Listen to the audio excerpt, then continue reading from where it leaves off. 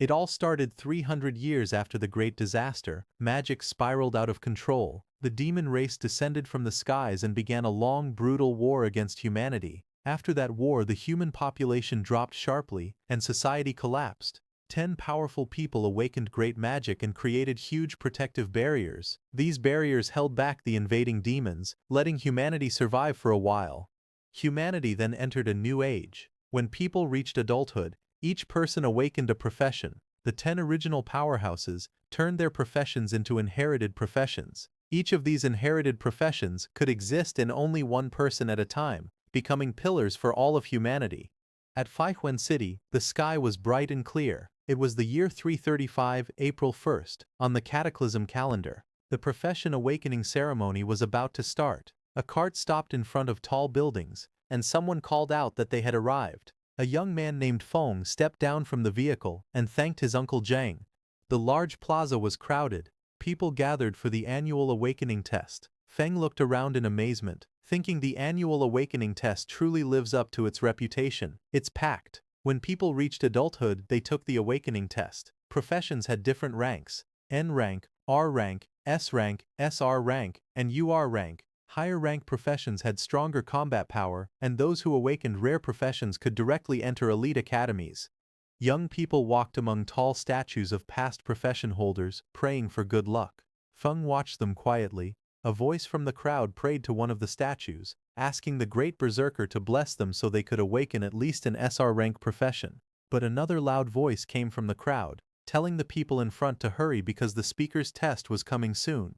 Nearby, Feng stood silently watching the line. A girl prayed toward a statue, saying that she admired Lady Tianu since childhood and asking her for a blessing to awaken the most noble inherited profession.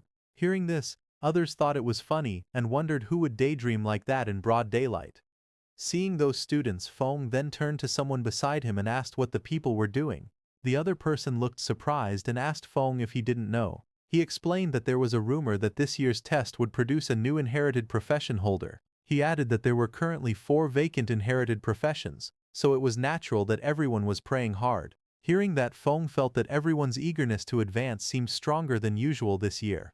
To him, that meant business would be good. Suddenly, bright magical fireworks burst in the sky, signaling the start of the testing. Someone shouted for everyone to hurry because the tests had officially begun. Inside the hall, the examiners read out the results one by one.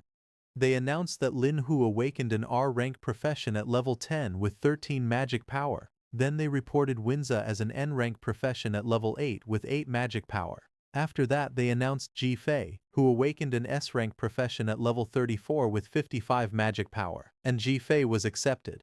A student with short hair was shocked to hear that Ji Fei actually had 55 magic power, and he wished he had that much magic power too. When Feng heard that, he immediately held up a bright red tomato and asked that short-haired man if he would like a tomato that could increase magic power. The short-haired man looked shocked at the offer. He asked in disbelief if it was really a tomato that increased magic power. Feng explained that he was a spirit plant doctor and this tomato was a premium variety he had carefully cultivated. He also said that each tomato increased magic power by 5% within 5 minutes, and that each one cost only 5 gold coins. He then showed a bag filled with different spirit plants, tomatoes, long cucumbers, sweet potatoes and small yellow beans. He said that he also had hunger sweet potatoes that kept someone full for a whole day, fat-burning cucumbers, and strongman beans that increased attack power by 10%. Hearing that, 2 people nearby whispered among themselves. One of them wondered if this was a scam because he had never heard of spirit plants like these. Another person questioned how something could increase magic power and help someone lose weight. The short-haired man holding the tomato told them to just buy one and try it for themselves. He said they could check the buff effect after eating it, and complained that he was tired of eating energy bars every day. Feng leaned forward with a confident smile. He announced that it was first come, first served. He said the quantity was limited, and once they were gone, they were gone. Then he added that the first customer could try one for free. Hearing that, the short-haired man stared at the tomato in his hand with a doubtful face. He looked tense and unsure. He then took a bite of the tomato. His face was still hesitant, but he bit into it anyway. Right after eating it, his expression changed completely. He clenched his fists with excitement as a bright glow of energy appeared behind him. He shouted that his magic power really increased and that his body felt lighter. A blond young man nearby stared in shock and asked if he was seeing things because he knew that the spirit plant vegetables were developed by the Extraordinary Academy's agricultural department, and he heard they were usually supplied to SR rank professions. Feng told that man that this was a special promotion for the test convention since everyone here had the potential to become academy students. Hearing that, the blond man's eyes lit up, and he quickly asked Feng to wrap all of the vegetables for him. Hearing that, a small crowd gathered around to buy those vegetables and grew angry. One person complained loudly, saying he was here first. Another shouted that he wanted 10. Someone else praised the tomatoes, calling them extraordinary produce. Another excited person said that his magic power really did get a boost. Feng watched the scene with a small smile. He thought about his situation. He knew that even though he had only a farmer profession, ever since he maxed his level, all the vegetables and fruits he grew gave beneficial buffs. He admitted to himself that he used some marketing tactics, but the effects of his produce were real. After selling all of his vegetables, Feng sat alone in front of a certain shop. He was packing his bag quietly and was about to leave but suddenly noticed someone coming toward him. When he looked up, he saw that same blond man from before approaching. Seeing that blond man, Feng listed the things he sold: chestnut pumpkin seeds for 5 gold, flour rhino manure for 7 gold, grape wine making sugar for 10 gold, and some magic power boosting potions worth 257 gold. After listing everything, he handed over 10 gold to that blond man and said it was his payment. This blond man was Feng's friend who helped him sell his vegetables by boasting about them as a customer. As the blond man accepted the coins, Feng complained that he didn't have enough money left to buy premium fertilizer for improving his fields. The blond man thanked him, calling him Brother Feng. He said the spirit plants were very useful and asked why he didn't grow more. Hearing that, Feng got annoyed and hit the blond man, asking if he thought growing spirit plants with such effects was easy. Later, the two of them walked together under a clear blue sky. The blond man said it was a shame because Feng had high talent since childhood, yet he was only. But before he could complete his words, Feng interrupted and told him to hurry home, saying Aunt Zhou was waiting for him. Then Feng walked alone under a bridge, thinking about what that blond man was saying. Although people called him a genius since childhood, he only awakened an N-rank farmer profession. He recalled that when he went to burn paper offerings for his deceased father, who had been an archdruid, he was scared his father might jump out of the coffin. Thinking positively, he said that maybe this was karmic balance, since he had a herbalist mother and an archdruid father, yet he became a farmer. But in truth, he was satisfied with his peaceful life. He felt relieved that he did not have to go to the battlefield and die like his father, and that his mother would not have to worry. As he walked forward, he said that even if it was only for his mother's sake, he must take care of their family farm properly. But suddenly a single drop of water fell on his face. He looked up in confusion. He asked himself why it was raining when the sky was clear, but wind suddenly swirled around him and a man came falling toward him from the sky. That man fell toward the street with a terrified face. Feng watched in shock as the man crashed into the ground. He panicked and wondered what was happening. He asked if the wall had broken or if demons had invaded. But before he could understand anything, that fallen man lying on the ground suddenly woke up. He was surrounded by broken stone pieces. His bag and a lantern lay beside him. The injured man on the ground held a small device tightly. With panic in his eyes, he spoke quickly that the inherited profession holder, Necromancer He Shao, had betrayed them and was trying to transfer his profession inheritance to the demon race. That injured man thought to himself that he needed to notify someone as soon as possible. But before he could act, a huge dark claw wrapped in purple light appeared above him. The claw's power made the air shake as it moved toward him. The man looked terrified as the purple energy surrounded him. Feng, watching from a distance, was shocked, wondering what was happening. He could not believe that someone could transfer an inherited profession to the demon race. He questioned if that was even possible.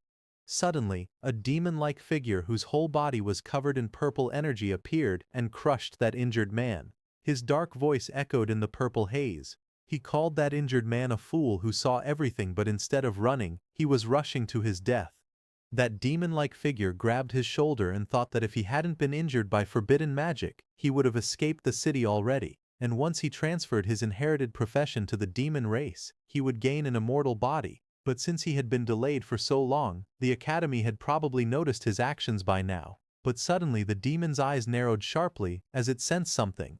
At his side, Feng, while trembling, tried to sneak away from there slowly because he had stumbled into a murder scene. He thought that since the demon had not noticed him yet, he should quietly slip away. He began tiptoeing backward, trying to leave without making a sound. But before he could, that demon surrounded by swirling purple energy extended his hand toward Feng, asking if he had ever said Feng could leave. He grabbed Feng by the collar and lifted him into the air. The demon told Feng that the person who had just died was the famous Dean Yu Yi of the Extraordinary Academy. He said the dean died pitifully and asked if he should use Feng's blood and bones as an offering to honor the dead dean.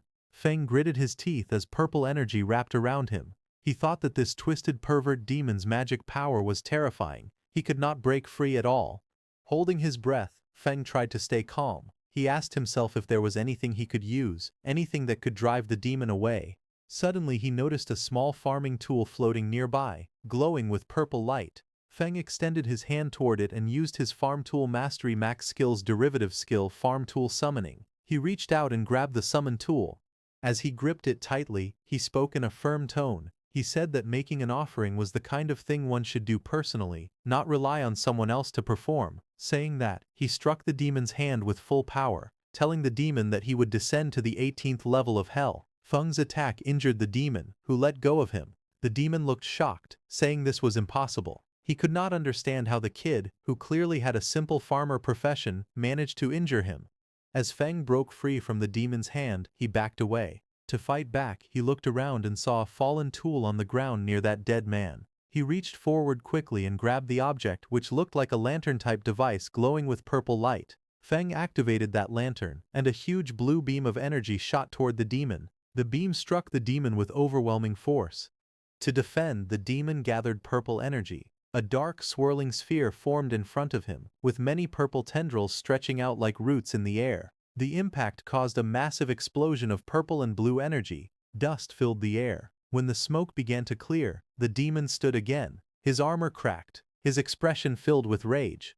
But before that demon could attack, strange purple spinning shapes appeared in the air above Feng. Purple markings circled around him from every direction. The demon immediately recognized those shapes and, in frustration, said it was the array dancer's marking formation. That demon crouched low as purple energy swirled around him. He glared forward with sharp eyes and said that if he could not escape, he would simply possess Feng's body and leave. Purple energy wrapped around the demon's body as he charged at Feng with full speed, giving Feng no time to even react. Feng let out pained sounds as the demon entered his body. The swirling energy closed around his body, pulling him toward the dark figure. Inside Feng's mind, the demon smirked and told Feng that even though he had the lowest profession, his talent was still decent, and he should feel lucky to become his vessel. Hearing that, Feng laughed nervously. Blue energy circles moved around him as he spoke. He said that he had been training since childhood without skipping a single day, so if the demon wanted to take over his body, he would have to work a little harder. But the demon remained confident. His voice echoed again, saying that inferior was inferior, and his power was something Feng would never reach. And the next second, Feng fell to the ground. Purple chains of energy wrapped around him tightly. He looked down weakly and said it seemed like luck was not on his side this time. His hand slowly reached out toward a knife lying just within his reach. As his fingers stretched toward it, Feng grabbed it and raised the sharp knife in his hand while dark purple energy surrounded him. His eyes were firm as he told the demon that they should both go down together happily. Hearing that, the demon became alarmed. He tried to stop Feng, asking what he was doing, but the next second, Feng stabbed himself hard in the stomach. Blood burst out as he held the knife tightly. He shouted that even if they both perished together, he would never give up his body. Feng's vision started to fade. In his thoughts he spoke to his father, saying he did not want to go over there and get scolded. His body fell to the ground. His eyes were closed, and purple energy wrapped tightly around him. But suddenly, a glowing golden light formed from his chest. The light grew brighter and brighter, spreading around him. That demon stared at the glow with fear and confusion. He wondered what the dazzling light was and asked himself if Feng's magic power was erupting. The next second, a blinding golden light burst open in the sky. The demon below looked up at it with shock as the golden beams spread out in all directions like glowing branches. Then that light wrapped around the demon's body. He stepped back in fear. His voice shook as he shouted that this could not be happening. He shouted that it was impossible. But more golden strands tightened around him. They spun faster and faster, forming a thick cocoon of golden lines around his entire body. The cocoon glowed even brighter, twisting with great force. In the next moment, a violent blast erupted from inside it. Purple power and shattered pieces flew out as something inside was destroyed. At that time, a purple system window appeared in the darkness. It displayed a message congratulating Feng, saying he had acquired a new talent, inherited profession, Necromancer. Then sometime later, Feng's eyes snapped open in shock while he was lying on the ground. He stared at his hands and his wounded clothes. With disbelief in his voice, he said he was still alive. Feng checked his body in confusion as he spoke. He said he could still control his own body, and wondered if the demon trying to possess him had failed. He sat on the ground with a calm face and opened his system status window. A glowing purple screen floated in front of him, and he read the information on it. Feng looked at the glowing screen with a serious expression as he read the details of his new abilities. His name was written on it along with his profession, Spirit Farm Master, Mutated/Unique. He looked at the screen with a calm and curious expression. Then he scrolled to another panel that showed the full list of his status information. His name was Lin Feng, profession, Spirit Farm Master, which was mutated and unique. He was level 1 with 300 strength, 300 constitution, 100 agility, 110 magic power, 100 spirit, and 300 luck points. His skills were rapid land clearing, efficient planting, rapid harvesting, yield increase, farm tool mastery at max level, undead affinity passive, transcendent growth basic, undead summoning basic, and soul extraction passive. Feng stared at the screen closely. His eyes widened as he realized that his level had reset to 1, but all his maxed-out farmer attributes were still there. Looking closely, he found that his magic power had increased as well because of that demon's soul force. With this, he realized that once he leveled up again, his attributes could break past the old limits of the farmer class. But he looked annoyed as he read the list of new skills. Among them, he noticed the undead summoning. He muttered that he could actually summon undead, but he hoped it would not summon that guy. Feng activated his farming skill, and in his left hand green energy swirled around his fingers. In the next moment Feng raised his right hand and used the other power he was feeling before. This time purple lightning-like energy wrapped around his fingers. He stared at it with shock, watching the power rise through the air. Then Feng combined both of those energies and saw green and purple energies mixing inside his hand. He slowly realized what was happening. The farmer's magic power was merging together with the undead magic power. His face turned tense. He closed his eyes for a moment as he understood that something inside him had changed. He saw his glowing profession chart filled with symbols. He saw a green calm chart, and then he saw another chart releasing violent purple lightning. His profession tree was forming new branches. With a worried look he realized that his profession tree had split. He had not changed classes. He had gained an additional profession. Feng stared at it in disbelief. He recognized one of the symbols of that purple chart and understood what it meant. That demon who entered his body earlier was actually an awakener of a legendary inherited profession, Necromancer. He looked at that demon's purple figure lying on the ground and wondered in disbelief if this guy was a necromancer. The profession tree continued glowing. Purple electricity ran across it. Feng looked at his own hand again. A swirling green-purple power pulsed inside his palm. He could feel that the power still did not belong to him. He became anxious. He knew that if he couldn't tame this energy and fully turn it into his own power, something dangerous would happen. His farmer profession would collapse, disappear, and his consciousness might be devoured by that demon again. Feng covered his face embarrassed. He glanced at the profession tree and thought that the yellow color on his own farming icons looked dirty and earthy.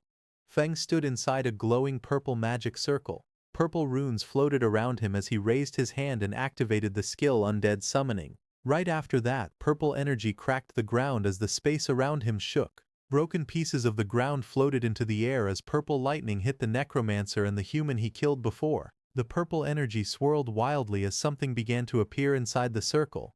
Two figures slowly formed from the purple light. One had a body shining like a pale blue phantom. He was Yue, level 1 undead sage. The second figure appeared glowing bright purple with sharp armor and long hair. He was He Xiao, level 1 undead wild hunt. Feng looked at them and realized it was really that human and the necromancer. Even though their levels had been reset, all their abilities were still preserved and they could level up again.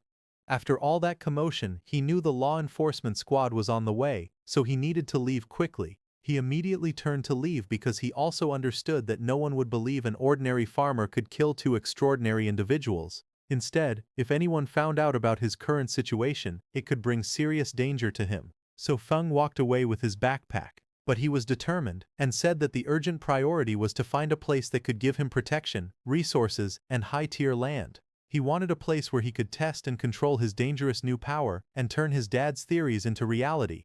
Then one day later, Feng went to his family farmland, which was clear and bright. Feng walked along the open fields, looking troubled. He thought about how a full day had passed, yet the necromancer's influence on his profession still had not faded. But leaving that aside, he opened his laptop to watch the news. A man in a suit appeared on the finance channel. He greeted the audience and announced that the day marked the birthday of a veteran agricultural teacher.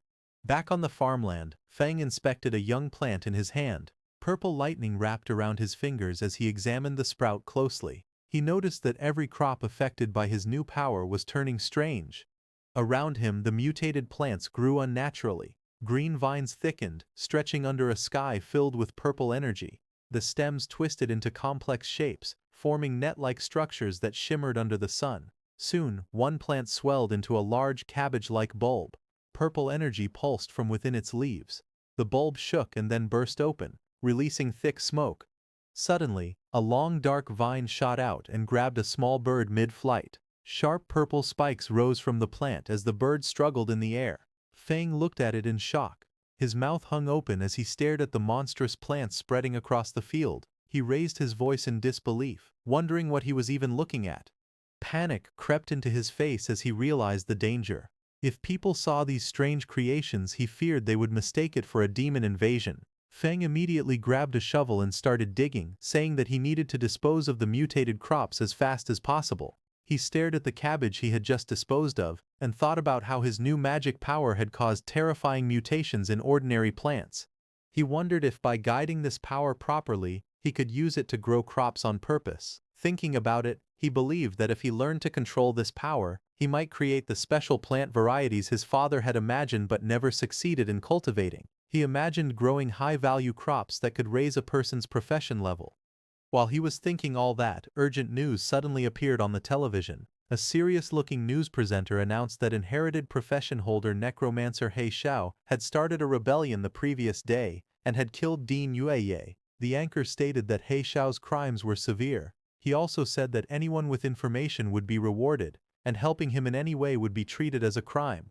Feng watched the screen quietly. He thought to himself that things had unfolded exactly as expected. He reminded himself that he must never let anyone find out he possessed the necromancer's undead power. He looked around at the equipment stacked against the wall and thought that he needed to give proper names to his undead servants so they could pass inspections. Otherwise there would be trouble.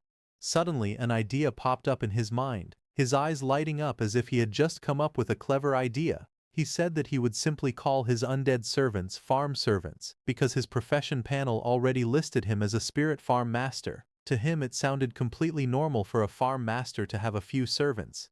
Just as he was thinking, the news reporter announced that, in order to deal with growing demon pressure, the Extraordinary Academy was expanding its enrollment. The reporter explained that anyone who passed the assessment would receive resource support from the Academy, and would even be given private estates capable of producing high-tier crops along with special subsidies. The reporter added that enrolled students would be able to hire farmers to help them grow high-recovery crops.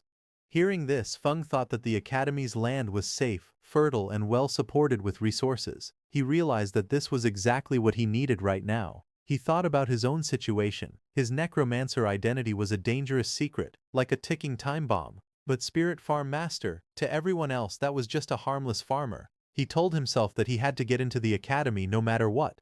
Then some days later, at the Extraordinary Academy Registration Plaza, inside the registration hall, a row of examiners in black suits sat behind a long desk. One of the men asked for the next applicant's information. He looked up and said in a flat tone that they needed the applicant's name, age, awakened profession, and level.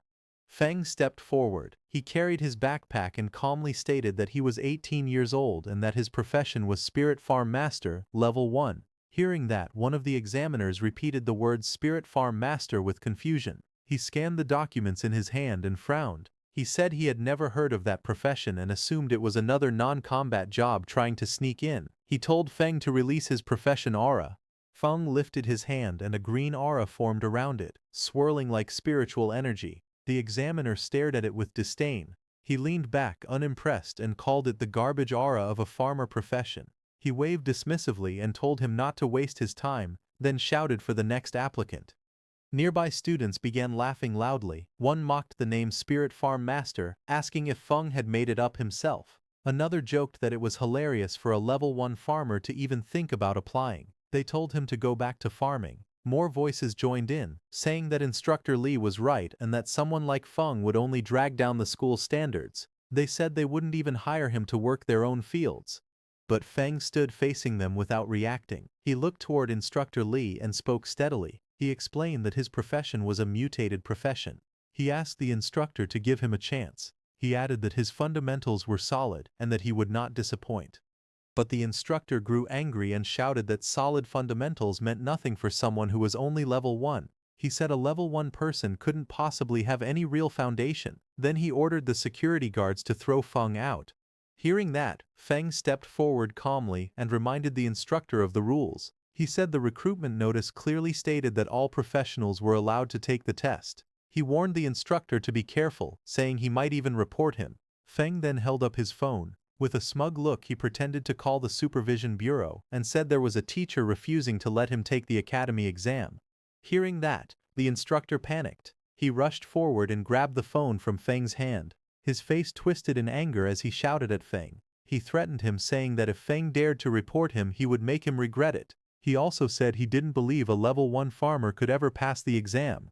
Nearby students whispered to each other. Some said that even if Feng was a farmer-type profession, the instructor's attitude was too much. Others said Instructor Lee's behavior seemed excessive. One of them mentioned hearing that the instructor failed a promotion exam and could only work at the admissions office now.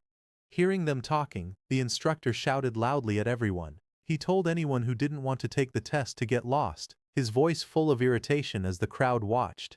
Then sometime later, the group began walking behind the instructor. Feng followed among the other students. Soon they arrived at a huge building covered with giant twisted wooden roots. Many people stood outside it. The instructor looked back and spoke, telling Feng that he could still admit defeat now if he wanted. But Feng walked forward calmly and thanked the instructor for leading the way.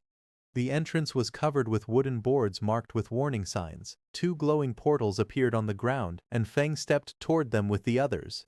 Inside the structure, Feng flew through the air, bouncing between the thick wooden roots. He managed to land on one of the roots and caught his balance. Feng narrowed his eyes and said that it was time to let the horned rabbits experience the terror of industrialized farming.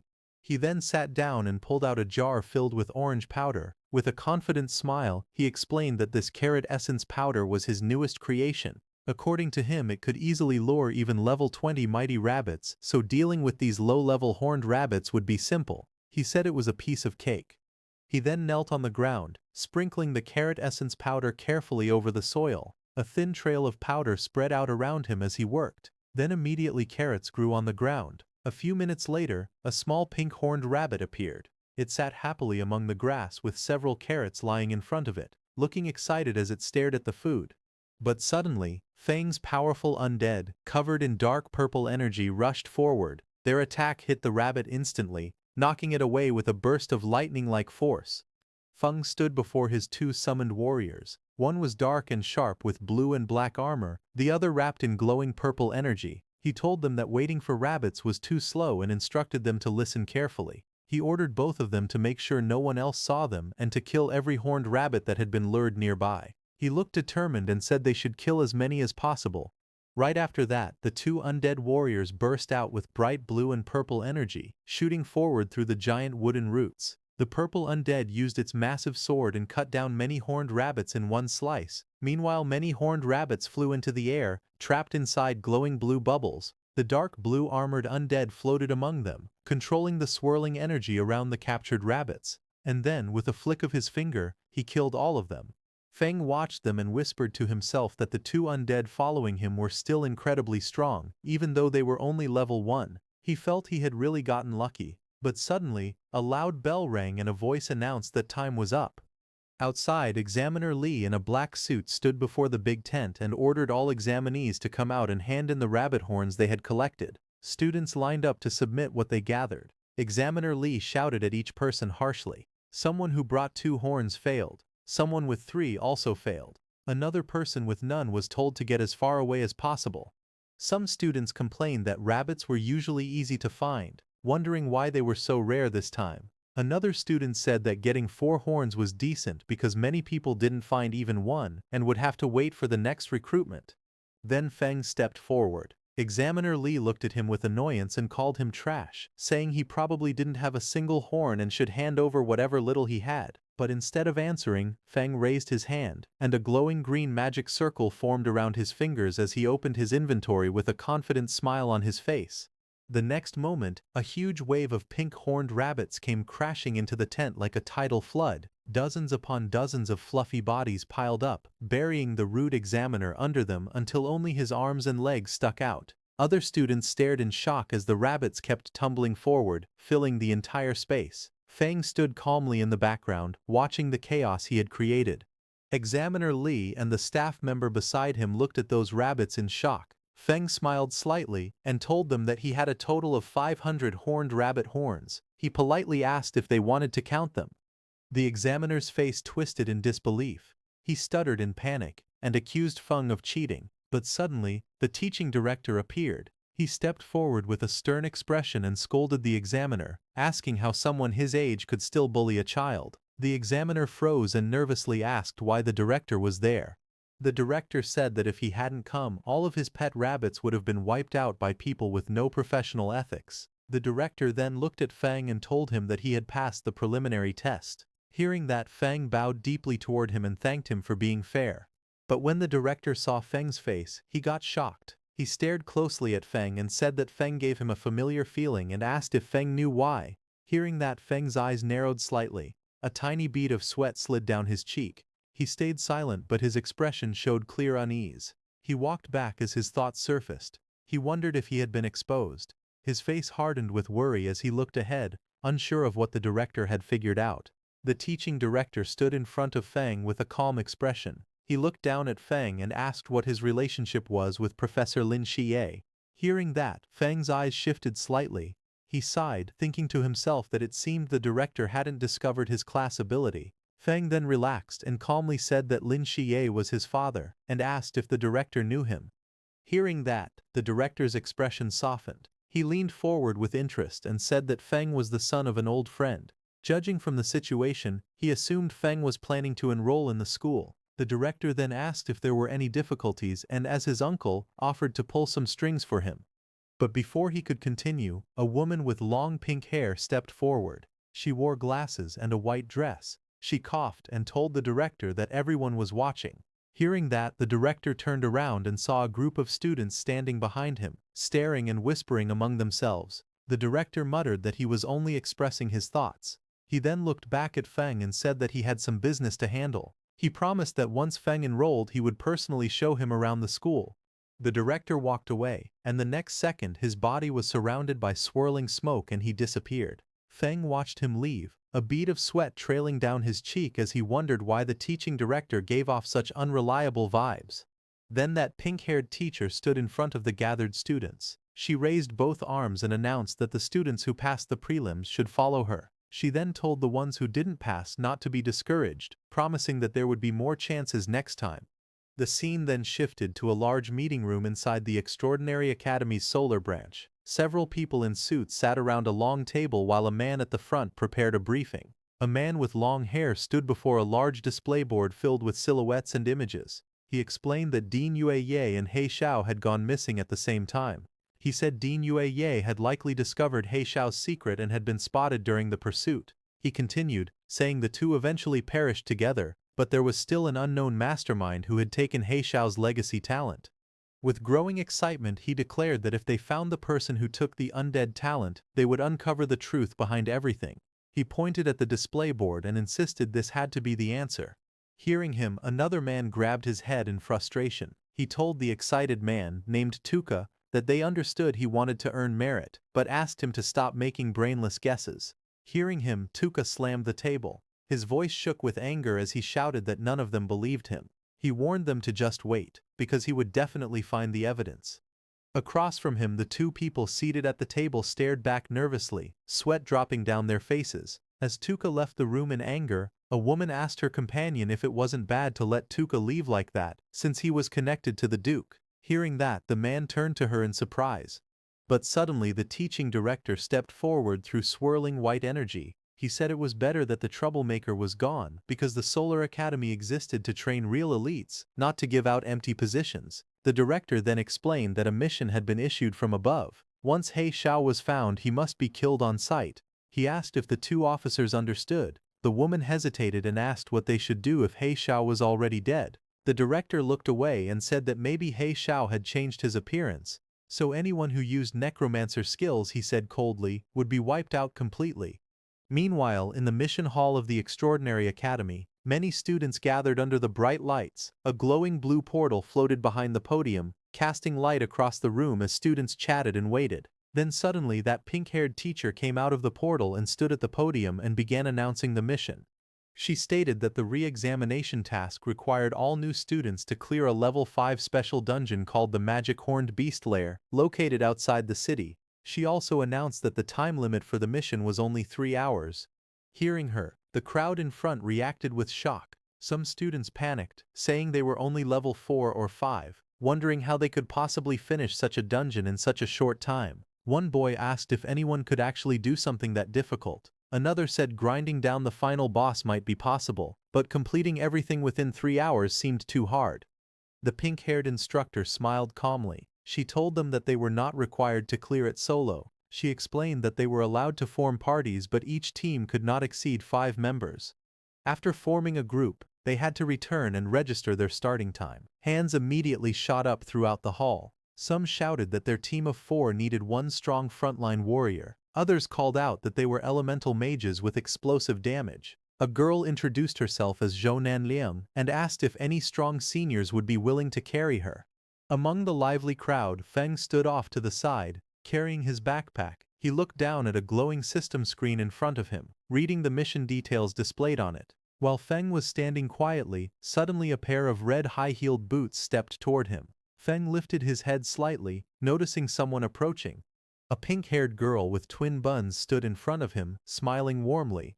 She introduced herself as a level 7 magic class student. She told him she had watched his prelims and saw how he managed to kill so many magic-horned rabbits. She said he must be very amazing and politely asked if she could team up with him.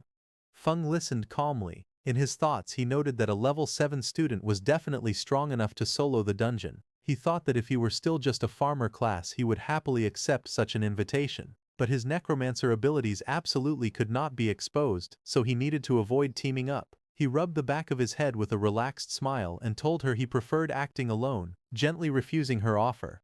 Hearing that, the girl kept her pleasant expression and wished him a smooth clear. She then turned and walked away in her red heels. Feng also walked off in the opposite direction, ready to face the mission alone. He went to that pink-haired instructor and leaned over the counter. When she heard that he wanted to go alone, she told him that this dungeon's difficulty wasn't low, but Feng said it was fine and asked her to give him the mission directly. Next, she handed him a scroll. As she did, she guessed that he wanted to solo the dungeon for its special solo reward, the Black Bear Gallbladder. She explained that the reward was a huge boost for low-level students like him, but warned that he still needed to understand his limits. Feng accepted the scroll with a small smile and thanked her for the reminder. The scene then shifted outside the Magic Horned Beast Lair dungeon. A massive portal shaped with jagged bone-like structures swirled with bright blue energy. Several academy staff members stood guard in front of it. Feng walked toward them. One staff member stepped forward and asked where his teammates were, but Feng replied that it was just him. Hearing that, both staff members looked at him with concern. One of them told him that a level 5 dungeon was too dangerous for a single person and advised him to find teammates before entering. But Feng held the rolled mission scroll in his hand and looked straight ahead. He calmly told the examiners that the rules allowed a solo entry. The 2 staff members standing near the dungeon gate whispered to each other. One of them guessed that Feng probably wanted the solo reward, the Black Bear Gallbladder. The other said that Feng had guts, but he should first think about whether he had the strength for it. Left with no choice, they let him go. As the glowing entrance activated, one examiner looked at him again and softly wished him good luck. Inside the dungeon there was a huge cavern filled with countless round eggs of different colors. scattered across the rocky ground and piled between jagged walls. A path led deeper into the lair. Feng walked forward as the blue energy light of the dungeon entrance disappeared behind him. He stepped inside with a calm expression. Immediately, two lizard-like monsters with long tongues crawled toward him from the front. He looked at them quietly and thought to himself that level 3 and level 4 monsters were no threat to him now that he was level 6. Feng summoned his undead, who immediately rushed with flashes of blue and purple energy and killed those two lizard monsters. But suddenly, more monsters rushed toward him. He looked around at their growing numbers and sighed internally. The manual had warned that the dungeon contained many monsters, but seeing this amount in front of him felt like far too many. The Feng stared at a massive cave filled with countless glowing red eyes peeking through the darkness. Lizard monster eggs covered the floor and walls around him. He looked at the sight calmly and said that this was a perfect time to try the new summoning method. A bright surge of purple lightning burst around him as he raised his hand and activated his skill, Undead Summoning. The lightning twisted through the air as monstrous shapes began forming. Moments later, those two lizards who were killed by Feng's undead before turned into lizard undead and appeared before him. Their bodies glowed with blue flames, their forms flickering like shadows as they waited for orders. Standing confidently, Feng pointed forward and commanded them to charge. From afar, the undead rushed out like a storm. Blue and purple energy streaks filled the entire passage, shaking the surroundings. Behind Feng, his two humanoid undead stood on the rocks, watching the advance. Watching those lizard undeads, Feng realized that beast-type undead kept some traits from when they were alive. They were aggressive but had low intelligence and could only follow simple commands. Feng observed them quietly. He noted that they consumed less magic power than others, but he wondered if they could do small chores like carrying water as well as fighting. Feng then sent his humanoid undead too. Those humanoid undead rushed forward, leaving trails of blue and purple light behind them. Both moved with sharp, deadly energy. The purple undead took out his long swords and struck first, swinging his long sword through the air. Powerful purple lightning wrapped around him as he slashed at the flying creatures in front of him. His attack scattered feathers and light everywhere.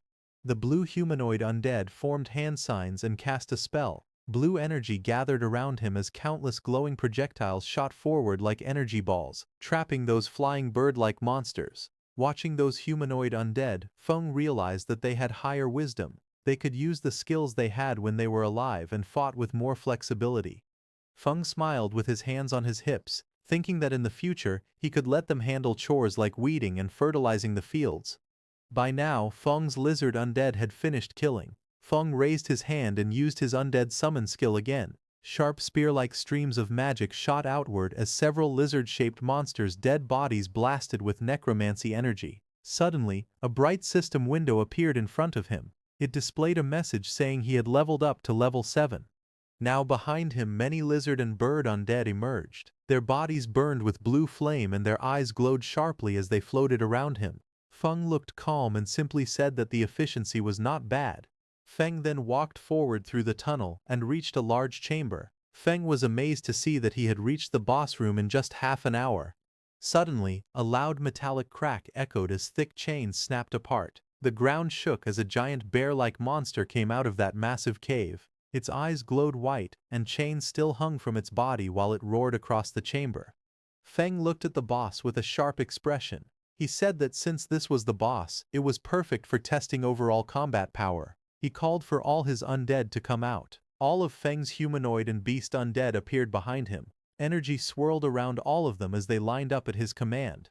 Feng then issued his orders. He told Heishao to handle the frontal containment. He told Yueye to curse and weaken the boss. He instructed the other undead units to attack the boss's joints and its eyes. On his command, all of his undead charged at the giant bear monster standing in front of him. They continuously attacked across its fur as it struggled and roared. In front of it, Feng sat calmly on a mat, a small snack box and his backpack beside him as if he were having a quiet break while the battle raged. He watched the ongoing fight and noted that the coordination of his undead was getting smoother. He was eating grapes, and system notification points popped up saying his magic power had recovered by 666 points, and it kept increasing as he ate more and more grapes. Then Feng's purple undead lunged at the chained boss. The boss monster swung its claws, but it did no damage to the purple undead, and it got closer to the boss. The purple undead collected huge amounts of lightning energy in his hand and punched the boss monster. His punch was so powerful that the whole ground exploded with a huge explosion. It was a massive burst of energy that swallowed the monster in blinding light. Immediately, a system notification appeared in front of Feng, showing that he had leveled up again and became level 8. Just as the bear monster died, a pile of glowing reward pouches appeared on the ground, shining with warm golden light. Feng immediately crouched down and examined one of the rewards in his hand. It was a strange red organ floating above his palm. Looking at it, he frowned in disappointment. He commented that the reward only increased his constitution by 10 points. To him, that was useless, nowhere near the improvement he could get from the supercrops he grew himself. But suddenly another system notification popped in front of him. It stated that the system was calculating the dungeon rewards. It confirmed his current classes, Farmer and Necromancer, and would distribute rewards for both. Immediately, 2 golden chests emerged before him, glowing with brilliant light. Feng was shocked to see them and realized that the dungeon settlement had actually given him 2 sets of rewards. He wondered if it was because he had dual classes. Then a sudden idea flashed through his mind, and a confident smile formed on his face. He said that if dungeon settlements could give double rewards, then there might also be a way to manipulate the crops he planted to receive even more benefits. Then after clearing the dungeon, Feng left the dungeon. As he walked out, everyone there, all the hunters, were shocked to see him. One of them muttered in shock, asking if he had really finished the dungeon alone. 2 of the hunters whispered among themselves, their voices filled with doubt. One shouted that it was impossible. Everyone knew how dangerous the inside of that cave was. There was no way he had cleared it alone. He claimed that Feng must have hidden inside just to save face and never gone deeper. Another hunter added that it didn't make sense. His clothes were spotless. There was no way someone that clean had fought through a swarm of magic beasts.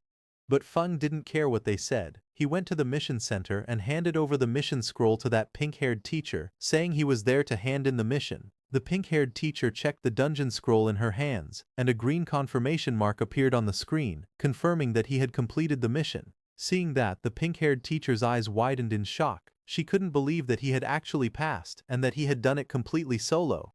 Food smiled softly. His expression remained composed, confident, and quietly satisfied with his achievement. Inside the academy's mission hall, the pink-haired instructor took the mission completion scroll from Feng. Her expression was calm yet serious as she spoke to Feng standing across from her. She said she would submit the scroll to the academic affairs office, but warned him that clearing a dungeon alone was still far too reckless. She added that if a freshman were to die in a dungeon right after entering the school, it would become a serious problem.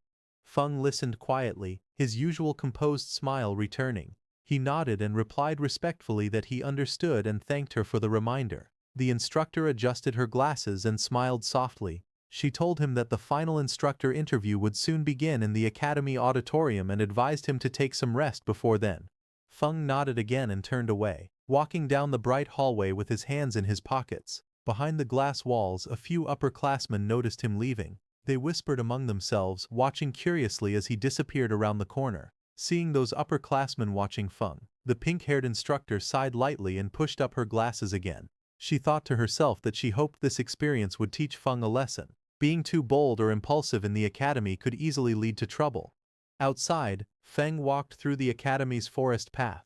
Sunlight streamed through the tall trees as a faint light barrier shimmered between the woods. Feng walked quietly through the forest path when he suddenly sensed something behind him. His eyes narrowed slightly as he realized that someone was following him.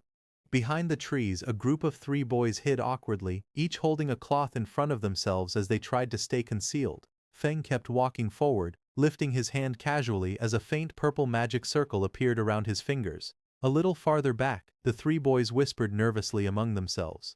One of them frowned and said that since Feng could clear a dungeon alone, his strength must not be simple. He worried they might mess up. Another one waved it off. He said that no matter how strong Feng was, he was still under level 10, so his strength had limits. The third added that Feng had just finished a dungeon, so his energy consumption must be high. None of them had seen him recover yet. Their confidence slowly returned. One of them smirked and said they would crush him with numbers. Another reminded the group how badly they wanted the demon bear gall that increased stamina by 10. When they saw Feng walking away, one of them urged the others to hurry and catch him. They shouted at him from behind, calling out, "Hey you farmer, stand still." Feng stopped and turned his head slightly. With a calm expression, he asked if they were shouting at him. The group stepped forward with aggressive confidence, surrounding him. One of them mocked him, asking if he wasn't afraid of bursting from taking so many rewards by himself. Another insisted he must have gotten lucky inside the dungeon and found something valuable by accident. He demanded that Feng hand over the demon bear gall and the skill scroll. All of them flared their combat energy, their bodies glowing with blue light. One boy pointed at him and warned that if he didn't act sensibly, they would show him the true power of a combat class. Meanwhile, Feng stood still, facing them quietly. Feng looked at the group surrounding him and asked calmly why, out of so many examinees, they had chosen him. One of the boys stepped forward, pointing at him with an exaggerated expression. He asked if Feng really didn't know the reason or if he was pretending. Another student explained that the exclusive reward for a solo dungeon clear, the demon bear gall, was a valuable item that added 10 stamina. He said that something so good was not something a farmer like him should be holding. Hearing that, Feng did a comparison in his mind of the demon bear gall, which increases stamina by 10, with his stamina watermelon, which also increases stamina by 10. Feng squinted slightly and wondered if something that added 10 stamina was really that amazing. He thought about the watermelons he grew every summer, which also added plus 10 stamina without needing to fight through a dungeon. Then he lifted his hand and took out the demon bear gall from his inventory. Red energy curled around his fingers as he showed the item in his palm. He asked if the thing they were talking about was this. Seeing that, the man with the short hair immediately lunged forward with an angry expression. He stretched out his hand toward Feng and shouted for him to give the item to him. But suddenly a fireball exploded between them the moment he reached out. A violent blast of fire and smoke burst outward, filling the area with heat and golden light. The shockwave pushed the short-haired man back as he stared at the spreading flames in surprise. In the next second, a pink-haired girl rushed in. She held her staff in front of Feng and glared at the troublemakers. She demanded to know what they were planning to do. She reminded them that private fighting was forbidden in the academy and warned them that they could be disqualified. The short-haired man raised his weapon and tried to explain. He insisted that the matter had nothing to do with the pink-haired girl and that it only concerned Feng behind her. But the girl stepped forward without hesitation. Her eyes narrowed as she said that if she couldn't stand what she saw, then it absolutely had something to do with her. She lifted her staff, flames swirling around her as she made her final threat. She told them to leave immediately, or she would report everything to the instructor and see who would suffer more. Hearing that, the man with the fierce grin looked straight ahead, his expression full of arrogance. He spoke with confidence, saying that reporting the matter would only work if she even got the chance, and since she insisted on protecting the farmer, they would deal with her as well. He raised his voice and shouted to his group. He ordered his brothers to attack quickly, telling them to finish the battle fast. Two of his men rushed forward together, each holding a weapon glowing with blue energy. They charged toward Feng and the pink-haired girl standing in front of him. As they came closer, Feng quietly observed the girl. He noted that she was currently a level 7 class user, which meant she should be quite strong. He wondered if she was capable of handling all these small fry by herself. The girl, however, glared forward with clear anger in her eyes. She said that their methods were truly dirty. Then she turned slightly and asked Feng beside her if he would like to join forces. But before she finished speaking, she spun around in surprise. Feng was already running away at full speed through the forest, leaving her behind without hesitation. As she watched him escape, Feng threw something toward her. It was the red glowing demon bear gall. She reacted instantly and caught the demon bear gall smoothly with one hand. Her eyes widened slightly as she stared at the item she now held. The red energy curled around her fingers. Feng raised his hand with a bright smile on his face. He thanked the pink-haired girl politely and said that the thing he gave her now belonged to her. Before the pink-haired girl could even react to what had just happened, those three men rushed toward her with furious expressions. Their bodies glowed with blue energy as they leapt forward. Seeing that, the pink-haired girl shouted loudly, wondering why everything had suddenly turned into her being robbed when she had just come to help Feng. The scene then shifted to a quiet room. It was a temporary independent restroom. Inside, Feng sat on a sofa with a towel around his neck. He took several scrolls out of his backpack and wondered why the skill scroll he got from the dungeon was useless to him. He paused for a moment. His eyes narrowed as an idea struck him, and he wondered if it could be like that. Feng then held the scroll between both hands. Green and purple mana surrounded it as he injected his energy into the scroll. That energy swirled around it like flames, and in the next second, a system window suddenly appeared, stating that he had realized a new skill called Special Cultivation. Another window explained the skill. It was a beginner-level special cultivation skill that allowed him to use mana and certain materials to strengthen undead summons. It said there was a chance to increase their level, their quality, or give them new skills.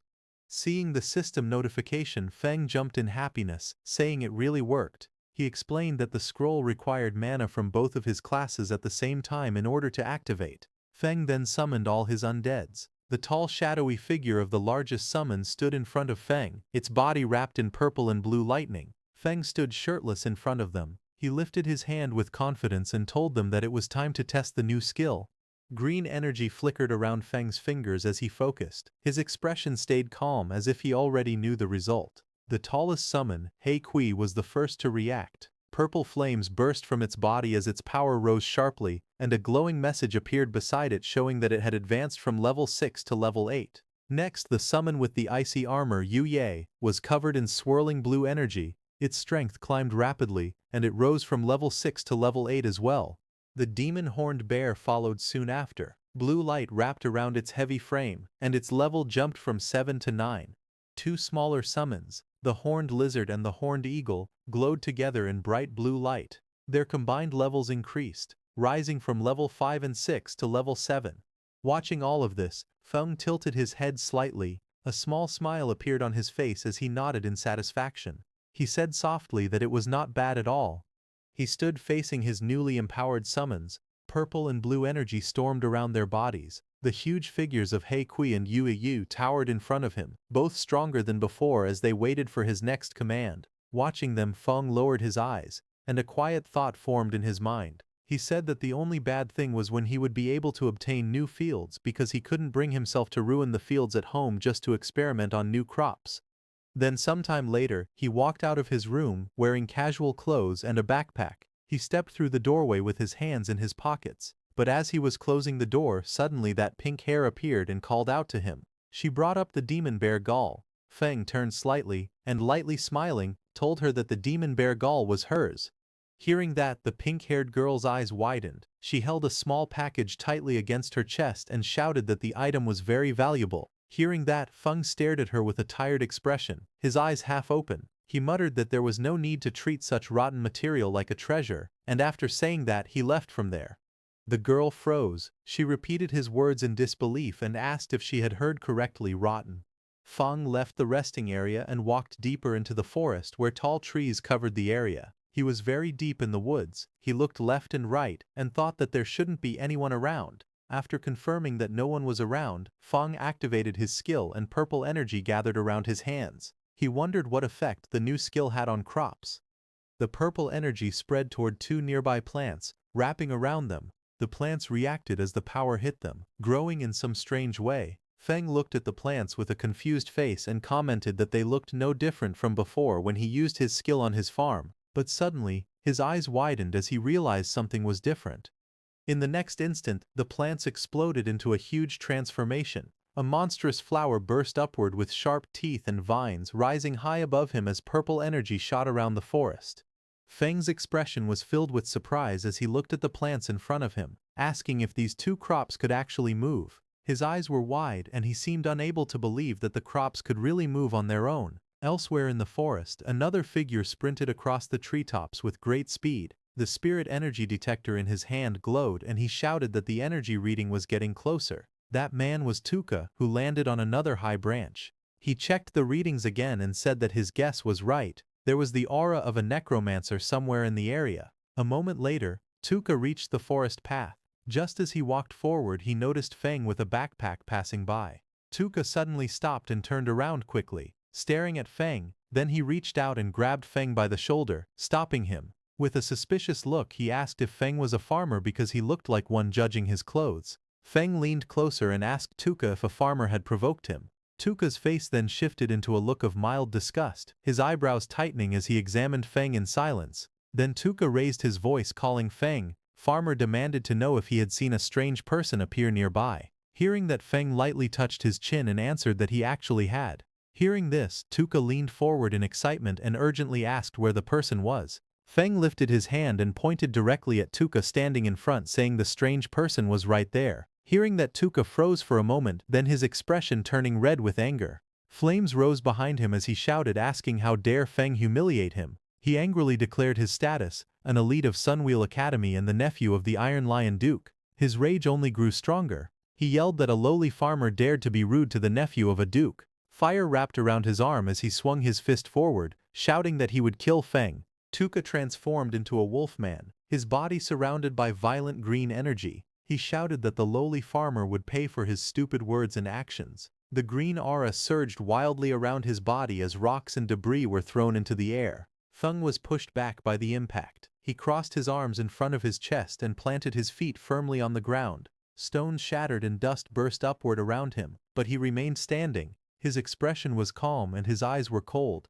He stated that the farmer Tuka looked down on could defeat him with one hand. Tuka laughed and lunged forward with glowing green energy swirling wildly around his body. His claws were raised as he charged straight toward Feng. He shouted for him to taste his attack. However, Feng's expression remained calm. As he noticed something strange, he thought that although he didn't know why the aconite from his field had changed after being corroded by undead magic, it had gained a paralytic effect. He said that the last time he tested it, he had been numb and stuck in bed for an entire day. He added that grinding the aconite into powder really worked as a narcotic. Tuka's face twisted as he inhaled the narcotic. Dark particles and green energy clung to his fur. Moments later, his eyes spun, stars circling above his head. His body swayed unsteadily, and his whole body started feeling dizzy. He looked down at his own body in panic and demanded to know what had been done to him, shouting angrily as he asked why his strength had suddenly disappeared. Feng stood calmly in the forest. He raised his fingers to his nose casually as he walked forward. With a calm expression, he said that it was just some common aconite powder from the fields. Then he leaned forward, green energy flowing around his arm. With a calm but sharp expression, he said that this was the kind of power farmers had. In the next moment, green streaks burst forward. The attack struck the beast directly, slamming into its body and overwhelming it before it could react. Later, the scene changed. The former elite Tuka hung helplessly from a tree, his hands tied above his head. His shirt lay discarded on the ground, and he was left wearing only his shorts. His body looked weak, and his eyes were dull. Not far away, Feng stood quietly and mocked him, saying that he could not even beat a farmer yet still dared to call himself an elite. As he turned to leave, Feng calmly told him to enjoy cooling off there for a while. He added that when someone eventually found him, he should consider it a lesson learned. Just then, an announcement echoed through the area, calling all candidates to gather in the auditorium for the instructor interviews. Standing in the forest, Feng paused. Realizing the interviews were starting, he muttered that he needed to hurry. The scene then shifted outside the Extraordinary Academy auditorium. Groups of candidates stood around, quietly whispering among themselves. As Feng walked forward calmly, voices followed him. Someone whispered that he was the one who had solo cleared the level 5 dungeon. Another voice replied that they heard he only ran away and leeched off women. Unmoved by the whispers around him, Feng continued walking toward the auditorium with an indifferent expression. Among the gathered candidates, someone spoke in a low voice, saying that compared to Xian and Bogu, he was far worse. Another voice followed, saying that he might be strong compared to normal candidates, but as level 5 elites they already had the advantage. Nearby, a pink-haired girl stepped forward and handed something to Feng, telling him that it was his. Feng scratched the back of his head and smiled faintly. He leaned forward and told her to keep it, saying that it was really useless to him. Later, Feng walked through the crowd while eating casually. A notification appeared above him, showing temporary stamina +2 twice. Looking confused, he thought to himself that he truly did not understand why people treated that kind of thing like a treasure.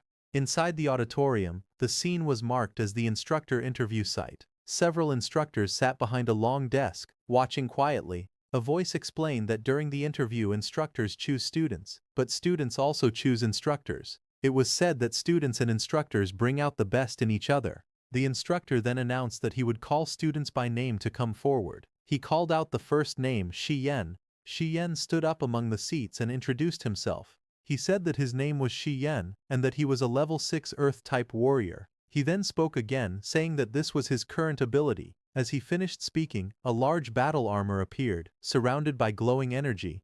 One of the instructors leaned forward and spoke. He said that it was not bad and introduced himself as a level 44 Earth-type berserker. He then asked Xian how about becoming his instructor. Xian reacted immediately and said that he would be honored. After that, the instructor announced the next name and called Yingwu forward. The instructor looked down at the list and called out the next name, saying it was Lin Feng. Lin Feng stood up from his seat and walked forward calmly, moving past the other candidates. As he stepped into the center, he introduced himself. He stated clearly that his name was Lin Feng and that he was a level 8 spirit farm master. As he spoke, green energy rose around his body, surrounding him as he stood there in silence. The two female instructors watched Lin Feng from their seats. The woman with pink hair commented that reaching level 8 at his age was very impressive. The woman beside her leaned closer and reminded her to look carefully, saying he was still just a farmer. Across the table, another instructor leaned against his colleague and spoke casually. He said that their extraordinary academy trained talent for the front lines, not ordinary people meant to be cannon fodder. But he also admitted that Lin Feng had performed very well in both the preliminary and second tests. The main examiner adjusted his monocle and looked at the others. He cleared his throat and suggested that since everyone had different opinions, they should run a combat ability assessment for Lin Feng. After hearing this, the instructors began giving their responses one by one. The man with long dark hair crossed his arms and said he agreed. The woman with pink hair smiled and said it worked for her. Another instructor leaned back casually and said he didn't mind at all. Lin Feng stepped forward as the examiner called out to him. Green energy swirled around his feet while the examiner asked if he was willing to take the combat test. The examiner added that their goal was to train people who could fight demons on the front lines, and without combat ability, things would be difficult. Lin Feng lowered his head slightly, thinking to himself. He said that his current combat strength wasn't very high, and he wanted to fight without exposing his necromancer abilities. Lin Feng lifted his head with a small smile and agreed. The scene then shifted to a large open space that had been temporarily marked inside the auditorium. Students and instructors stood around the edges, watching as Lin Feng walked to one side of the marked area. On the opposite side, a tall man waited for him. The instructor explained the rules with a wide grin. He said that the evaluation was simple. Lin Feng only needed to last 5 minutes under his attacks, and if he managed that, it would prove he had talent for combat. As the match began, bright golden energy burst out from the instructor's body. The force spread across the arena, shaking the air as powerful waves of pressure shot in every direction. Students nearby bent down under the weight of it. Some trembled as they struggled to stay balanced. One of them gasped, saying that this was the pressure of someone above level 40. Another said he could barely breathe. But when they looked toward Lin Feng, they saw him crouched lightly on the ground. His posture was steady, and his expression stayed calm. Someone watching said in surprise that Lin Feng looked completely fine. The instructor smiled proudly as he looked at Lin Feng. He told him that just for enduring the pressure, he had earned his respect. Then he opened his stance and said that Lin Feng should use all his power and attack with everything he had. Lin Feng lowered his body, steadying himself against the golden pressure. He thought to himself that the pressure from a level 44 fighter was intense, but he could still endure it for now. A glowing green orb formed in Lin Feng's hand as vines of nature energy swirled around him. He stretched his arm forward and called out for his servants to come out. Green light burst upward. As the shapes formed, Lin Feng realized something. By covering the undead in nature magic, he could hide their undead aura. The summoned figures rose, wrapped in bright green vines and leaves, completely concealed by the nature energy surrounding them. Lin Feng stood beside the glowing green figure he had summoned. The large creature looked like a cabbage-shaped bear covered in swirling nature energy. As he watched it, he thought that no one would ever guess this cabbage-looking bear was actually an undead summon. The creature stepped forward, wrapped in bright green vines. Its body glowed strongly, making it look like a rare mutant beast. From the other side of the arena, the instructor narrowed his eyes in surprise. He said that this kind of dense nature magic looked like a rare mutated profession. A smile grew on the instructor's face. He raised his curved blades, lightning-like energy dancing around them. He called out to Lin Feng, saying it was interesting and telling him to come at him. The green cabbage-like bear rushed forward, its body wrapped in bright nature energy. Across from it, the instructor charged in with yellow flames swirling around his weapons. Both figures clashed in the open courtyard, their energies filling the space. Bright streaks of green and yellow flashed everywhere as the two forces collided. The instructor swung his blades with great force while the glowing creature pushed back with its nature power. In the next moment, the instructor went flying upward. His face twisted as he let out a loud scream and charged straight at the cabbage-like bear. Bright yellow sparks burst around the green creature as the instructor's attack struck it again and again. Even while taking heavy blows, the glowing cabbage-like bear stayed standing, its body shaking from the impact. One of the instructors watching from a distance looked surprised. He said that any normal summon would have disappeared by now, but this one was still holding on. The green creature then roared and rushed forward, pushing through the attacks. Yellow and green energy clashed wildly as it charged straight at the instructor, refusing to fall no matter how badly it was hit. One of the instructors looked at the battlefield with sweat running down his face. He asked calmly if old G was starting to get tired. Lin Feng stood nearby with a relaxed expression. He thought that his summons were undead, so they didn't feel pain or complain. He said that small injuries could be healed easily with a bit of magic. Old J watched Lin Feng and wiped away sweat. He admitted to himself that he originally wanted to show off in front of the students, but now he realized Lin Feng had real talent. He thought that he would need to get serious.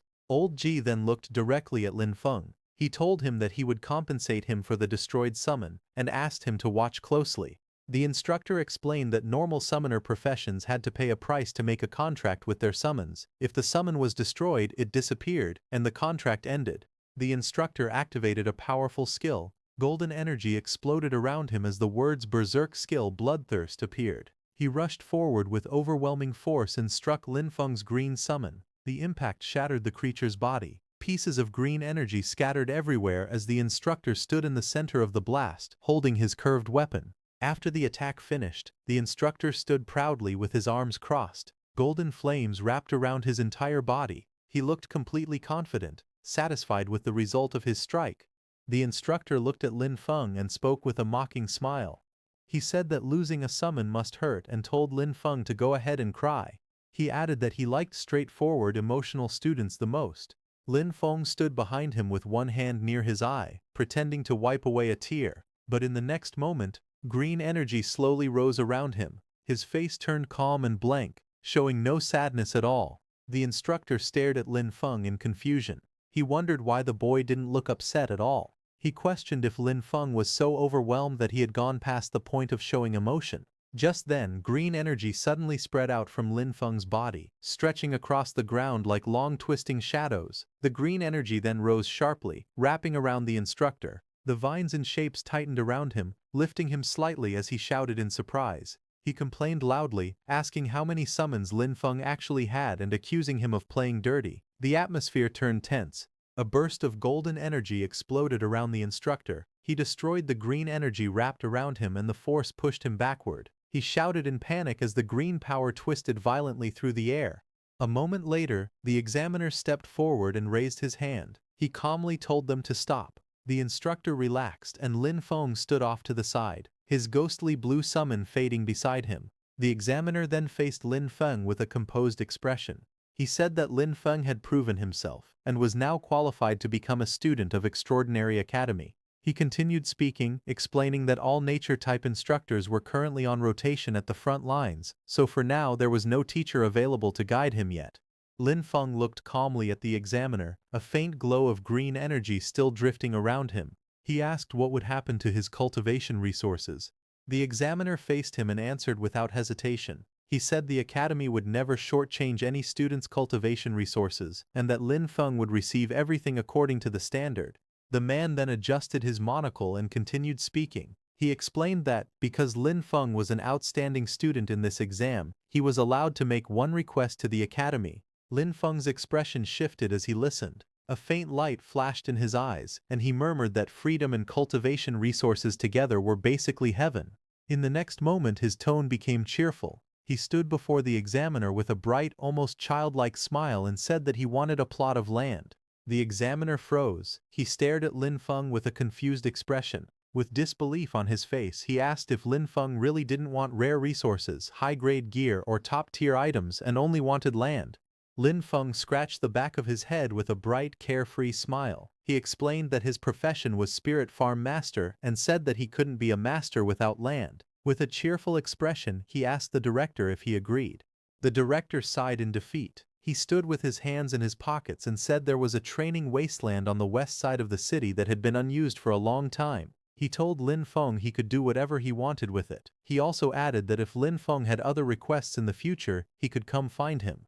Lin Feng stood opposite him with his backpack, bowing slightly as he thanked the director. The director told Lin Feng to go rest in the back and called for the next student. The scene shifted to a view of the school courtyard, where groups of students were gathered below the tall buildings. Images of the sky flashed by, and then the view moved to a wooden door with a sign that read Principal's Office. Inside, a file was opened, showing Lin Feng's photo and his information. Sitting at the desk, the principal looked through the documents. He raised his eyes slightly and commented that Spirit Farm Master was quite an interesting profession. Just then, a woman with pink hair rushed into the principal's office and announced that she had an urgent report. The principal looked up from his desk and asked what it was. She handed him a document. The report stated that Tuka, a member of their investigation team who had been tracking He Xiao, had been brutally killed by a necromancer. She explained that the body was found close to the auditorium and they now suspected that a necromancer had already slipped into the academy. The scene shifted to the Western City training wasteland. Lin Feng walked alone through a quiet forest path, holding a paper map in his hand. While studying the map, he muttered the location to himself and then smiled when he finally found the place marked on it. A moment later, green flames rose from his hand as the usage rights document activated. A glowing message appeared, stating that he now had permission to use 100 moments of training land in the west of Fengchuan City, granted by the Extraordinary Academy. Another message followed, explaining that a temporary lease agreement had been activated. The duration was 1 year, and a repulsion barrier had opened, allowing only the student Lin Feng to enter the area. Lin Feng touched his ear with a bored expression and complained that 1 year was really stingy. Then he added that most students would be heading to the front lines after a year anyway, so the limit made sense. Lin Feng raised his arms toward the sky with excitement. Purple energy swirled around him as he shouted that a full 100 moosh of land was his for at least a year. With joy on his face, he said that this finally felt worthy of the title Spirit Farm Master. A burst of purple light erupted around him. Lin Feng stood at the center of the glowing formation, pointing upward as the energy expanded across the wasteland. One by one, powerful spirit creatures appeared within the purple mist, towering shadow figures, glowing armored beings, and various small floating sprites. They surrounded Lin Feng, filling the sky with bright energy. Lin Feng looked at them with confidence and stretched out his hand. With a fierce smile, he pointed forward and declared that everything was ready. It was time to get to work. A dark, shadowy spirit released a violent burst of purple energy. The force shook the ground and sent rocks flying in all directions as the creature landed with immense power. Not far away, another summoned spirit, one made entirely of blue water, rose into the air. Waves erupted around it as it flew forward, controlling the water beneath it. On the field, a large fluffy beast with a horn rushed across the soil. Its body glowed with bright energy as it dashed ahead, followed by several small floating spirits carrying tools. The scene then shifted to Lin Feng relaxing under the sun. He lounged on a chair with sunglasses on, eating a slice of watermelon. With a satisfied smile, he commented that magic really did change life, and said the ancients hadn't lied. Lin Feng rested in the shade, calmly drinking from a straw. A small blue spirit tapped his shoulder to get his attention. Without changing his relaxed expression, he spoke softly and said that the land had been reclaimed. Hearing this, Lin Feng looked surprised. He turned around while holding a slice of watermelon and stared at his summons behind him. He said they were far more proactive than he expected. One of the undead let out a strange laugh, its glowing mouth curling in an eerie smile. Lin Feng looked at the ice-armored undead standing beside him. With a helpless sigh, he said that expecting undead to have their own consciousness might have been asking too much. Lin Feng finished eating and walked toward the doorway. Meanwhile, the ice-armored undead watched him leave. Its glowing eyes followed him quietly, its expression calm and unreadable. A faint smile slowly formed on its face, the cold blue light around its body flickering softly. Lin Feng walked along the narrow path beside the long row of greenhouses. A faint glow surrounded him as he placed his hand on the glass, checking on the crops inside. From above, the greenhouse roof revealed rows of planted soil beds. Lin Feng stood among the neatly arranged crops, looking up as soft blue light filtered through the glass. Different plants filled the space, some shaped like budding yellow lotuses, others like purple cabbages. Lines of text floated above them, showing their effects: permanent stamina +1, temporary speed +1, permanent attack +1, all labeled as not yet mature. Lin Feng looked at them with satisfaction. He said that other people had to gain strength through bitter and exhausting training, while he improved himself through crops, balanced nutrition, and a solid foundation. Lin Feng stood inside the greenhouse, turning his head to look at the glowing crops behind him. He said it was a shame that only his crops could produce these effects. He added that if his yield were larger and everyone could improve through these plants, then the demons would become nothing more than weak chickens. Lin Feng walked through the narrow glass corridor holding a shovel. Sunlight filtered through the greenhouse walls as he stopped and thought about his situation. He said he couldn't plant only special crops. He needed enough normal crops outside to hide them.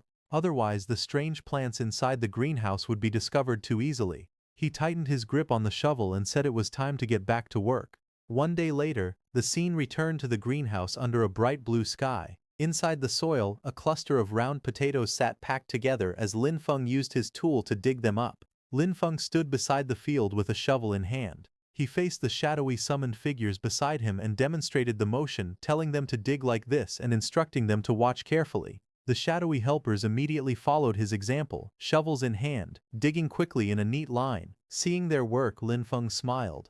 He said that ever since he got these helpers, the speed of planting vegetables had increased dramatically. But suddenly Lin Feng shouted in surprise, asking what his helper was doing. One of the shadowy undead creatures held a potato in its hands, taking a bite out of it. Lin Feng leaned forward with a confused expression. The undead creature froze, startled as it looked up at him, still holding the half-eaten potato. A glowing system window then appeared beside it, showing its status. Undead lizard, level 6, temporary. Bone density temporarily increasing. Defense temporarily increasing. Lin Feng stared silently at the notification, looking down in thought. He thought that all of his undead lizards came from the dungeon and the only difference was that this particular one had eaten a potato. Lin Feng then raised his hand to his chin, thinking seriously. A burst of realization formed in his mind as he wondered if the original crop effects could also work on undead creatures. In the days that followed, Lin Feng continued running systematic experiments. He carefully recorded how different crops affected the undead he controlled. However, he was not aware that someone was watching his field. A shadowy figure with glowing red eyes stood in the darkness outside the farm, staring toward the sheds. Under the moonlight, he muttered to himself that the place looked bizarre. He noted that several structures weren't there the last time he had been spying on the area. He crouched forward and looked again, repeating that those things definitely hadn't existed before. Then his expression hardened. With a smirk, he drew a sharp blade and scoffed that a paper-thin wall like that would fall apart with a single slash. He paused after seeing something else inside. Only one person seemed to be there. That made him wonder if it was some sort of trap. He called the situation interesting. Meanwhile, inside, Lin Feng lay relaxed in a hammock, unaware of the intruder who was now watching him from the shadows. As the intruder crept across the rooftop in the dark, moving closer to the greenhouse, suddenly the ground beneath him cracked. A sharp impact struck the edge of the roof, forcing him to jump back in surprise. He landed and sprinted forward, but more blows slammed into the concrete, sending chunks of rubble flying everywhere. The man dropped low, bracing himself as the ground shattered around him. A moment later, something burst upward from beneath the debris. A round creature with a glowing red stalk rose into view, its body swelling with energy as it pushed through the broken stone. The intruder glanced toward it, only to face a sudden explosion. Rubble and flames erupted outward as the creature launched an attack, forcing him to dash aside while the blast tore through the rooftop. The blue-haired intruder narrowed his eyes with a smug smile. He looked completely confident as he mocked the defenses around him, saying that this level of protection could never stop him. He charged forward and kicked through the round creatures blocking his path. As his foot struck them, red liquid splattered out, and more of the creatures burst open under the impact. Suddenly, his expression changed. Sweat formed on his face as he realized something was wrong. He gritted his teeth in panic and shouted in frustration. A moment later, a massive chain of explosions erupted beneath him. Bright yellow flames burst outward, scattering debris, and red burst through the air as the detonations consumed the entire area around him. As the blast faded, a strange green light rose from the darkness below. A glowing tree-like figure slowly appeared, its branches twisting like veins of light. The green glow spread across the space, and long streams of energy gathered around it. In the next moment, the figure began to change shape. The branches wrapped together, forming the outline of a woman made entirely of green light. Her hair flowed like living vines, moving with the energy surrounding her. The man burst through the smoke, cursing under his breath. He shouted in frustration, saying he wouldn't have come back a second time if it wasn't to gain the Grand Duke's trust. He lowered his body and charged forward through the thick dust. His face twisted in anger as he raised his blade. Blood marked his cheek, but his grip tightened. He growled that once he chopped the creature into pieces, he wanted to see if it could still explode. He swung down with full force, his body glowing with power. Blue energy trailed behind his movement as vines and explosions burst up from the ground beneath him. Then his expression changed. He stared ahead in shock as he noticed something strange. He realized the monsters carried traces of an undead aura. Confusion and alarm filled his face while purple light flickered beside him. He remembered that the Elder had told him that on this scouting trip to Fenchuan City, his main mission was to find the Necromancer Heishao. He explained that Heishao had disappeared right after their last contact, even though he had made a deal with their clan. But now, seeing traces of undead energy from here, he realized this location was actually Heishao's hiding place. Confusion crossed his face as he wondered why Heisha was hiding here and whether he had betrayed their clan. He continued walking forward with a knife in hand. Purple mist drifted around him as he muttered that Heisha had no shame when it came to his immortality techniques. Finally, he looked up toward the moonlit sky and decided he shouldn't stay in this place any longer. Finding Heisha was what mattered most, so he jumped away from the area.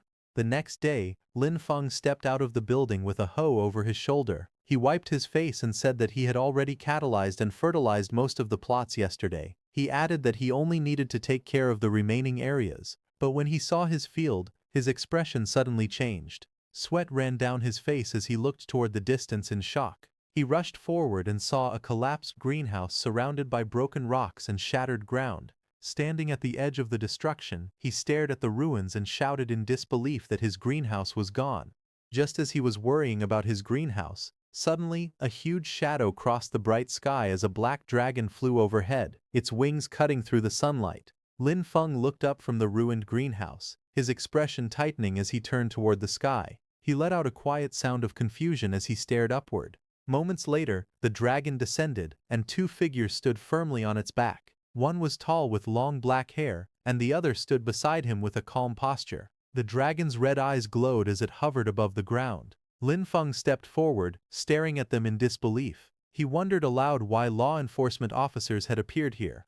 The two law enforcement officers stood side by side, red energy swirling around their bodies. The man holding a folder looked at his device and reported that the magic detector showed the source of the magic aura was right here.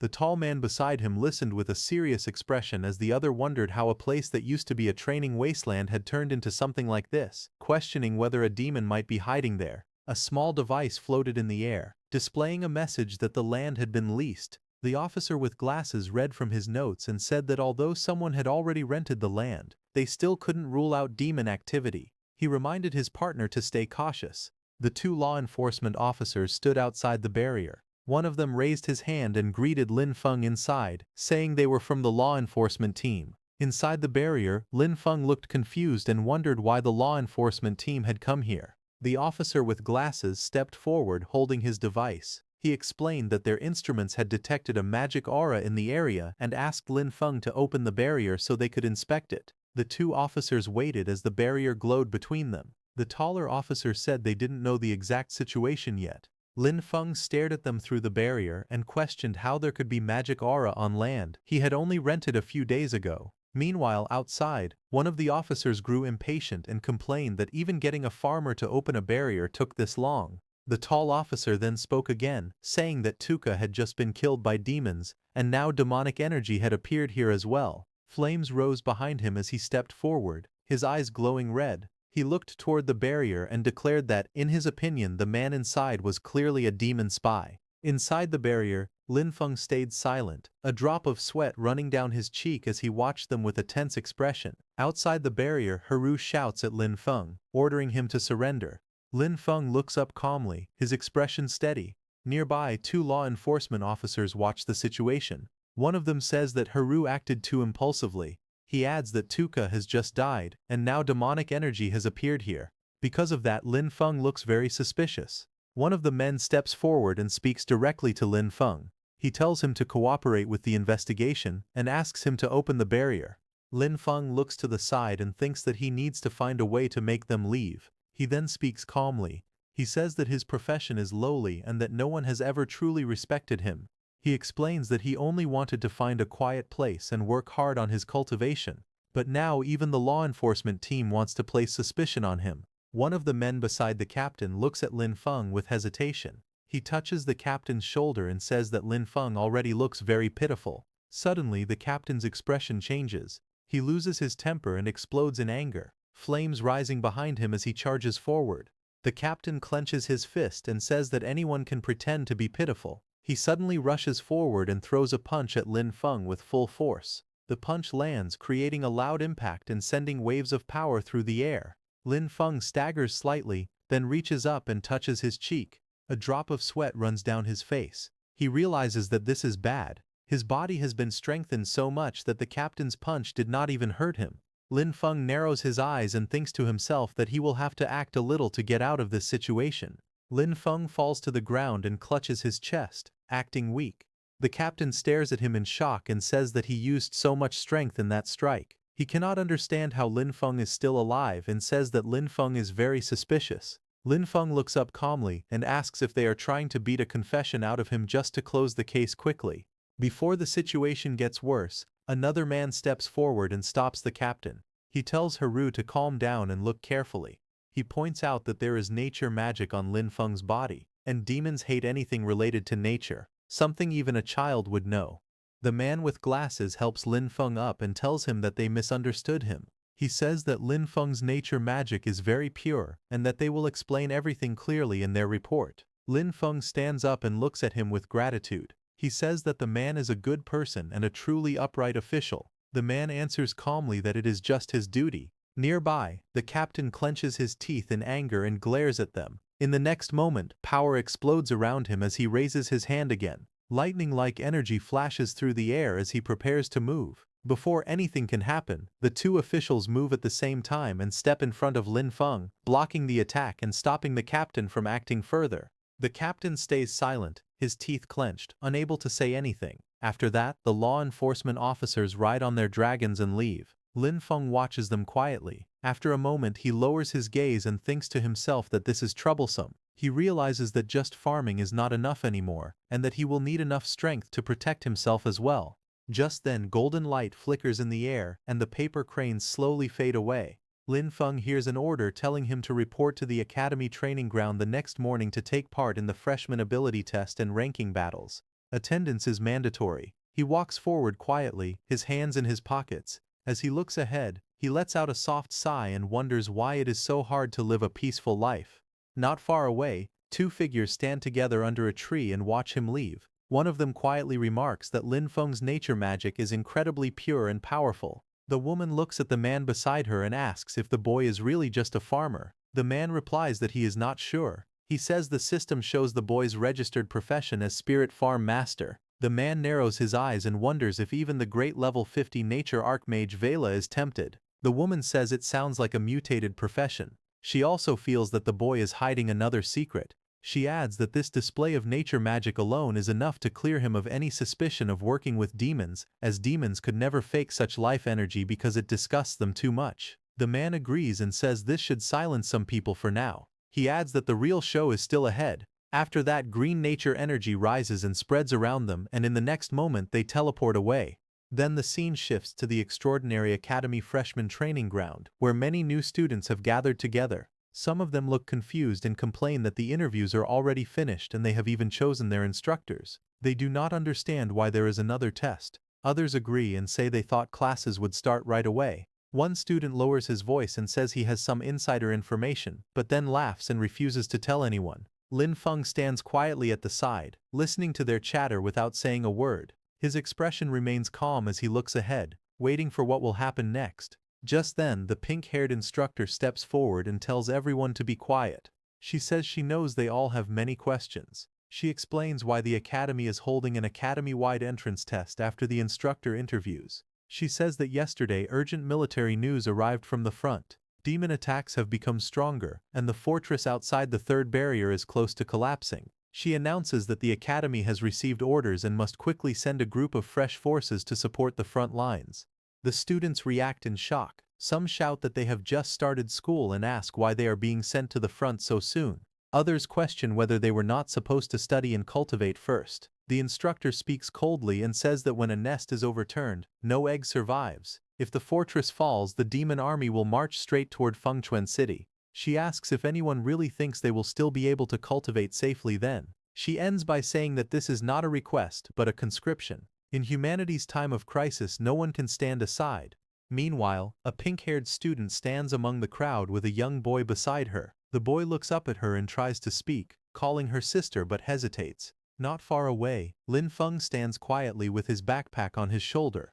His expression is calm and he looks straight ahead without reacting to the noise around him. The pink-haired girl turns back to the boy and gently tells him that it is okay and not to worry. She glances in Lin Feng's direction, her cheeks slightly red, and quietly says that he is very outstanding. She wonders if he will be chosen in the draft. After that, the pink-haired instructor raises her voice and orders all freshmen to enter the training grounds and prepare for live combat testing. The crowd begins to move forward. Lin Feng walks with them, his hands in his pockets. He quietly thinks that as a farmer-type profession, he probably will not be sent to the front lines at a time like this. Soon the test begins. Lin Feng stands on the field, facing a female student holding a staff. She looks at him and calls him a spirit farm master. She says she has heard that he is good at dodging. The girl suddenly raises her staff and attacks. Flames burst out and rush toward Lin Feng as she shouts that he will turn to ash under her fire. The pillar of fire roars forward, but Lin Feng calmly steps aside. The flames miss him completely.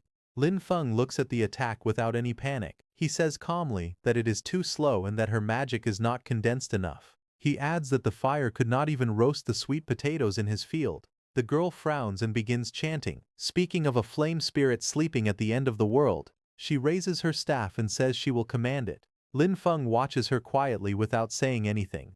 Before her spell can finish, Lin Feng suddenly moves. Green light flashes around his arm as he strikes. He tells her calmly that her casting time is far too long. The blow lands. The girl cries out as she is sent flying backward, crashing into the ground. Green energy spreads across the arena as the dust settles. A voice announces the result of the match. Lin Feng is declared the winner. The results are displayed one after another. Lin Feng defeats opponent after opponent, and every match ends with his victory. Lin Feng scratches the back of his head and thinks that beating this many people should be enough. He feels that he can lose the next few matches on purpose. Just then, the black-haired woman steps forward and hands him something. Lin Feng looks up at her and politely thanks her. The woman smiles and tells him that with his talent and potential, he is more than qualified to aim for a much higher stage. Lin Feng looks slightly surprised and asks what she means by a higher stage. She explains that if he earns enough credits and passes the assessments, he can be promoted into the more advanced Sun Wheel Academy. The woman explains that the Advanced Academy has better cultivation techniques, stronger instructors, and even chances to obtain legendary weapons or powerful mounts. Lin Feng listens quietly, then calmly says that he appreciates the offer, but he does not really need any of that. The woman looks surprised and asks what he wants instead. Lin Feng smiles lightly and answers that he only wants a bigger and better piece of land so he can farm in peace. The woman looks at him and says that he misunderstood her. She explains that she meant his final goal, what he plans to do after finishing those fields. Lin Feng answers honestly. He says that he plans to farm even more land so more people can have land to work on. He wants everyone who wishes to farm to have fields. The woman smiles slightly and says that wanting more land means wanting to reclaim all the land. She calls him an ambitious child. Just then, the principal walks over and asks if Lin Feng is not already developing the wasteland in the west of the city. He asks if that is still not enough. Lin Feng laughs loudly and scratches his head. He says that when it comes to farming, the more land there is, the better. A new announcement appears, calling out the next match. The next match is Lin Feng versus Ailing. Lin Feng raises his hand slightly and smiles, saying that it is time to go. As he walks toward the arena, the principal watching him comments that the boy is very straightforward. Another voice calmly says that if the child wants something, they should just give it to him. Nearby, the principal asks the black-haired woman if she plans to take Lin Feng as a student. The woman looks at Lin Feng's back as he walks away and says that he is quite an interesting boy. The announcer calls out and tells them to prepare for battle. Ailing stands across from Lin Feng and says that she really did not expect to fight him. Her grip tightens as she says that she will give this match everything she has. Lin Feng looks at her calmly and gives a small smile. He speaks honestly and says that he cannot beat her, and that he was originally planning to surrender. Ailing suddenly attacks and asks if he is insulting her. Lin Feng looks to the side and calmly questions her choice. He says that she went straight into her second phase at the start and asks if that is really how she wants to fight. Green vines burst out and wrap tightly around Ailing's body, trapping her movements. Ailing grits her teeth and swings her weapon, cutting through the vines as she struggles to break free. A woman with green eyes watching the fight looks shocked and says that a student below level 10 should not have magic this pure. The principal agrees, saying that the first time they saw it they were shocked as well. The woman with green eyes calmly says that even someone who has reached level 80 on the nature path does not have magic this pure. She says that this boy's future achievements have no limits. On the battlefield, Ailing releases a powerful attack, but Lin Feng stands calmly behind massive green vines that block everything. The two observers agree that talents like this are extremely rare. With the right teacher guiding him, his growth will be terrifying. After watching for a moment, the woman makes a firm decision. She says that she has decided to take him as her teacher. The principal looks at her and says that it would not be bad if she became Lin Feng's instructor. However, he suddenly pauses and says that she said it backwards. The woman looks at him seriously and says she did not misspeak. She explains that she wants to take Lin Feng as her teacher. The man turns to her in shock and asks if demons have burned her brain or something. The woman smiles calmly and replies that even if that were true, she still wants to become Lin Feng's disciple. At the Extraordinary Academy's freshman drill grounds, the arena explodes with movement. Lin Feng and Ailing clash in a whirlwind of blue energy. Their bodies spin through the air as the force of the attacks shakes the entire platform. Ailing charges at him with incredible speed, her weapon striking the ground hard enough to crack the stone. Lin Feng narrowly dodges, the air bursting around them. In the middle of the fight, Lin Feng stays calm. He thinks that he has already shown enough of his strength. He decides that he should pretend to be weak and then admit defeat. But then a voice echoes across the arena. It warns Lin Feng that if he keeps slacking off, the academy will take back the land in the west of the city and use it for something else. Hearing this, Lin Feng slowly turns his head and looks back. The one who said that was none other than the principal. Lin Feng's expression changes as a spark of blue light flashes in his eye. He refuses immediately. In his mind he shouts that they cannot take back his land, absolutely not. That land is everything to him. Ailing's eyes widen as she watches Lin Feng. She feels his aura shift completely. Before this moment he had only been defending calmly, letting her attacks come to him. But now she can tell he is finally starting to fight seriously. Green light bursts around Lin Feng as he moves his arm. Energy gathers at his palm like a swirling storm, glowing brighter and stronger with every passing second. His expression is focused and sharp. Across the arena, Ailing steps back. Flames burst from her body as she prepares her strongest spell. Fire wraps around her arms, her staff, and even her legs, rising higher and hotter as she begins chanting. She thrusts her weapon forward, and a massive ball of fire erupts from her magic. The fireball shoots across the battlefield with explosive speed, lighting up the entire arena and tearing into the ground as it travels toward Lin Feng. But before the fireball hits, Lin Feng rushes toward it without slowing down at all. His green energy splits the explosion apart, creating a path straight through the flames, shaking the arena and sending debris flying everywhere. Dust and flames rise in a huge explosion. Lin Feng leaps forward with power exploding from his body. Green light surrounds his fist as he jumps at Ailing.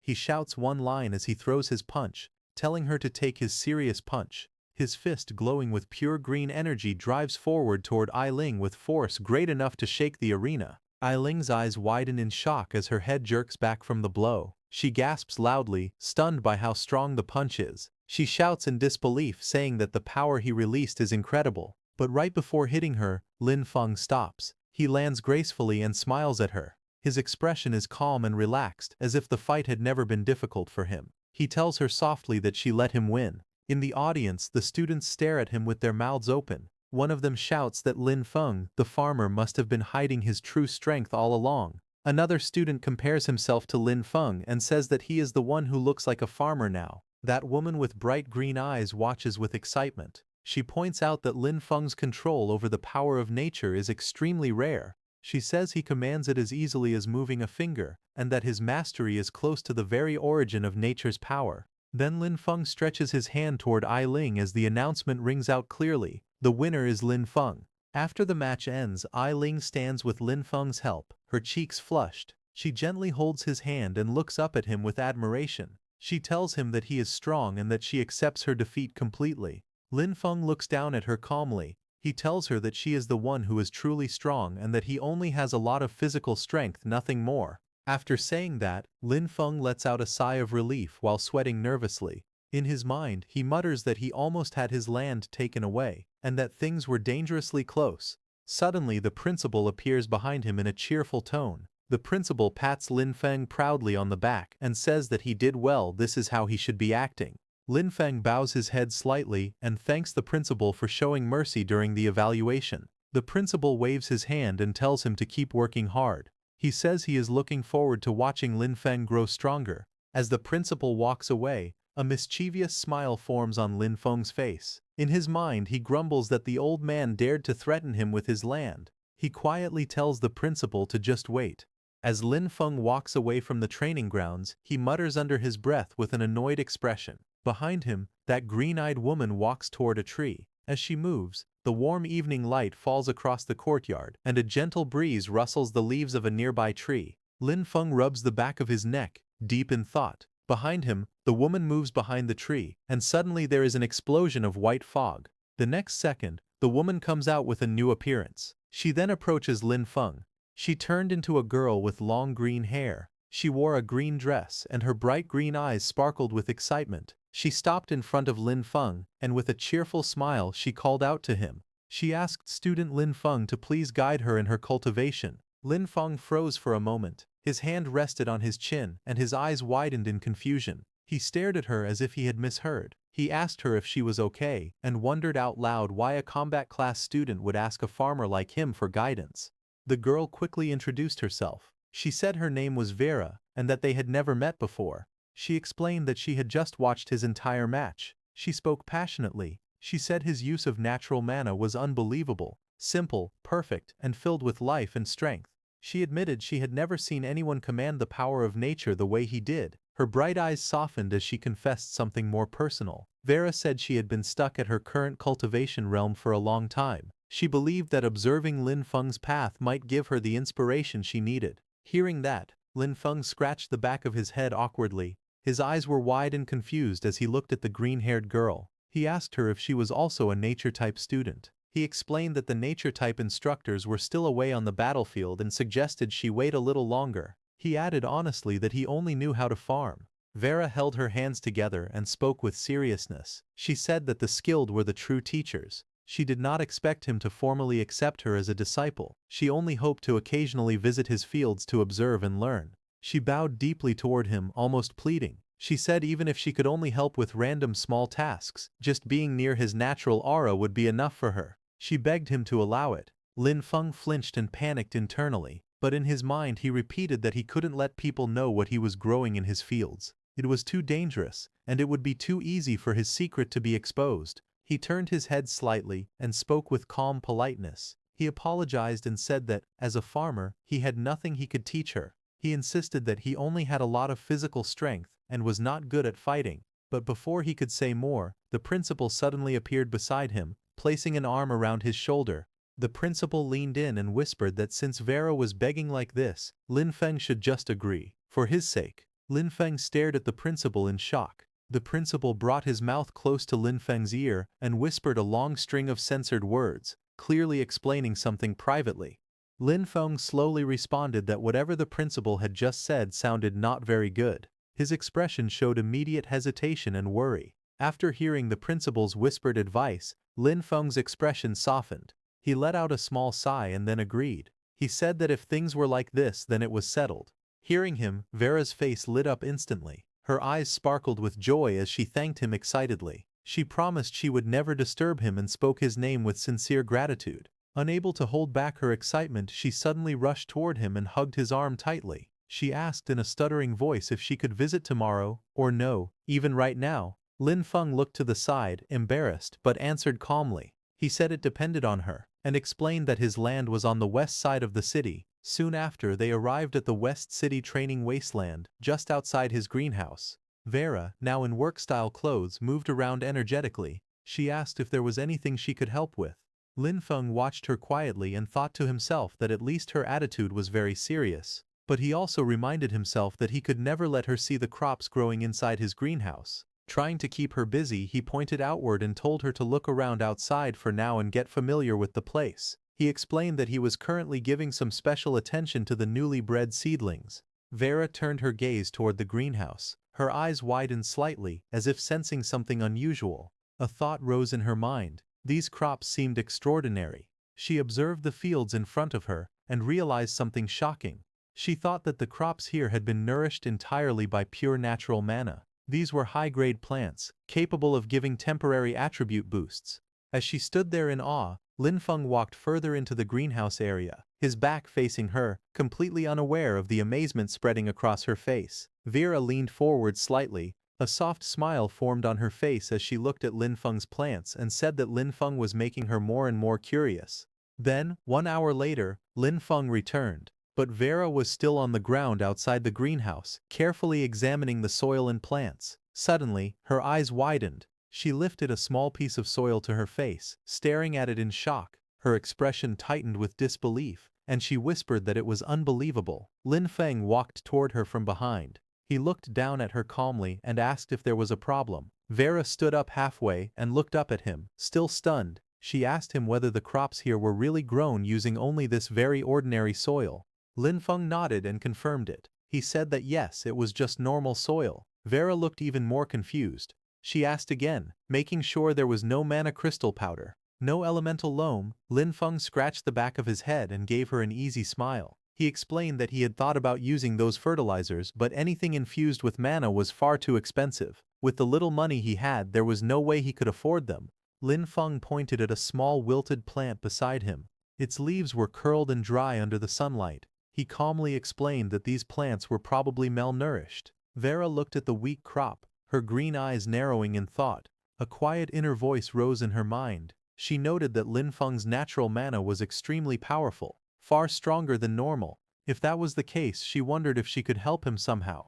A moment later, she straightened her posture and spoke with a polite smile. She told Lin Feng that the school actually had a special rule. Students could exchange materials dropped in dungeons for certain items at the academy warehouse. Lin Feng immediately stepped closer, grabbing her shoulders in excitement. His face lit up with hope as he asked her if what she said was really true. Vera nodded and continued explaining. She gave an example. In Storm Academy's level 10 dungeon Gloom Forest, the final boss, the Shadowfall Kobold Chieftain, sometimes dropped an item called the Chieftain's Fang. She said that this fang could be exchanged for a bottle of Earth Pulse, a rare nurturing resource. She lowered her voice slightly and added that level 10 dungeons were very difficult. Usually they needed around 5 people to clear safely. Then she admitted that what she said was indeed true, but also mentioned that this regulation would soon be cancelled by the academy. Hearing that, Lin Feng's eyes lit up with excitement. A bold smile spread across his face as he clenched his hand into a fist. He said loudly that this was great, and announced that he was going right now. Vera watched him dash away with surprising speed, a hoe in his hand. As she looked at his back, she wondered quietly if only someone with such a pure and simple heart could create such pure natural mana. Soon after, Lin Feng arrived at a massive tree-like structure. At its base, a swirling blue-purple portal glowed brightly, the entrance to the level 10 dungeon, Gloom Forest. 2 academy supervisors stood guard in front of it. A group of students standing nearby noticed Lin Feng running toward the portal. One of them pointed at him in confusion. He asked why a farmer was coming here and guessed that Lin Feng must have gone to the wrong place. Another student laughed loudly, mocking the hoe in Lin Feng's hand and joking that he must want to dig up wild vegetables inside the dungeon. Someone recognized him. He said it was Lin Feng, the freshman, and remembered that he was only level 8. Shock spread among them as they wondered if Lin Feng was crazy for coming to a level 10 dungeon alone. Ignoring the comments, Lin Feng approached the supervisors respectfully. He handed them a form and said he wanted to apply for a solo entry into Gloom Forest. One supervisor took the paper and read it. His face tightened with concern. He explained that Lin Feng's level was too low and that entering the dungeon alone carried extremely high risk. Lin Feng held up the form with a bright smile on his face. He said that according to the academy regulations, any student of the academy had the right to apply for dungeon entry. He politely asked the supervisor to allow it. As he said that, Vera appeared behind him. The supervisor stared at her in shock. His eyes widened as he immediately recognized her. Before he could say more, Vera quickly stepped forward. She put her finger to her lips and told him to stay quiet, signaling him not to reveal anything. The supervisor then took a breath and corrected his posture. He acknowledged that the regulations were indeed true. He wished Lin Feng good luck and told him to act within his ability. He warned that if Lin Feng couldn't win against the dungeon monsters, he must retreat immediately. Then Lin Feng walked toward the entrance area. A group of older students watched him move forward.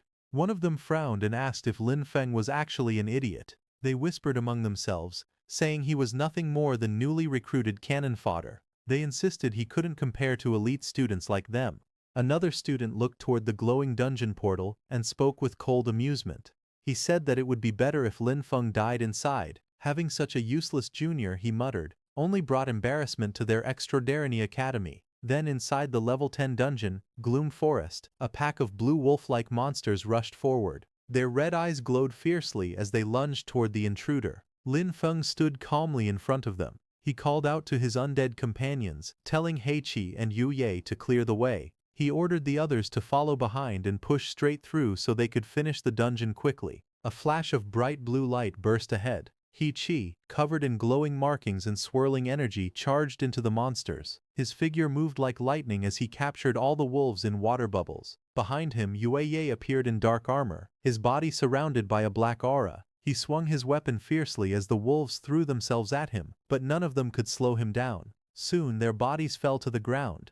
Lin Feng walked up to the corpses. Purple energy began to swirl around his hand as he used his Necromancer undead summoning power. With a cold, steady voice, he commanded the fallen beasts to rise and become his warriors. A small glowing creature appeared beside him, its body shaped like a cute dog. A blue panel identified it as a kobold undead. Deeper inside the dungeon, the largest chamber opened before Lin Feng. A towering monster stood there, the Shadowfall Kobold Chieftain, level 12. The creature was massive, with long claws, sharp fangs and red streaks of energy running across its body. Lin Feng looked up at the boss monster without fear. He placed one hand in his pocket and spoke casually. He said this was the final boss, but it didn't seem like much. It looked like this dungeon wasn't anything special either. Lin Feng yawned lazily and told his undead team to go straight for the target, as if the final boss wasn't worth his effort. Ahead of him, the massive Shadowfall Kobold Chieftain raised its glowing weapon high into the air. The boss monster let out a furious roar as it swung the blade downward with full force. But before the attack could land, Heiqi, covered in black and purple flames, charged in. His body glowed with dark patterns as he struck the monster head-on. Purple lightning-like energy burst from his attack.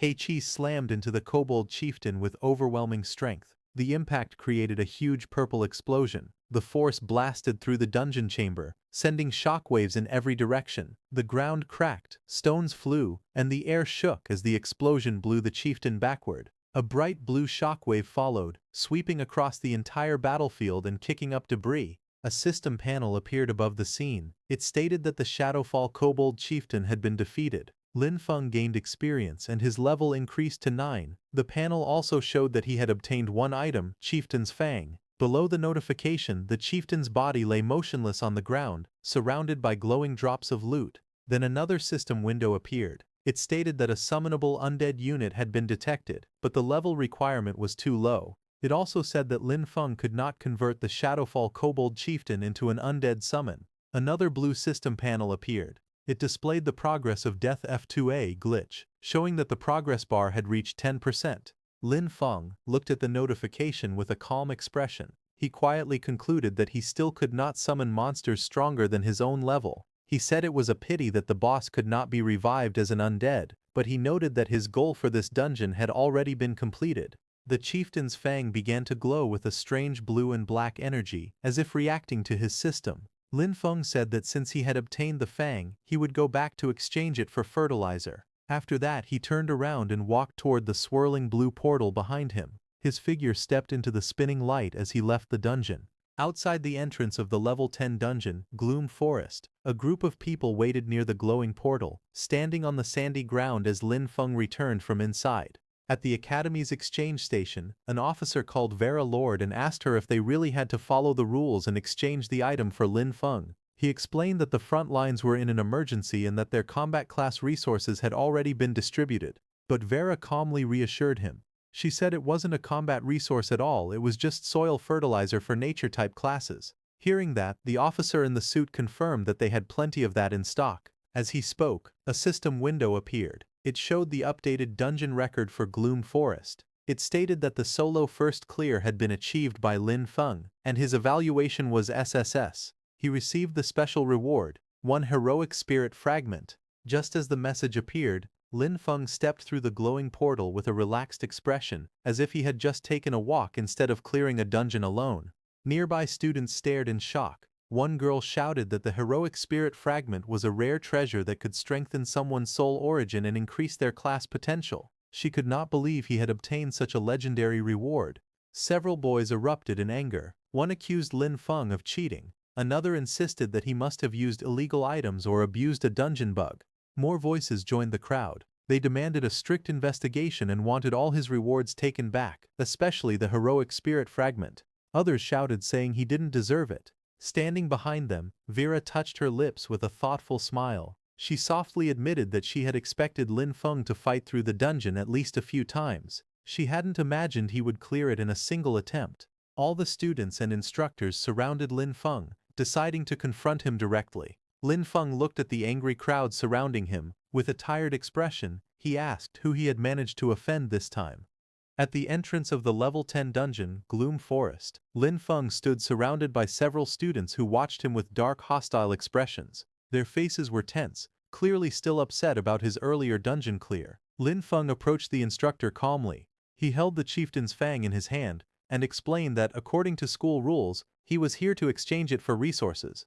Before the instructor could answer, one of the angry students stepped forward. He shouted that Lin Feng's rewards were obtained through cheating and should be confiscated. The instructor, however, remained composed. He raised a finger and stated firmly that the rewards came from the dungeon itself, and the academy had no authority to take them away. Another student then stepped out from the group. With a confident expression, he announced that he was willing to challenge Lin Feng in a resource wager. Lin Feng glanced at him, puzzled. He asked what a resource wager was. A student explained that it was essentially a dungeon speedrun competition. With teachers supervising both sides, the two challengers would enter the dungeon separately and see who cleared it faster. The winner would take all rewards from both participants, while the loser would lose everything. The explanation caused murmurs among the surrounding students. The instructor turned to Lin Feng and asked if he was willing to accept the wager and bet against the challenger. Lin Feng shook his head lightly. With a bored expression, he said there was no benefit in doing so and the whole thing sounded dull to him.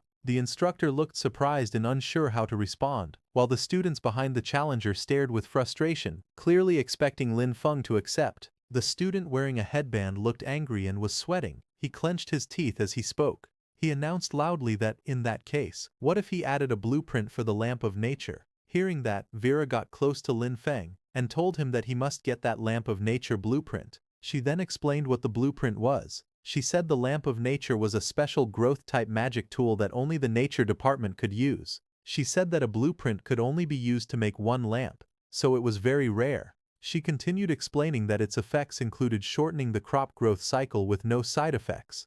The headband student smirked and leaned slightly toward Lin Feng. With a mocking smile, he asked if Lin Feng was done asking and how he felt about the proposal, and whether he wanted to bet. At the same time, the student secretly held his phone behind his back. Messages appeared on the screen. That student sent a message to someone named Senior Huru the moment Lin Feng came out of the dungeon. That Senior Huru told the student to find a way to stall Lin Feng, but the student asked Senior Huru what if Lin Feng ignored him.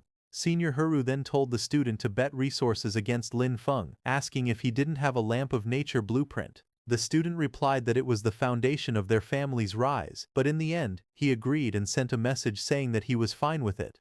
Meanwhile, Lin Feng thought that his necromancer powers must not be exposed, but if there was only one supervising teacher, hiding his abilities should not be too difficult. His eyes sharpened with determination as he decided that this lamp of nature, he would take it. Lin Feng smiled confidently. He looked straight ahead and spoke with a slight grin, saying that he accepted. Hearing that, the rival student laughed loudly. He raised his chin with arrogance and declared that with the teacher supervising, he would expose Lin Feng's secrets immediately. Lin Feng stood a short distance away, hands in his pockets, appearing relaxed.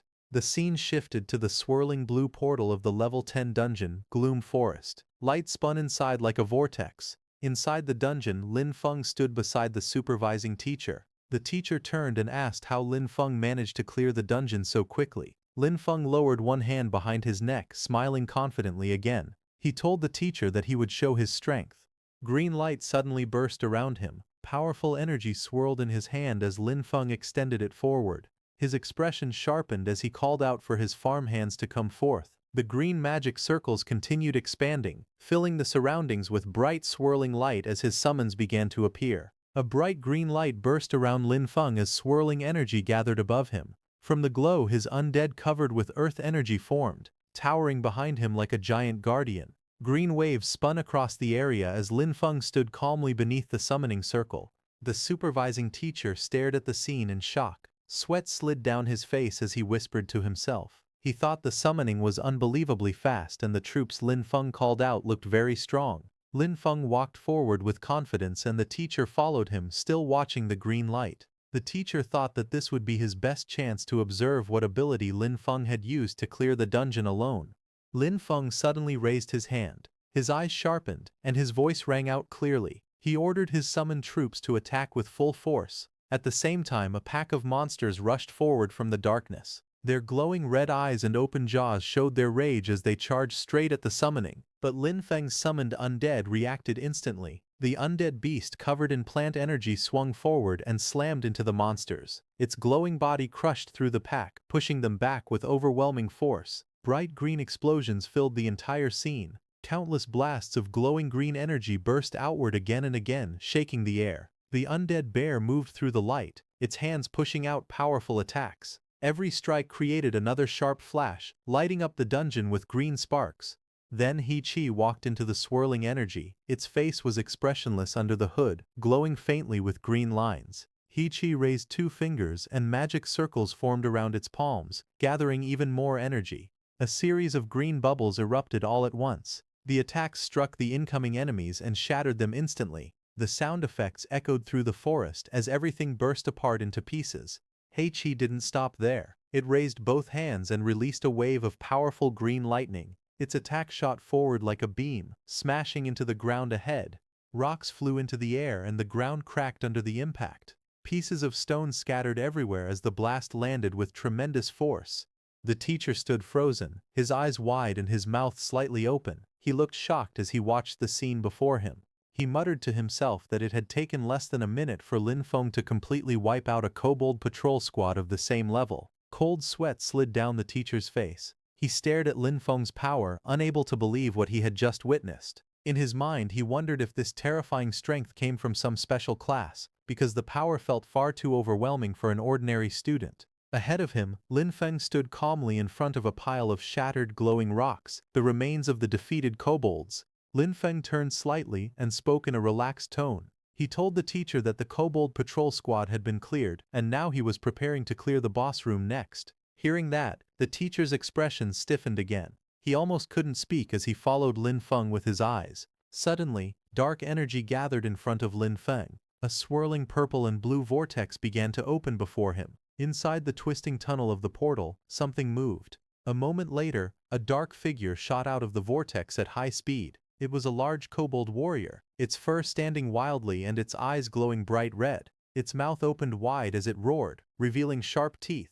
Red and pink energy flared around its body as it lunged forward with full force. The massive kobold leaped straight toward Lin Feng, its claws extended and its body filled with killing intent. Lin Feng stood at the front and gave orders with a calm but firm voice. He told the undead bear to raise its shield and move forward. He said everyone else should follow behind.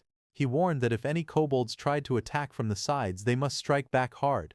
The undead bear raised its shield, and a bright green explosion burst out from it. Green energy spread everywhere as Lin Feng's undead bear rushed forward. The kobold warrior with glowing red eyes leaped out of the shadows. It roared fiercely and charged straight at the green figure standing in front of Lin Feng. Little did it know that this was Lin Feng's warrior undead, Yueye. Yueye moved quickly. Its body flashed with swirling light as it prepared to attack. It swung its arm and bright green power shot forward.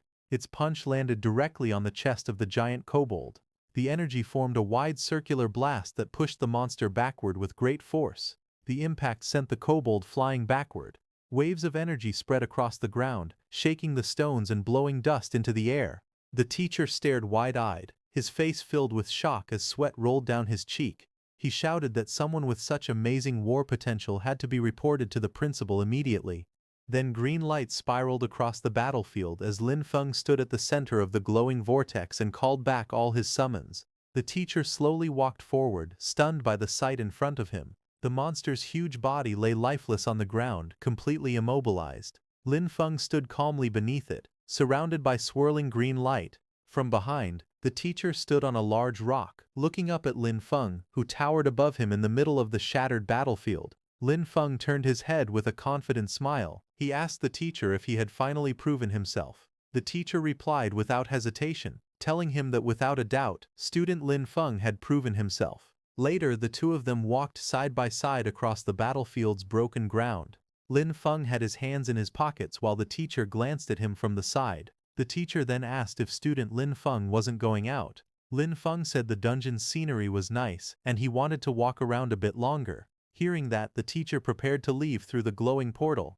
But before leaving, the teacher reminded him that the dungeon would reset 30 minutes after being cleared and told him to watch the time before stepping out through the portal. After the teacher left, Lin Feng walked toward the huge fallen boss lying on the stone floor. The giant beast's body was motionless. Lin Feng looked down at it and muttered that earlier, his level had not been high enough. He clenched his fist and wondered if things would be different this time. Then he stretched out his hand toward the corpse and used his Necromancer summon power. Immediately, dark purple energy burst from the ground. Lightning-like arcs wrapped around Lin Feng's arm as he knelt beside the beast. His eyes were steady and confident as he repeated the command, "Arise." A purple silhouette began forming, rising from the creature's corpse. The shape slowly became clear. Glowing eyes, sharp fangs, and a huge beastly outline made of pure shadow and purple light. The monster's shadow form towered over Lin Feng, its presence powerful and overwhelming. The giant beast stared down at Lin Feng with glowing, violent eyes. Lin Feng stood straight with one hand in his pocket, looking up at the newly summoned creature without fear. Sometime later, at the dungeon entrance, soft blue light shone on the ground as footsteps slowly approached. Lin Feng walked out from the glowing portal, his hands casually in his pockets. The swirling gate behind him flashed with bright blue and purple waves.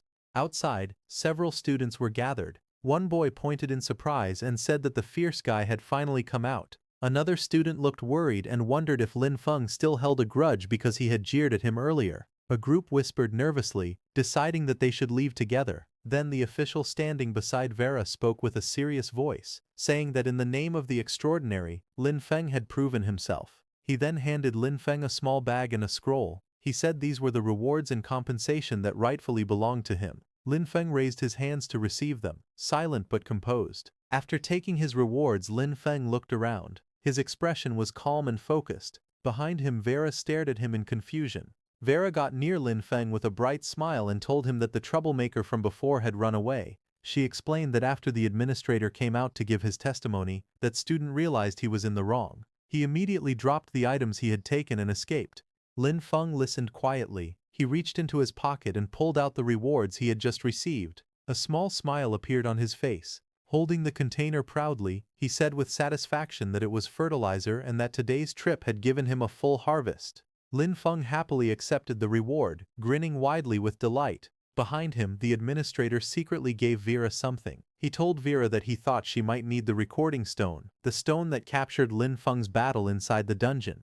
Then the scene suddenly shifted to a fist slamming hard into a punching bag. A photo of Lin Feng had been taped to the surface, and the punch landed directly on his face in the picture. It was inside Sunwheel Academy in Hiru's room. Hiru continued to strike the bag angrily. His muscles tensed as he shouted in frustration. He cried out that Lin Feng, just a lowly farmer, had humiliated him again and again. Breathing heavily, Hiru finally stopped and sat down. He rubbed his forehead with a troubled expression. He admitted that using force wouldn't work, and even the academy's own rules couldn't punish Lin Feng. After a long moment, he muttered to himself that he would need to use another method. Hiru narrowed his eyes sharply. His expression hardened as he muttered to himself, saying that Lin Feng was only showing off because he relied on a bit of nature magic and summons. In that case, he held out a sealed envelope. His voice turned firm as he ordered his subordinate to immediately send the letter to the front lines, addressed to his uncle, the Count. He added another command. He ordered that the mentors from the nature department, who were currently on rotation at the battlefield, must return to the academy as soon as possible. Hearing that, nearby his subordinate, the same student who had just challenged Lin Feng, looked surprised as he held the envelope. He asked if Haru was planning to use the nature department mentors to suppress Lin Feng. Haru crossed his arms confidently. He smirked as he explained that the old mentors valued the purity and rules of nature magic above everything else. He said they would never tolerate anyone breaking those principles. With a cold glint in his eyes, he added that letting those mentors deal with Lin Feng would be the perfect solution. He wanted to see whether Lin Feng could still act so arrogantly once they intervened. At the same time, inside Vera's room at the Extraordinary Academy, Vera was lying lazily on her bed. She wore a loose white shirt, her long hair falling around her shoulders. As she watched the recording crystal floating in the air, Vera suddenly sat up a little. Her eyes widened with surprise. She muttered to herself that the Lin Feng in the recording was simply a monster. His understanding of nature's power was so deep that it now looked completely instinctive to him. Even she, a top instructor, felt shocked. Vera pushed herself upright, her expression turning serious. She said that tomorrow she would write a letter, then quickly changed her mind. No, she needed to write it right now. Those old mentors out on the battlefield had to be notified immediately. They had to return at once. She reached for a pen and paper, quickly preparing a message. A small owl-like messenger creature appeared beside her, holding the sealed letter in its beak. She sent it flying out of the window with a soft command, watching it take off into the bright sky. Vera looked outside with a firm expression. She muttered that if those old geezers didn't return soon, their lifetime achievement awards would simply fly away.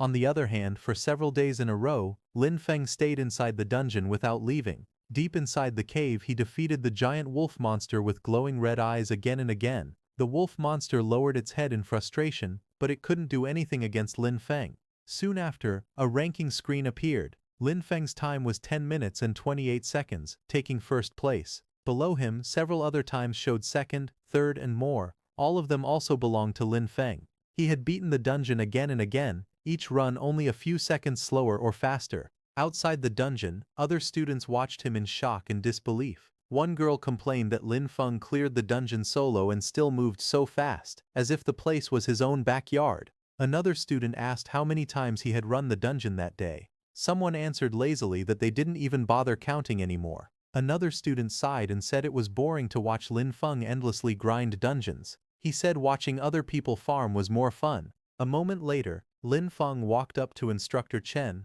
holding a box full of sharp wolf fangs. He smiled and said he wanted to exchange them for fertilizer. Instructor Chen looked at him seriously. He told Lin Feng that he had already earned enough credits to apply for a promotion. He said staying in the lower academy no longer made sense for someone like him, and suggested that Lin Feng apply to move up to the upper academy. Lin Feng was surprised to hear that. His eyes widened a little as he repeated the words he had just heard. He asked what it meant to be promoted to the upper academy. The instructor explained that the Extraordinary Academy was divided into two parts, the upper academy and the lower academy. He said the lower academy was meant to train basic talents, just like the Storm Academy where Lin Feng was studying now. The instructor continued. He said that Sunwheel Academy was where elites from all the lower academies gathered. That place was recognized as the upper academy, and once someone entered Sunwheel Academy, the rewards they could earn were far greater in both quality and variety than anything offered in the lower academy. He added that a place like that was exactly where a genius like Lin Feng should go. Lin Feng listened silently, his eyes narrowing thoughtfully. He quietly repeated the name Sunwheel Academy, the upper academy. Then he smiled slightly and thanked his teacher for explaining all that to him. The scene then changed to the academy mission hall. Lin Feng arrived there. He walked up to the counter and spoke politely. He said that he wanted to apply for promotion to Sunwheel Academy. The woman sitting behind the desk looked up at him with a relaxed smile. She asked for his name, department, and credit voucher. He handed over his credit slip and she took it to check. A screen appeared in front of her, displaying his information. Name, Lin Feng. Department, Nature Department. Affiliation, Storm Academy. Current credits 30,135 euros weighing. A few students nearby noticed it and began whispering. One of them said in surprise that Lin Feng actually had 30,000 credits. Another recognized him, calling him the guy who had crazily farmed Gloom Forest again and again. They wondered aloud how many times he must have cleared it to reach that number. The woman behind the desk finished checking his information. She told Lin Feng that his credits were verified and handed him a promotion mission scroll. She explained that once he completed the mission and passed the final review, he would officially become a member of Sunwheel Academy. Lin Feng accepted the scroll. Then he asked calmly if after his promotion, he would be able to exchange for gold-grade supplies. The red-haired woman explained that since Lin Feng was still part of Storm Academy, he could only exchange his credits for supplies ranging from bronze grade to silver grade. The blue-haired woman sitting at the table added on. She said that after Lin Feng completed his promotion, he would be able to exchange his credits for gold grade to even platinum grade rare supplies. Hearing this, he nodded politely and said his thanks. Lin Feng then walked through the academy mission area. He was surprised to see that his mission only required going to the defensive line area outside the city to look for something. Lin Feng thought that the location was close to the manor, so the task shouldn't be difficult. However, before he headed there, he said he needed to pick up something first. Lin Feng then walked alone through the academy's bright corridors and open walkways. Light reflected off the white buildings as he entered a nearby room. Inside, an older man with a blunt, straightforward tone handed Lin Feng a glowing star-shaped object. The man told him that although the Lamp of Nature was only a silver-grade item, its effects were not weaker than many gold-grade items. He warned Lin Feng to maintain it properly and be extremely careful not to let it touch or absorb necrotic energy.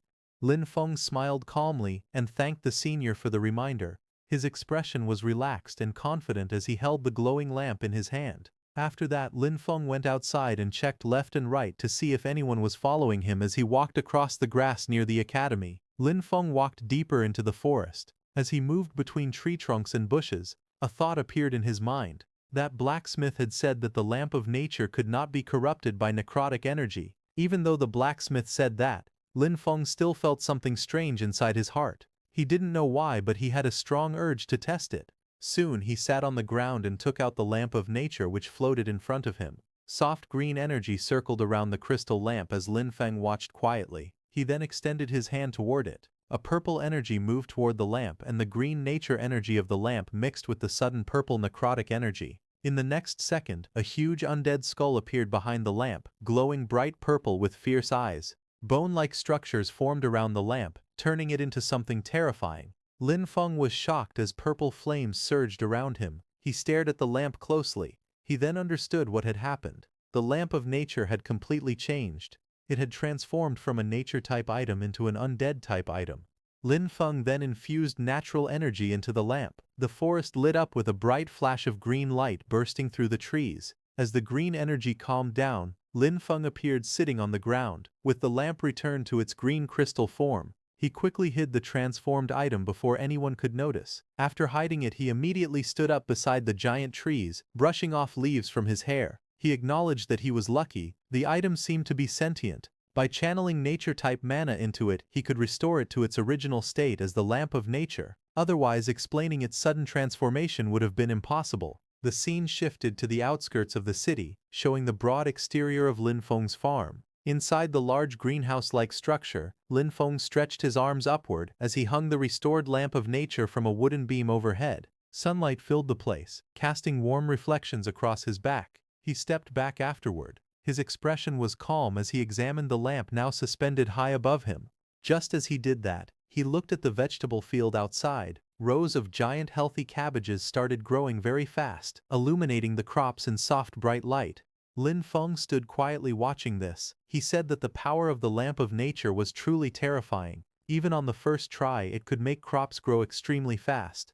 As he got dressed, Lin Feng mentioned that the Extraordinary Academy would surely have even more things like this. He said he needed to finish the Upper Academy promotion mission as soon as possible. After putting on his clothes, Lin Feng rushed forward, wrapped in a bright blue energy aura as he sprinted out of the farm. Just as he left, inside the farm, Lin Feng's blue undead came out near the wooden doorway of the greenhouse. It looked at the place where the Lamp of Nature was hung with confusion. Slowly, the blue undead raised its hand and took hold of the Lamp of Nature. Meanwhile, far away at the edge of the abandoned watchtower, the cracked pink tower stood under the light, surrounded by drifting smoke. As Lin Feng arrived at the site, he stared up at the towering pink watchtower covered in cracks. Mist and strange lights surrounded the entire area. He narrowed his eyes and muttered that this was indeed the mission location. He stepped forward carefully. Because it was a search mission and the mist was thick, he reminded himself to stay cautious. The air was cold and visibility was low. When he crouched down, he noticed something on the ground, a footprint. He examined it closely. The mark looked fresh. That meant someone had been here recently, maybe only moments ago. Surprised, Lin Feng wondered who would even come to such a strange and foggy place. Before he could think too long, he heard a sudden sharp noise echoing through the mist. He immediately looked up, alert and focused. At the top of the watchtower, two figures stood in the swirling fog. One of them shouted urgently for the other to hurry. Their young master had ordered them to steal the mission item before Lin Feng arrived so they could make him fail the task. A moment later, one of them laughed excitedly. He yelled that he had found the item. They were two men in suits standing inside the mist-filled watchtower. One of them had found the book, which was Lin Feng's mission item. One man grabbed the thick book in his hands while the other kept watch near the railing. The man holding the book spoke nervously. He warned his partner to keep his voice down, saying that Lin Feng could show up at any moment. The other man standing there showed no fear. He scoffed, saying there was nothing to worry about. When the time came, they could just burn the book using fire-type magic. The man with the book looked at him in disbelief. The standing man shrugged, tossing the book casually into the air. He explained that if the item was destroyed, Lin Feng wouldn't be able to complete his mission either. Suddenly, a gust of energy burst through the area, and the book fell from the watchtower. Lin Feng, standing below, caught the book in his arms before it could hit the ground. His eyes narrowed as he secured the thick volume. He looked at the two intruders with a faint smirk, asking if they meant he should thank them for making it easier. Both men froze, their faces twisted in panic as they realized Lin Feng was already there. One shouted in anger, blaming the other and saying everything was his fault. The man barked an order at his companion. He shouted for him to snatch the item back from Lin Feng. The two men lunged forward at high speed, blue flames bursting from their hands as they charged toward Lin Feng standing below. Their suits fluttered violently from the force as they leapt off the railing, aiming straight at their target. Seeing that, Lin Feng reacted immediately. A green glow surged around his hands as sharp tree roots erupted upward from the ground. The blades of tree roots shot up in a straight line, tearing through the ground and intercepting the attacker's path. The two suited men lost control mid-air, their bodies spinning helplessly as the tree roots wrapped around them. Lin Feng hung both of them upside down, completely bound by layers of tree roots. Their eyes bulged in shock as they dangled helplessly. Lin Feng stood in front of them with his hands on his hips, looking up at the two trapped men. A calm but dangerous look rested on his face. He told them that they would now give him an explanation. He raised his head slightly as a faint smile formed on his face. The scene then shifted to Lin Feng's quiet farm just outside the city. It was dusk and the soft orange light fell over wooden buildings and greenhouses. The air looked calm, but something strange was happening. Lin Feng tightened his fist in anger, realizing that it was Haru behind all this. As he continued walking, his thoughts raced. He didn't expect to run into that same person again. If things continued like this, his identity would eventually be exposed. He told himself he needed a plan. He had to think of something before it was too late. Just then, he stopped in surprise. His eyes widened at the sight in front of him. Standing near one of the farm structures was his blue undead, wearing a yellow construction helmet. In one hand it held a small red flag. In the other, it gripped the glowing nature lamp. Behind it, Lin Feng's undead bear was pulling a wooden cart full of logs. Several small undead rabbits and lizards crawled around on the ground. They acted like farm animals being guided by the blue humanoid undead, who looked like a supervisor. Lin Feng stood still, staring at the bizarre scene, the sunset reflecting off everything like a dream turning into a nightmare. He rubbed his eyes to see if he was seeing it right. Seeing the scene in front of his eyes, a surprised smile appeared on his face. He muttered to himself with excitement that it was fully automated. Meanwhile, inside Haru's room, the atmosphere was tense. One of Haru's subordinates bowed respectfully and gave his report. He said that they had already sent people to search the watchtower. They didn't find the two missing men, but traces of their mana were discovered at the scene. He explained carefully that there was a high chance the two men were already dead. Before he could say anything more, a loud crash echoed through the room. Haru, shirtless and furious, slammed his fist into the wall. Pieces of the wall crumbled and fell to the floor. His muscles were tense with anger as he shouted at his subordinates. He called them trash, saying none of them could handle even a small problem. The subordinate stood frozen, too afraid to speak. Haru turned, rage burning in his eyes. His jaw tightened. He muttered Lin Feng's name as he clenched his teeth. Haru looked out the window, holding a cigarette between his fingers. Anger slowly rose in his mind as he thought that Lin Feng had actually dared to kill his people. He looked back and gave a direct order. He told his subordinate to contact the people of Shadow Eclipse. He commanded him to offer the highest price possible and buy Lin Feng's life. The subordinate immediately bowed and hurried to follow the order. Haru's expression darkened as he muttered angrily that it must have been Lin Feng who killed Tuka. His killing intent filled the room as he stared ahead, thinking only of revenge.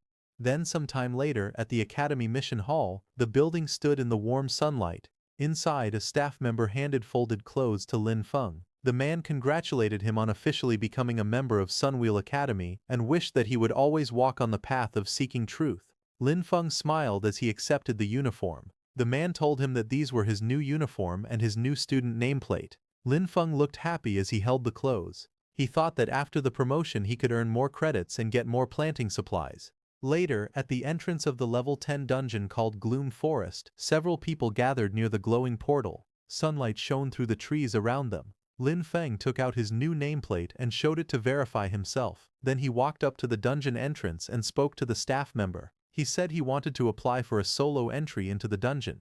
The staff member looked at him and replied that it was no longer possible. Lin Feng was confused. He asked why, saying it had been allowed before. The staff member explained the academy's rules. According to the regulations, to preserve enough promotion resources and opportunities for lower house students, upper house students were no longer allowed to challenge level 10 and other low-level dungeons. Hearing this, Lin Feng froze in shock. Sweat ran down his face as he asked why he couldn't grind dungeons anymore. He said that he had planned to grind a bit more before returning. As he walked away in frustration, the staff member watched him leave and sighed in relief. He thought to himself that if Lin Feng didn't leave soon, the warehouse at this place would have been emptied by him.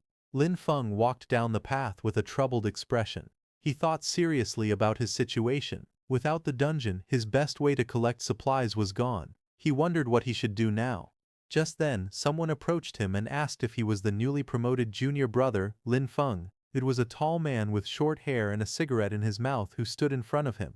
He introduced himself as Ron and said that he had seen Lin Feng wandering here. He asked Lin Feng if he was unable to find a suitable mission. Ron continued speaking. He said that his squad had accepted a dungeon collection mission, but they were short one person. Lin Feng looked at him and quietly wondered if this man's appearance was a little too coincidental. Ron then wrapped an arm around Lin Feng's shoulder. He asked if Lin Feng was interested in joining them, saying it would help him get used to the difficulty of upper house dungeons.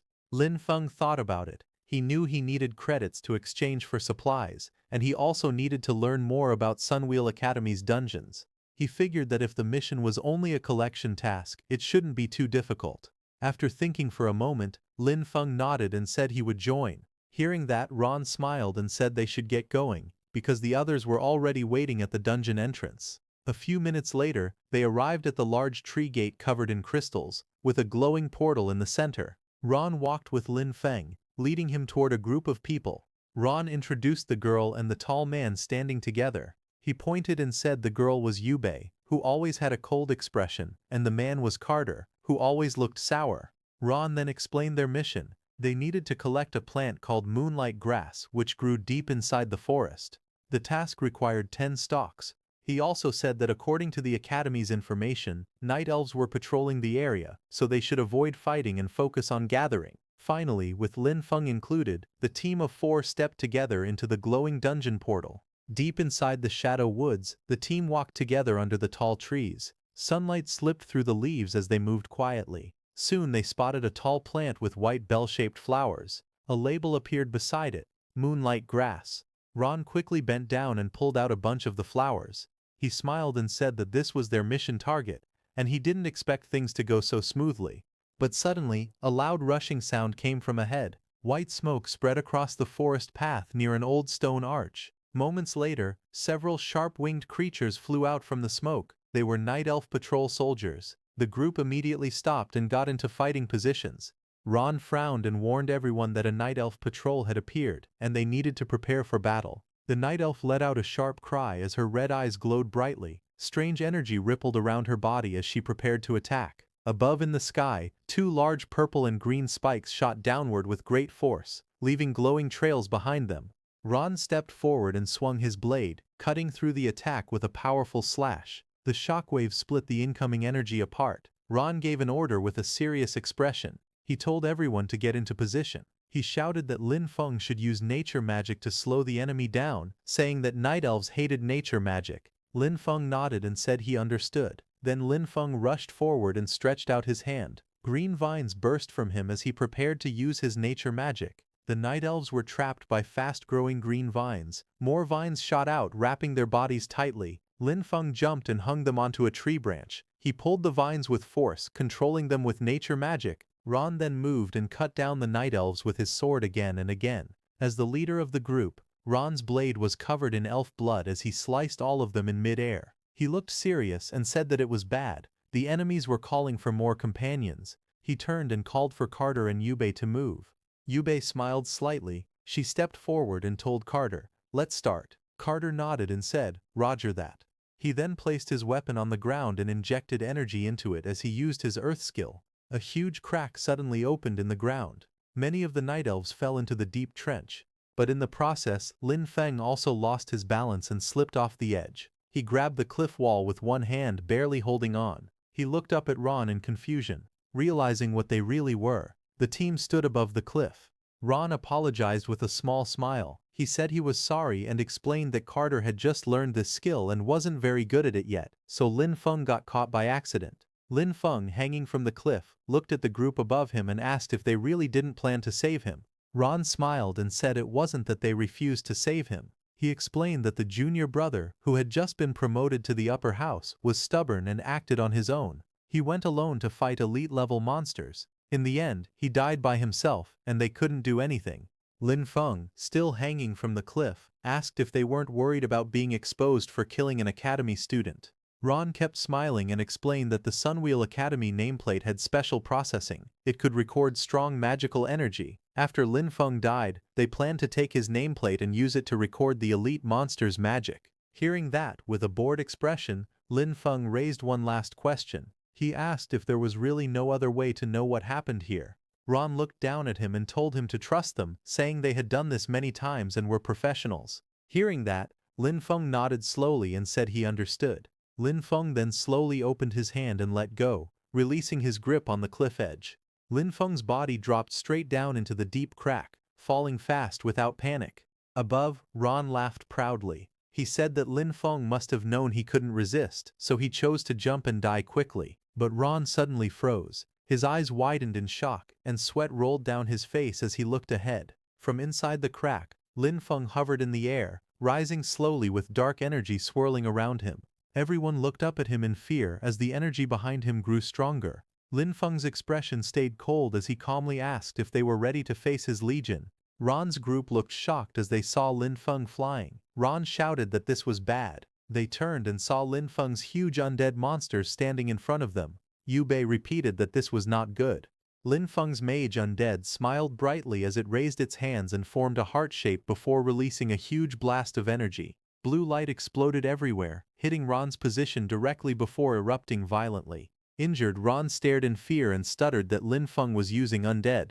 He asked if Lin Feng was a necromancer, saying it was impossible. Lin Feng stood calmly, touching his chin. He looked at the frightened Ron and asked if those were his final words. Beaten and exhausted, Ron looked up with tired eyes. He slowly said that they should talk. He told Lin Feng that they had no real conflict and claimed that everything was arranged by Hiru. He begged Lin Feng to let them go, saying they now knew they were wrong. Lin Feng looked at him calmly and replied that they didn't truly know they were wrong, they only knew they were about to die. Ron hurried to explain. He said that Haru always believed Lin Feng had killed Tuka. He offered to help Lin Feng testify against Haru. Hearing that, Lin Feng crouched down and asked Ron who Tuka was. Ron froze, sweat dripping down his face, unsure how to answer. Lin Feng straightened up and waved his hand casually. He said it didn't matter anymore and ordered his summons to bury them. A huge burst of blue energy exploded behind him as the mage undead moved forward to finish the job. Ron, at the brink of death, lay on the ground and glared weakly.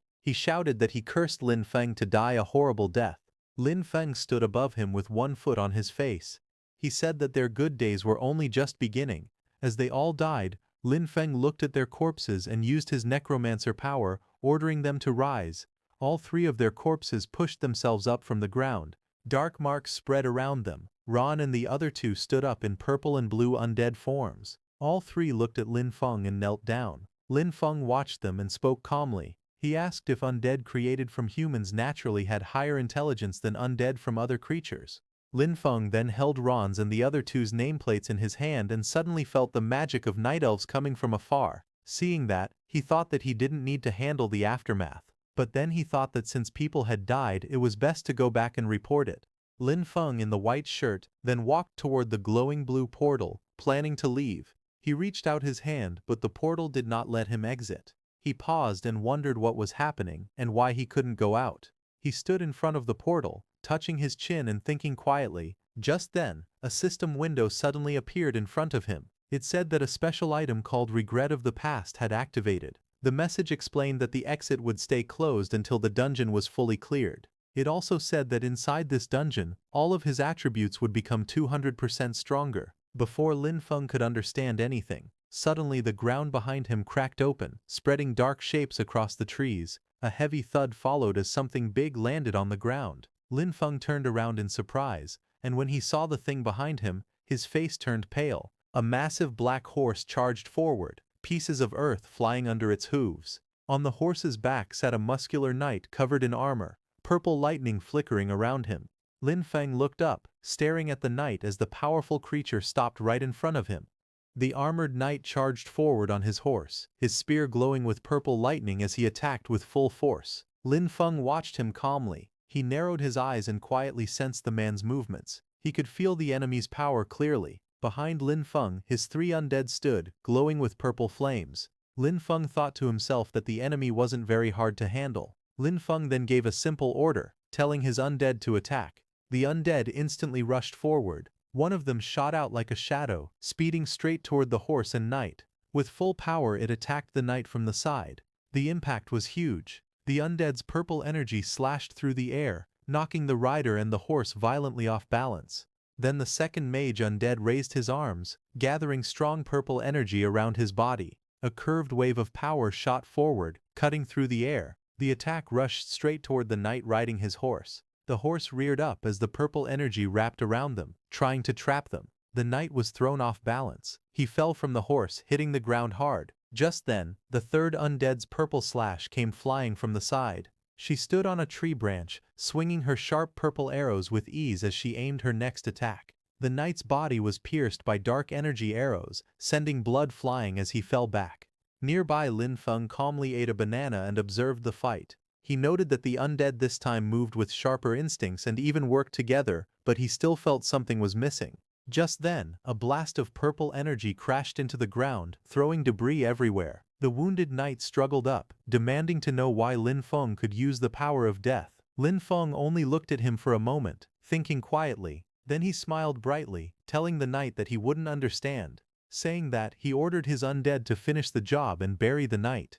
The knight who was standing suddenly froze as a black, claw-shaped hand shot through his body. His eyes widened in shock. It was Lin Feng's bear undead. The knight dropped to his knees as several dark arrows were lodged in his back and chest, and a big hole was in the middle of his chest. Just then, Lin Feng's undead bear roared and jumped high into the sky, landed on the knight, and killed him instantly. A blue screen appeared in the air, showing that the dungeon clear progress was at 50%. Lin Feng looked at the system notification in surprise and muttered that this dungeon used a dual boss system. He realized he had to continue deeper. He walked forward into the forest's core, where giant purple mushrooms covered the massive trees, and the path grew darker as he went inside. As he moved deeper into the forest, Lin leapt swiftly across the giant purple mushrooms growing along the massive trees. Suddenly, his eyes widened as he saw something in front of him. Ahead of him, strange purple flames surged upward, wrapping around a giant tree whose roots curled over an ancient stone altar.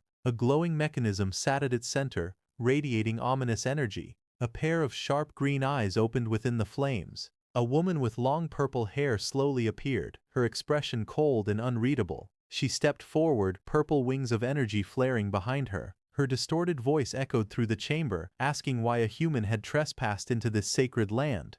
Lin remained calm. He told her plainly that if she couldn't speak normally, he would begin the fight. Just then, a floating system screen identified her as an elf guardian, level 18. She stood tall in her dark dress, surrounded by swirling corrupted magic, preparing to face him. The elf guardian lifted her hand, purple flames gathering around her fingers. Across the chamber, Lin Feng faced the rising red energy that filled the hall. Light particles floated upward as he stood firm, ready for battle. Just then, a blue screen appeared before him explaining the dungeon's combat rules. The spore domain would erode all non-undead and shadow creatures every few seconds, while his undead would regenerate mana on their own. Seeing this, Lin Feng realized that this meant his summons could stay active without draining his energy in this dungeon. A small smile formed on his face. He called the effect regret of the past a good thing.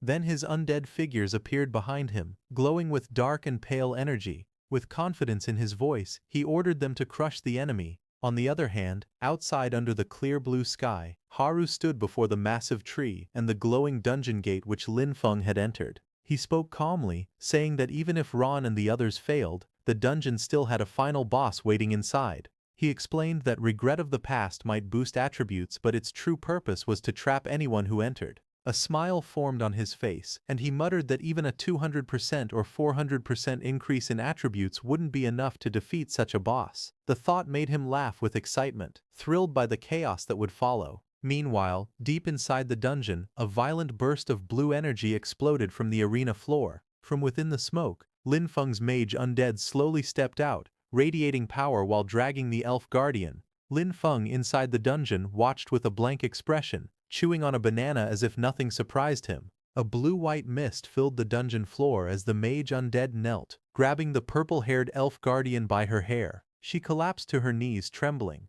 Lin Feng walked toward them calmly. Seeing him, the elf guardian suddenly fell back in shock, staring at him. In anger, she stared at the warrior knight who was originally He Peng the Necromancer. Her distorted voice broke through the haze as she asked him why he had betrayed them. Hearing that, Lin Feng looked at the knight undead He Peng, who was confused, wondering if she was talking to him. The elf guardian glared fiercely, her green eyes shaking with anger. She shouted that he had destroyed her queen's hatchery and warned that the queen would come for him. But suddenly, her strength faded. She collapsed onto the glowing red floor, whispering her final words that the queen would find him. Suddenly, the whole ancient stone altar split apart as massive stone fragments fell to the ground. Then something shot upward, exploding in a burst of blinding light. A white pillar of energy spiraled out from the shattered earth, its swirling force filling the dungeon chamber. Lin Feng stood before it, watching calmly as the raging light climbed higher. A system screen appeared behind him, telling him that the Gloom Forest dungeon had been cleared. The clear time was 2 hours and 17 minutes, which was a new record. The dungeon clear evaluation was A. The system started calculating rewards. Purple energy flickered around him as he read the message. He took a bite of his banana and nodded, satisfied. He felt stronger than before. When the light faded, something new appeared at the center of the chamber, a large dark purple egg wrapped in flowing sinister energy. Lin Feng stepped closer, narrowing his eyes. He stared at the strange object pulsing before him, wondering what it was. He stepped closer and touched the massive purple egg inside the cavern. Immediately, a floating screen appeared above it. It showed the item's name, Embryo of the Chthonic Demon, a mythical-grade object that was currently inactive. The description said it was a life seed left behind after an ancient chthonic demon had fallen, and it needed special conditions to hatch. Its current status was dormant, but it reacted to a strong death aura, increasing its affinity. Lin Feng stepped closer and placed his gloved hand on the egg's surface. His eyes narrowed with curiosity as he whispered to himself, wondering what this black egg really was and why the hatchery had such a strange item. He then lifted his hand, revealing a small silver ring resting on his palm. The ring was a simple storage tool. Purple energy surged out from the ring. The energy stretched toward the egg, surrounding it as he used the ring to store the giant egg away. Right after that, a blue portal opened beside him. Seeing the exit portal open, he wondered if he should return immediately. He stood still for a moment, thinking. Then he turned around and went back into the dungeon, leaving the dungeon exit portal behind. Lin Feng moved toward the fallen boss, a level 18 monster whose body lay cracked on the ground. He estimated that turning such a strong creature into an undead would consume a lot of energy, but once converted, it should reach the same level as Zhou. With a faint smile, he raised his hand and spoke a single command, "Arise." Dark energy wrapped around the corpse. The monster's form shifted and reshaped, turning into a sleek black and purple armored undead with glowing lines pulsing across its body. The undead slowly lifted itself from the rubble, landing lightly before him and looking down. Suddenly, its eyes opened, sharp, bright, and intelligent. It declared in a cold, echoing voice that she was the Death Executioner. Hearing that, Lin Feng's eyes widened slightly. He hadn't expected that it could actually speak. The purple-armored undead stood before him, glowing with sharp violet light.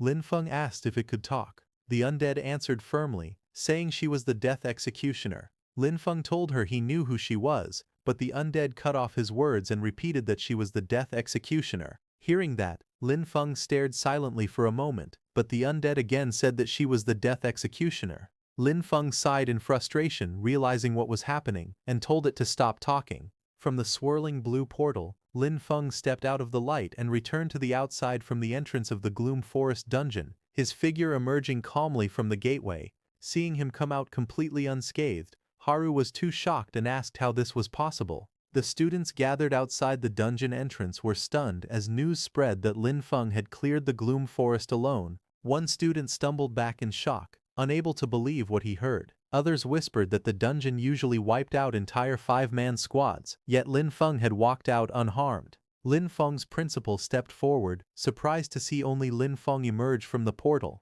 He calmly asked where Ron Carter and Yubei had gone.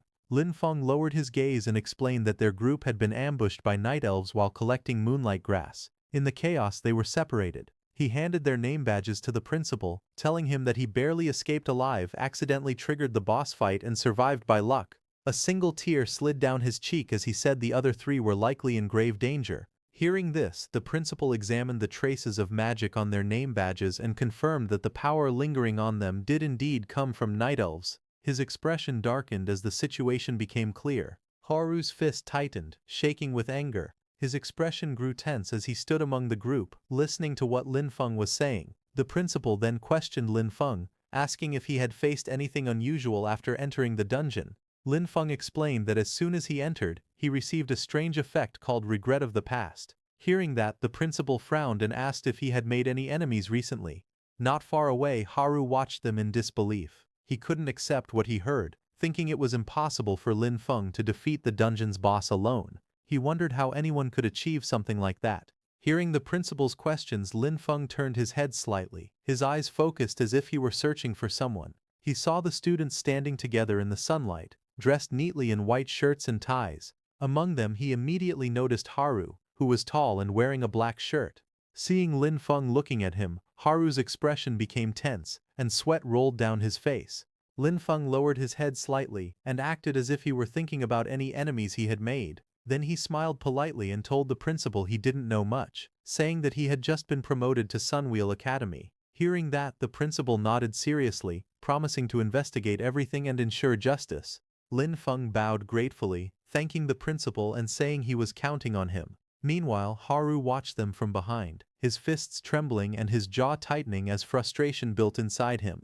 Suddenly, his face turned pale with shock. His eyes widened as he realized something alarming. He panicked and immediately started running, his steps desperate as Lin Feng's ominous aura spread around him. Then at night, the farm building stood quietly under the sky. Inside, Lin Feng sat beside the large purple embryo, wiping sweat from his neck. He noticed something strange and thought that the embryo had been fine outside the dungeon, but the moment he returned to the farm, it suddenly became restless. He remembered Savis's last words before dying, and wondered if the embryo had been placed inside the dungeon on purpose to be raised there. He touched the glowing shell and was shocked when the light reacted to him. Both his magic types, undead magic and nature magic, seemed to influence the embryo at the same time. He stared in confusion. Normally, those two kinds of magic could never coexist. He stepped back and wondered why this was happening. Just like him, the embryo seemed able to contain both magic attributes within itself. He crossed his arms and walked with a stubborn expression, thinking to himself.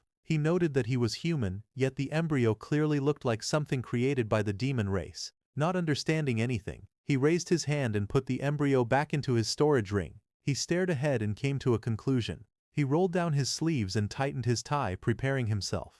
He decided there was only one way to handle the situation. Later, Lin Feng walked through the hallway and knocked on a door marked Principal's Office. A voice from inside told him to come in. He stepped into the room. The principal looked up from behind his desk and asked why Lin Feng was still awake so late. Lin Feng took out the embryo from his storage ring. The principal walked toward the strange purple embryo floating in the room. Lin Feng said that it was difficult to explain, so the principal should see it himself. The principal examined the embryo closely. His expression tightened as he asked where Lin Feng had found it. The principal cast a sound barrier around them. Lin Feng then explained that he had gotten it inside the Shadowwood dungeon. It had dropped after he defeated the final boss. He said that at first he thought it was only a normal item drop, but something later made him realize it was different. The principal lowered his head while thinking.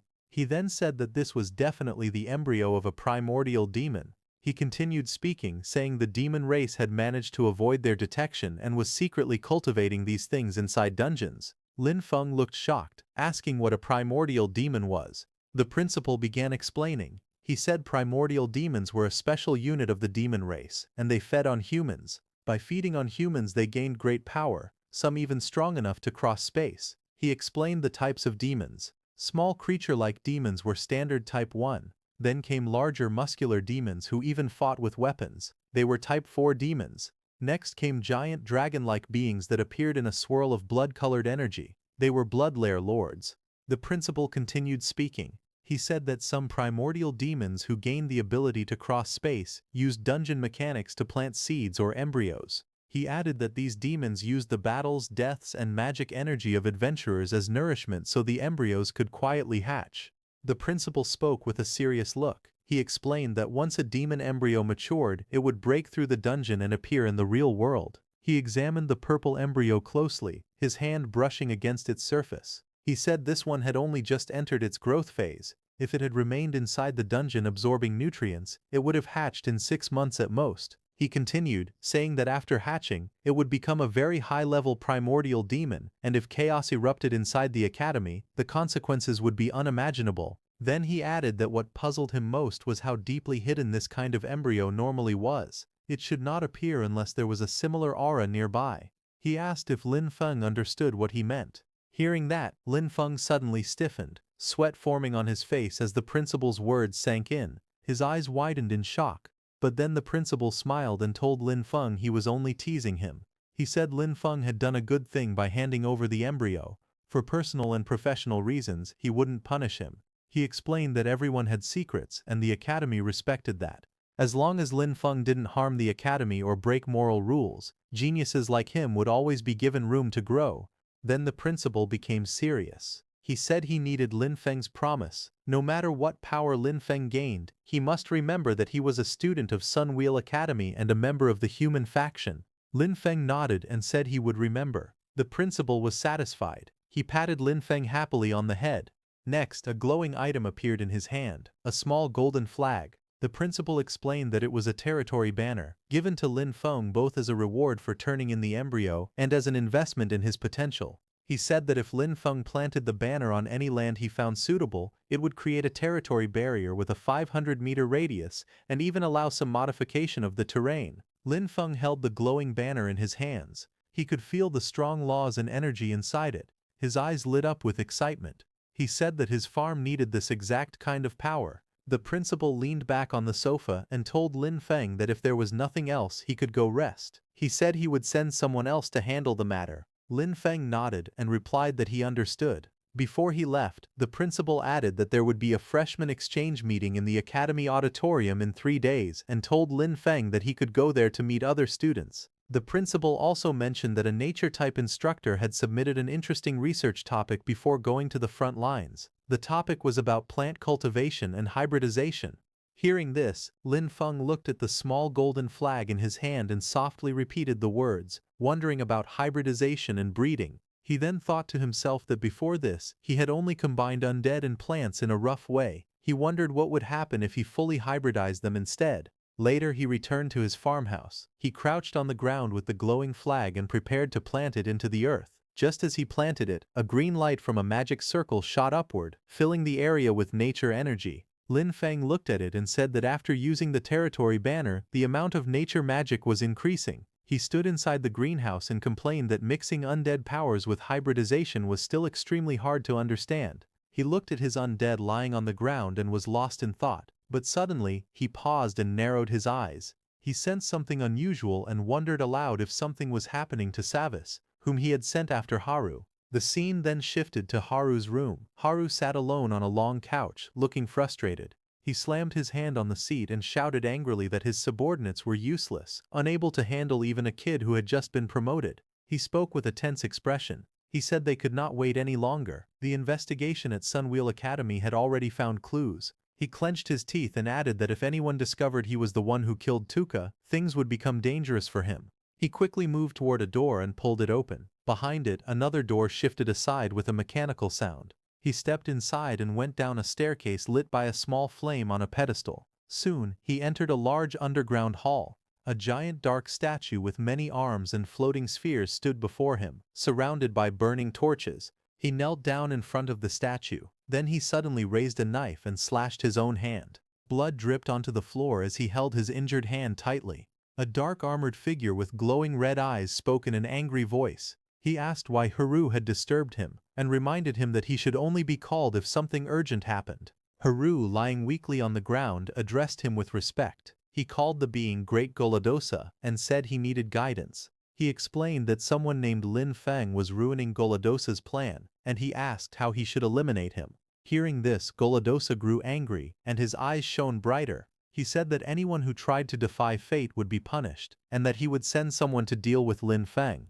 Haru bowed his head and thanked him. He nervously added that he hoped it would be done quickly. Hearing this, Goladosa suddenly burst with rage. A beam of red energy shot out and struck Haru with overwhelming force. As Haru's body was thrown back, Goladosa's cold voice echoed again, warning him not to give orders or act as if he had authority. He called Haru an insect. Red light and shattered debris flew everywhere as Haru's body crashed violently from the attack. A huge explosion hit Haru's body and sent him flying back. The blast was bright red and yellow, and he couldn't stop himself from being thrown through the air. The impact pushed him across the ground, breaking rocks everywhere as he rolled and crashed. He got up slowly, his clothes torn and his body covered in injuries. With anger on his face, he shouted that it was all Lin Feng's fault. He sat down among the broken stones, breathing heavily, not knowing that a glowing spirit was beside him, floating quietly. Later, a group of men wearing black suits entered the academy auditorium for the freshman exchange meeting.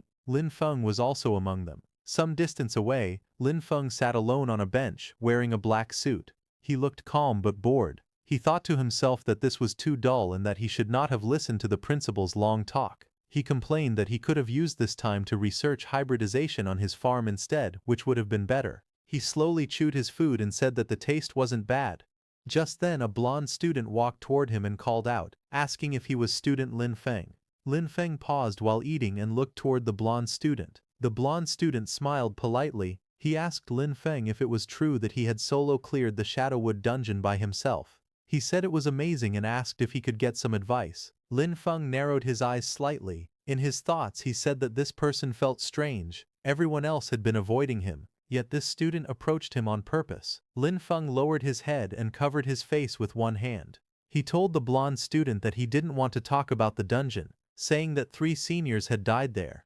He squeezed out fake sobs while holding a piece of bread in his other hand. The blonde student softened. He apologized, saying he hadn't meant to bring up something painful. He promised to come back another time to ask for advice. As he turned away, the blonde student's expression changed. In his thoughts, he questioned Lin Feng's reputation. He wondered if this was really the person Lord Goladosa wanted him to eliminate, thinking that Lin Feng didn't seem very impressive. Lin Feng watched the blonde student walk out of the room. His face remained calm and unreadable as he stayed seated. Later the scene shifted to Haru's room, where Haru was lying alone on the bed in his dimly lit room, the space quiet and still around him.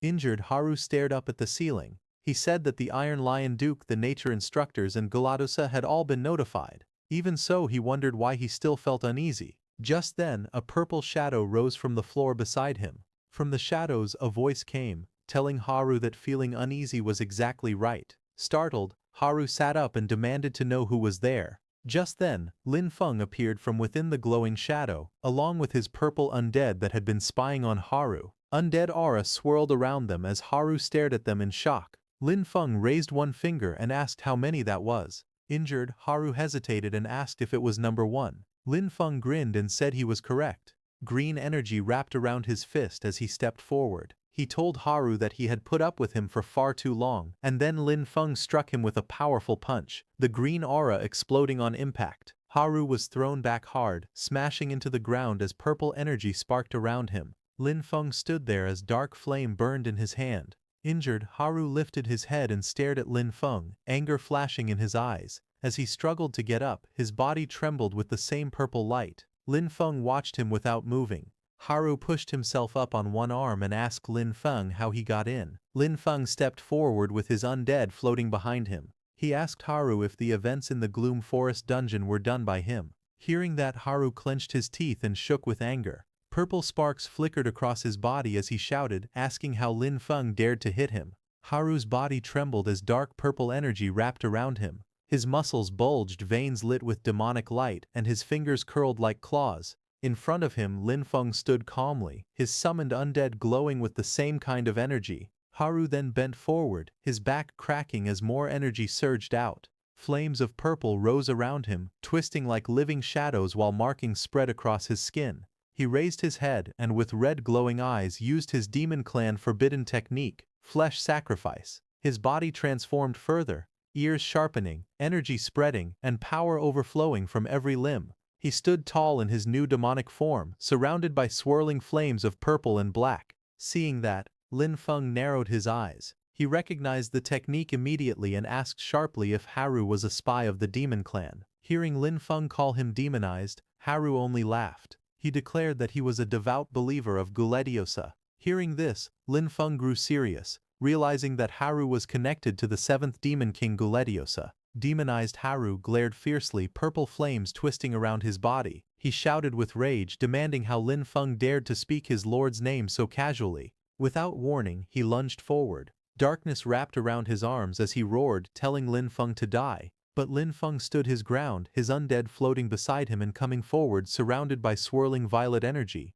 As Haru charged at full speed to attack, Lin Feng's undead responded instantly. She swung her glowing scythe upward, releasing a crescent slash of bright purple light that blocked Haru's attack. But Haru didn't back down and released more demonic energy, causing the female undead scythe to start cracking. The next second, purple fire came out of Haru's hand and fell on the female undead's scythe, shattering it instantly. The female undead looked at her weapon, which was completely destroyed, and Haru's corrosive power was extremely strong. Lin Feng watched her with a serious face. In his mind, he admitted that he had only wanted to test Haru a little, but now things had gotten bad. The female undead created and raised her huge scythe again, releasing huge amounts of necro energy to attack Haru. As that energy hit Haru, he let out a loud roar. Now blue and purple flames burst from his body as he spread his arms wide. He shouted that he had been thinking about how to deal with Lin Feng, but he never expected Lin Feng to walk right into his hands. Seeing Haru unleash more and more energy, Lin Feng also got ready to release his energy as he made up his mind.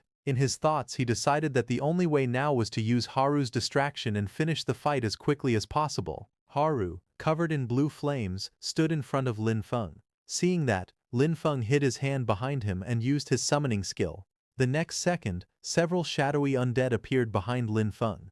They all had sharp ears, dark bodies, and strange glowing flames. They stood like an army at his side, making his presence even more dangerous. Seeing that, Haru was shocked. He immediately recognized that Lin Feng was using undead magic. His face twisted with anger as he shouted that Lin Feng really was problematic. Tears streamed down Haru's face as he said that Tuka's sacrifice was not wasted, because they had discovered a human genius. While he was lost in thought, one of Lin Feng's undead stepped forward and attacked Haru with its huge spear. He moved fast and struck, sending his glowing spear straight toward Haru. That sharp purple spear of energy pierced Haru's chest. Haru fell to the ground before he could understand anything. His body was bruised, but his eyes still burned fiercely. From the shadows ahead, Lin Feng's cold voice questioned him if he was the one who killed Tuka. Haru clenched his teeth. Dark energy wrapped around his limbs as he placed a hand on his chest. His voice trembled with ritualistic intensity as he began chanting that with blood as the guide and the soul as the bridge, he welcomed the master's will to descend upon his body. Immediately, black veins pulsed across Haru's skin and his eyes glowed red. A violent surge of purple fire burst outward and a magic circle lit up beneath him, filling the room with swirling patterns. Haru told Lin Feng to tremble and welcome the descent of the Demon King. He announced her name Gulletiosa, As he said that, a towering figure of shadow and horns appeared above him, surrounded by floating spheres and blazing violet flames. Haru knelt before her, lowering his head. He addressed the being reverently as Lord Gulladiosa. But before Haru could continue, Gulladiosa punched him, asking how a mere ant dared to call her true name. Injured, Haru sat on the floor, purple flames drifting around him. He looked up with confusion and called her lord. In front of him, Lin Feng stood calmly, and behind him all of his powerful undead appeared, their glowing forms filling the room. Haru pointed at him and asked his lord to kill him. Lin Feng's mage undead came forward and raised his hand, gathering bright purple energy. He attacked the Demon King with an energy beam. Demon King Gulladiosa was surprised to see that Lin Feng was a necromancer. She immediately realized that Heikui had already been defeated. She then raised her shield, which came out of the ground to block Lin Feng's mage undead's energy beam. But this made Demon King Gulladiosa realize that her summoner was simply too weak, too frail, and because of that her mana couldn't maintain the defensive formation. Thinking that, she raised her hand toward Haru, holding it in front of him and sucking energy from his body. Before he could understand anything, Demon King Gulladiosa's massive claw descended from above. He screamed in panic, shouting as demon energy ripped through his body. His form twisted, cracking apart under the pressure of the demonic energy. Demon King Gulladiosa absorbed all of his demonic energy. Its single red eye glowed fiercely as tendrils of power wrapped around its frame. After Gulladiosa absorbed everything from Haru's body and threw the weakened Haru aside, then with a deep resonant voice, Demon King Gulladiosa declared that now she could fight Lin, the successor of the Necromancer, properly. Lin Feng stood quietly. He looked at Demon King Gulladiosa and thought that even if all of his undead fought together, they still wouldn't be strong enough to defeat the Demon King head-on. Charging straight in would only get them all killed. It was not a smart plan. Then he noticed Haru on the ground, who had been drained earlier and lay weak. Then he looked at the glowing magic circle in the aura, shining with summoning energy. Seeing this, Lin Feng's expression changed. A small smile formed, and he thought of a way. Then he raised his voice and called Demon King Gulladiosa a foolish demon clan member, saying that since the demon already knew he was a necromancer, he was surprised that the demon didn't run away. Instead, the demon actually wanted to challenge him. He said that was interesting. The purple flames around Lin Feng grew brighter as he lifted his hand. With a sharp gesture, he pointed forward and commanded his undead to attack. Hearing that, Demon King Gulladiosa said that if this was Lin Feng's way of provoking him, then so be it. He created a chain made of demonic energy and swung it toward Lin Feng, saying he would act as he wished. Seeing that, Lin Feng's female undead came forward and spun her staff as circles of light formed around her. A bright defensive wall flashed into existence. Lin Feng's undead mage stepped forward, summoning countless floating bubbles around his body. The bubbles shimmered and formed a protective layer. But they couldn't block Demon King Gulladiosa's attack. They were sent flying. Demon King Gulladiosa looked at them with disdain. He mocked them, saying they were so weak that he was beginning to doubt how Lin Feng even handled Heiqi. With the second attack, Demon King Gulladiosa completely destroyed Lin Feng's undead, shattering them instantly. After destroying Lin Feng's undead, Demon King Gulladiosa grabbed Lin Feng and lifted him into the air, saying that before Lin Feng died, he would allow him to say his last words. Demon King Gulladiosa called Lin Feng a pitiful successor, and said he did not understand the power of the undead at all. But suddenly Lin Feng smiled. He said that it was actually Demon King Gulladiosa who didn't understand the power of the undead. He pointed at his undead, who was behind Demon King Gulladiosa holding dead Haru's head, and explained that he had just noticed that when Demon King Gulladiosa appeared, it drained Haru's mana but did not kill him. He also noticed that the mana used for the summoning formation had decreased a lot. Hearing that, the undead creature's eye widened in shock. Lin Feng freed himself from the Demon King, telling him that his summoning still had limitations. As he said that, Demon King Gulladiosa's body started to weaken. Lin Feng, standing below, smirked slightly and told him that his guess had been right all along. Demon King Gulladiosa roared in rage, shouting that it wouldn't let Lin Feng go. As he said that, its massive body erupted with energy as pieces of its form began to scatter apart. Light burst around as Demon King Gulladiosa's body cracked and dissolved into fragments, leaving only fading traces in the air. Once the chaos settled, Lin Feng was left alone standing on the shattered ground. He lifted a hand to the back of his head and gave a relaxed smile, telling Demon King Gulladiosa that he would be waiting. Not far away, some officers noticed the explosion and rushed toward the scene. One of them shouted in alarm, telling the others to go check what happened. Lin Feng turned his head slightly as he heard their voices. His eyes widened as he looked toward the approaching figures, the faint purple sparks around him flickering in the dark. Without a second thought, Lin Feng ran away from there, saying this was not good. Then, at dawn, he arrived at his farm outside the city. He walked forward slowly, the sunlight falling on him. He thought to himself that his mana was almost gone and that he had barely escaped in time. He raised his fist slightly and reflected that if he hadn't won his final gamble, he would have been finished. Thinking all that, he walked toward his room. But suddenly, a crack appeared in the barrier around his farm. Lin Feng stopped and turned his head sharply, asking who it was. Just then, a blond man broke the barrier and landed in front of him. When Lin Feng saw that person, he immediately recognized him. It was the same blond man whom Lin Feng had met at the students' gathering, and the one whom Demon King Guladeasa had sent to kill Lin Feng. The blond man slowly walked forward, a sword hanging on his back. His face looked annoyed. He told Lin Feng that he had been enjoying a mission where he was killing freely, but his lord had suddenly stopped him. Because of that, he was in a very bad mood. He pulled out his sword with a grin and asked Lin Feng if he could stand there and let him kill him.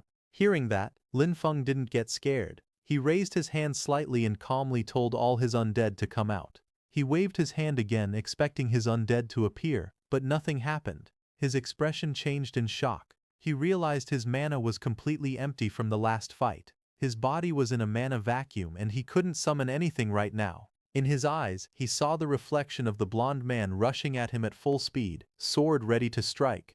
The blond man leaped forward like a bullet, swinging his blade toward Lin Feng as the attack exploded with force.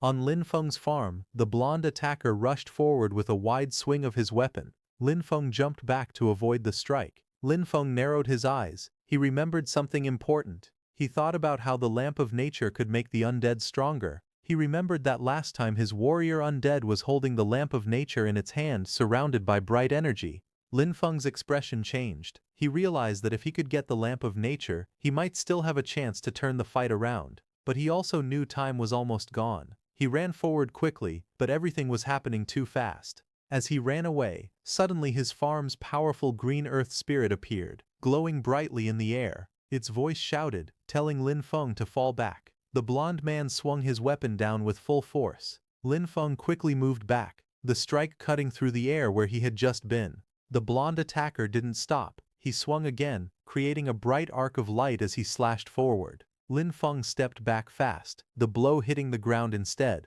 Both of them stood facing each other under the orange sunset. The blond man held his blade ready while Lin Feng kept his stance light, watching carefully.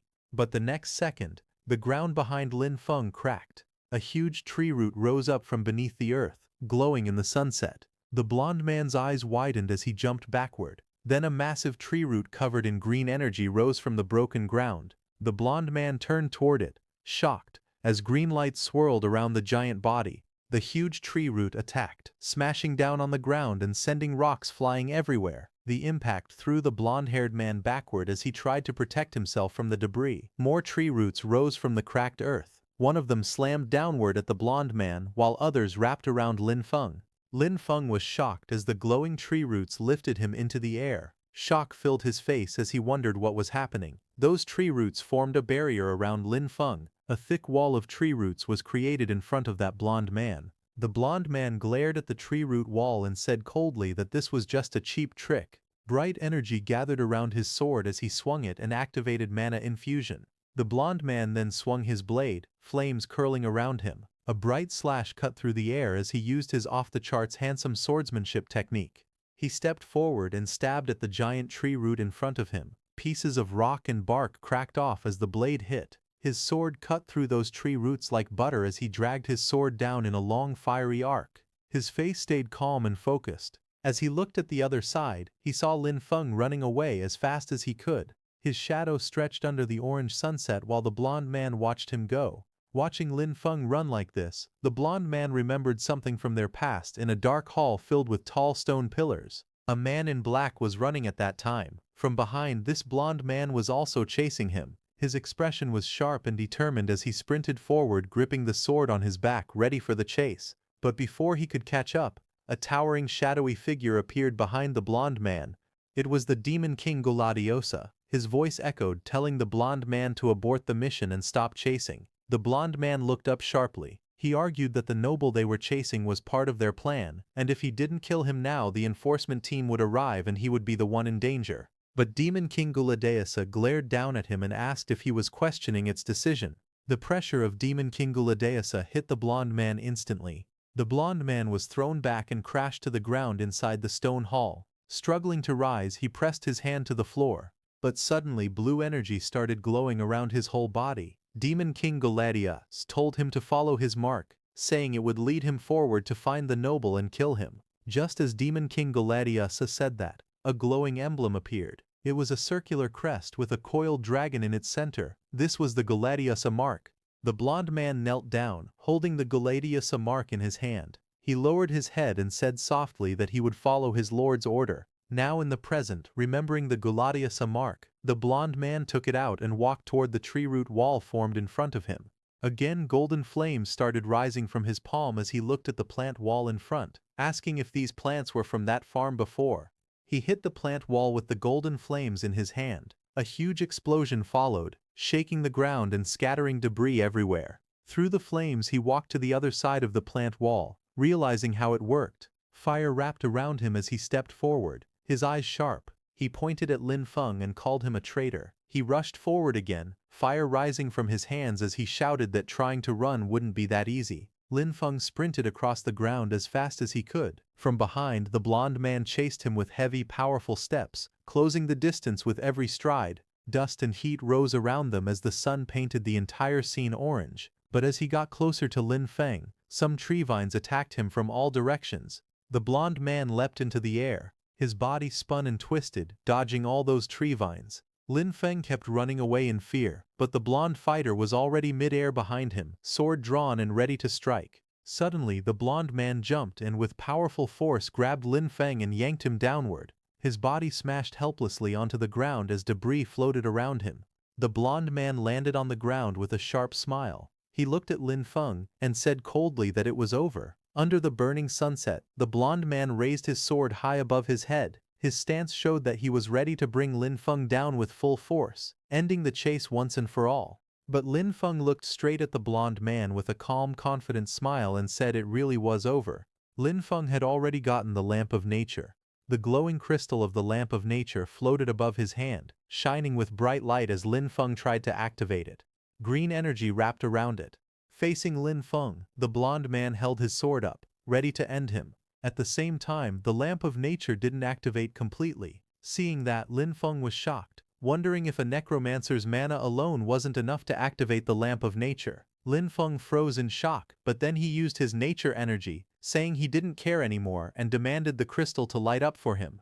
Just as he used his nature mana, green flames suddenly burst out, and the Lamp of Nature shone even brighter. Lin Feng immediately used its power to push back the blonde man. The blonde man's eyes widened in shock as the glowing light reflected on his face. Lin Feng then stood up with his body glowing softly as the Lamp of Nature floated in his hand. The next second, Lin Feng's whole farmland exploded with a wave of energy. The ground shook as the whole farmland was filled with nature energy. Green vines broke through the earth and quickly spread across the area. They wrapped around trees and buildings, moving like living snakes. The blonde man turned and saw the vines heading straight toward him. Before he could react, they wrapped around his arms and legs, holding him tightly. He glared at those green vines with anger, shouting in rage. He yelled that Lin Feng was a disgusting nature type. He struggled as the glowing vines tightened around his body. The blonde man used all his power and broke free from all those vines by tearing them apart. Just as he fell on the ground, he took out his Guladeasa mark. Purple energy covered his whole body and soared as he activated its full power. The Guladeasa mark released huge amounts of demon energy, which the blonde man absorbed and released into the surroundings. The blonde man moved with lightning speed and attacked Lin Feng from all directions with his sword. Seeing him coming, Lin Feng stepped forward and used the Lamp of Nature, releasing huge amounts of nature energy. Using all that natural energy, Lin Feng finally summoned his undead spirit.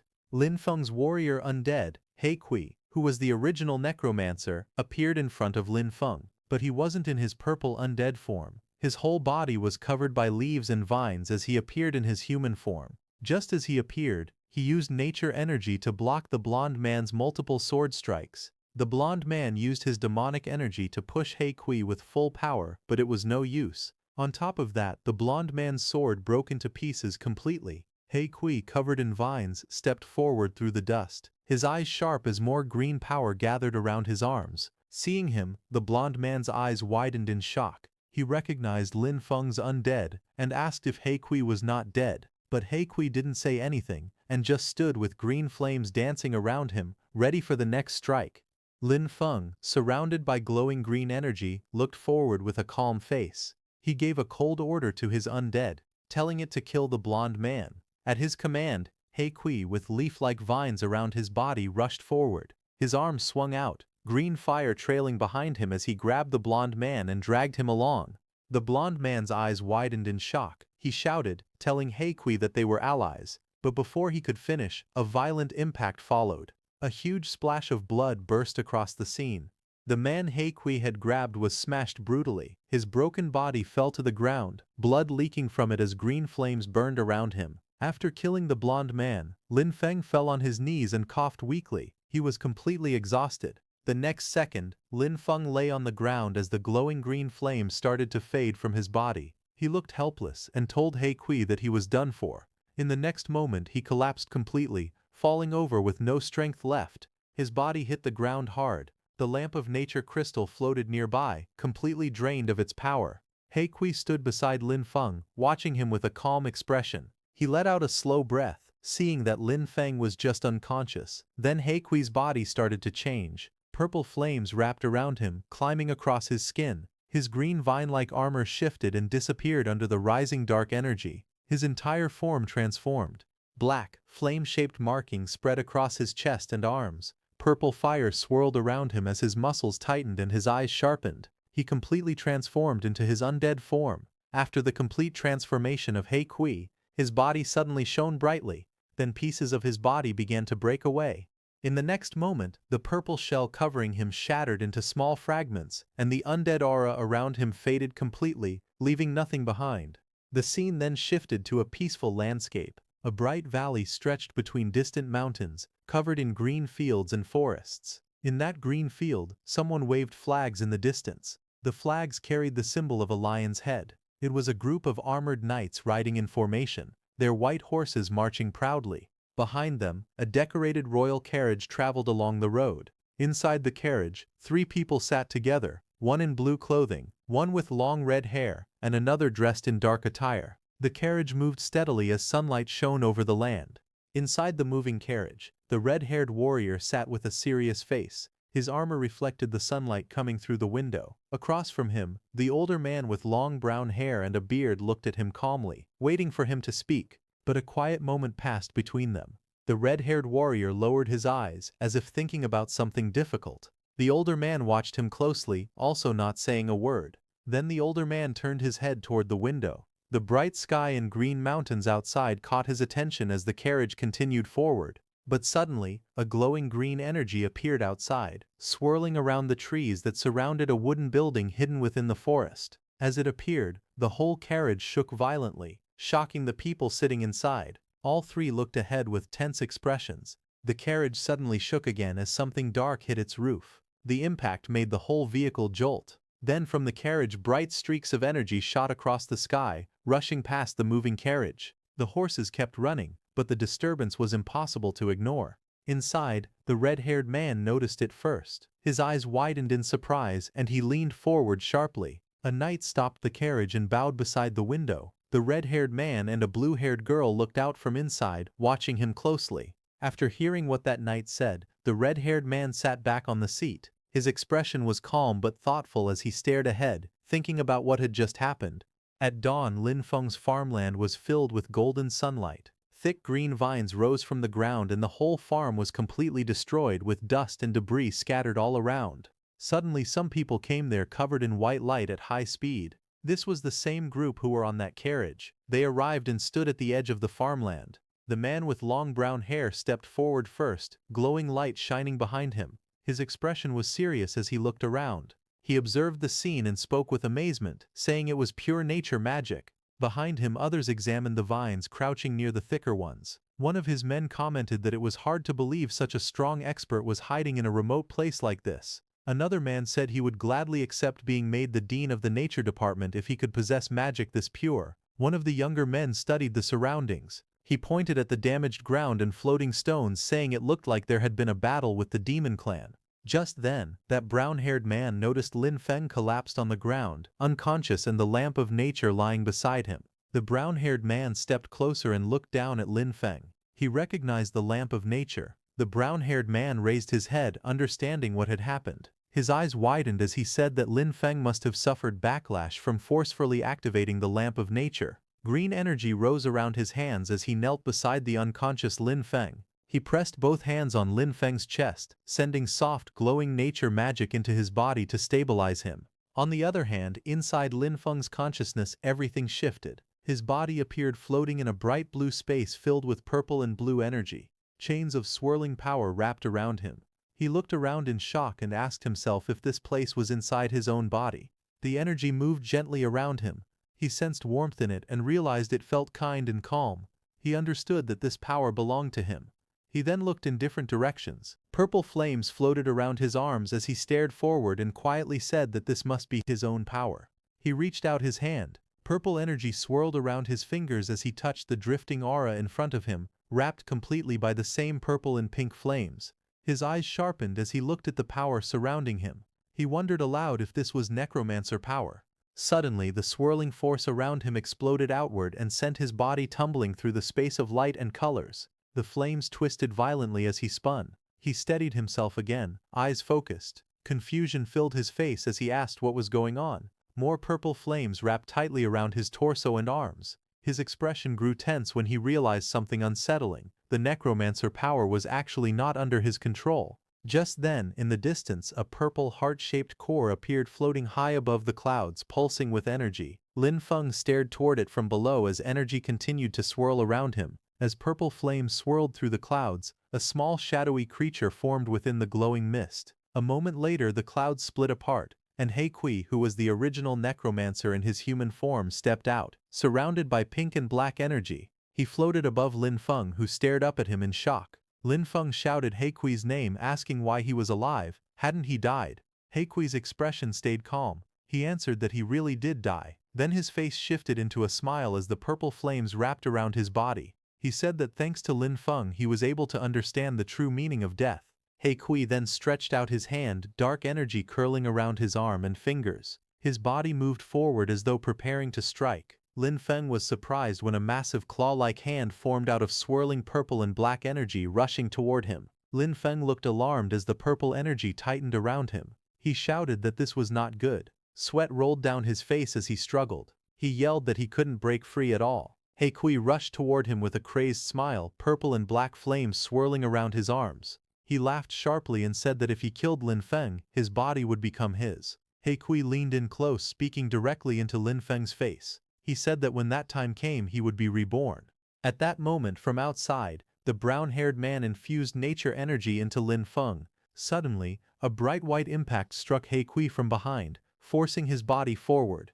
His face twisted in shock as he turned, unable to hide his surprise. Lin Feng stared upward, both of them reacting to the unexpected blow. Again, a burst of white light struck downward, shaking the space wrapped in purple flames. He Kui's body jerked as the impact hit near him. Another blast followed immediately, cutting through the swirling colors. A long tree root came out of that white cloud and struck He Kui, glowing brightly as it landed.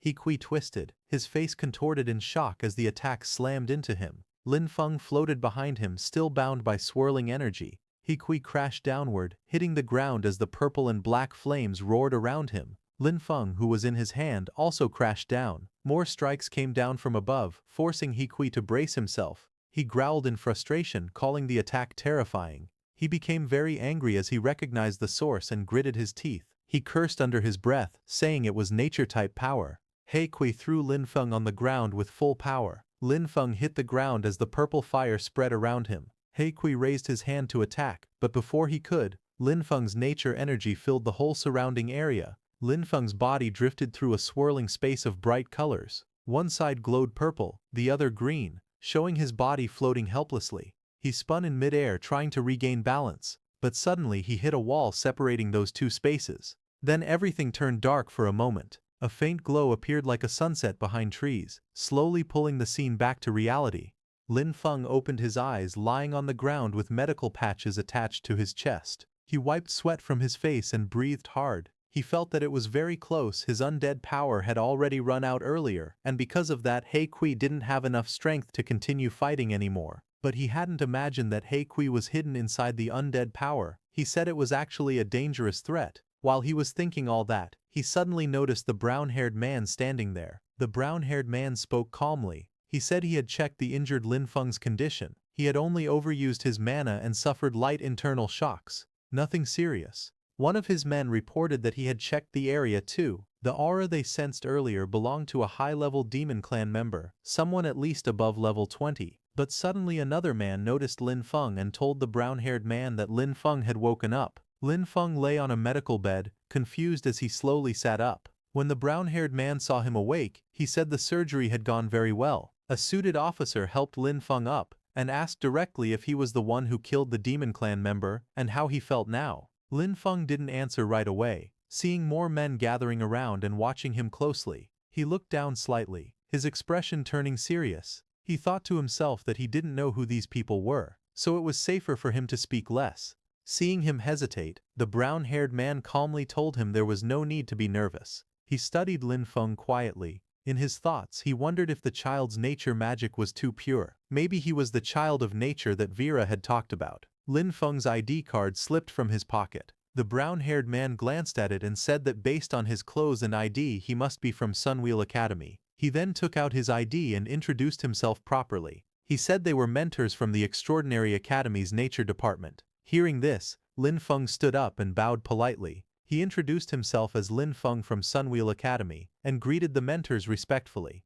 Just then, another group of people came there. It was a man with long red hair who approached with several armored soldiers behind him. They all stared at the destruction in silence. As that red-haired man stepped forward, he noticed the brown-haired man and immediately recognized him as Master Seymour. He asked Master Seymour what had happened there. Master Seymour calmly explained that there had been a demon clan invasion, but the demon was defeated thanks to Lin Feng from Sunwheel Academy. Hearing this, the red-haired man was surprised and sweat rolled down his face. He walked closer to Lin Feng and placed a hand on his shoulder. With a proud smile, he said that heroes truly arise from the young. But as he looked to his side, his expression suddenly shifted. His eyes widened in shock. The red-haired man stared at the scattered rocks and that blonde man's sword on the ground. His eyes widened as he recognized who the killer was. Master Seymour gently placed a hand on his shoulder and asked what was wrong. The red-haired man lowered his head slightly. Seymour called him Lord Count and asked again if he had discovered something.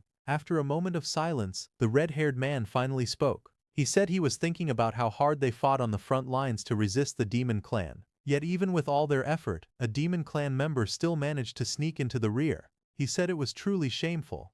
Master Seymour looked at him calmly and said the matter had already been resolved and they should return to the academy. But before leaving, Seymour looked back and told one of his men, Yalan, to bring Lin Feng along as well. They needed the principal to give an explanation.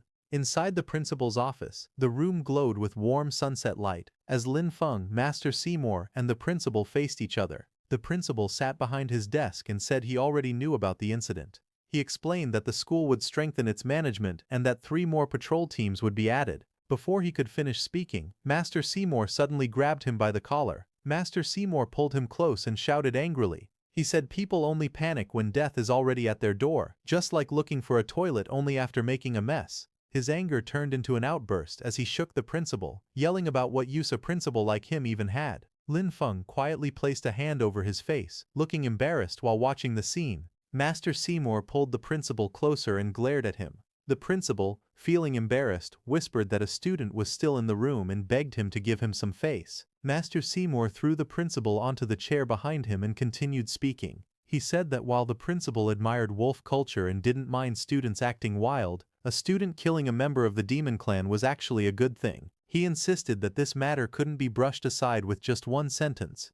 The principal then turned to Lin Feng. He said Lin Feng had single-handedly killed a demon clan member and stopped their possible sabotage plans. Calling Lin Feng's achievement significant, he revealed a reward from the academy, a heroic spirit fragment. He held the glowing shard in his hand before passing it to Lin Feng. Lin Feng took the fragment and looked at it quietly. He asked what the use of the item was. The principal explained that the heroic spirit fragment was the leftover will of an ancient hero. He said it looked like Lin Feng had already found one fragment in a dungeon before.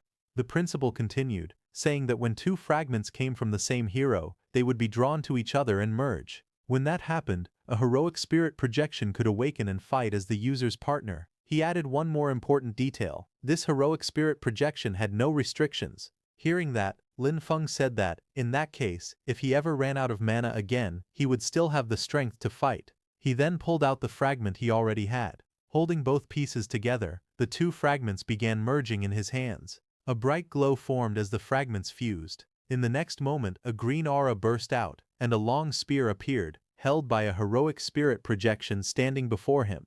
The green energy continued to swirl as the heroic spirit slowly took shape. Half of his face appeared first, calm and sharp, decorated with tribal markings and a glowing red gem on his forehead. Moments later, the full figure materialized, tall, muscular, and carrying a long decorated spear. He wore ancient warrior clothing with a green robe draped across his body and a red pendant hung around his neck.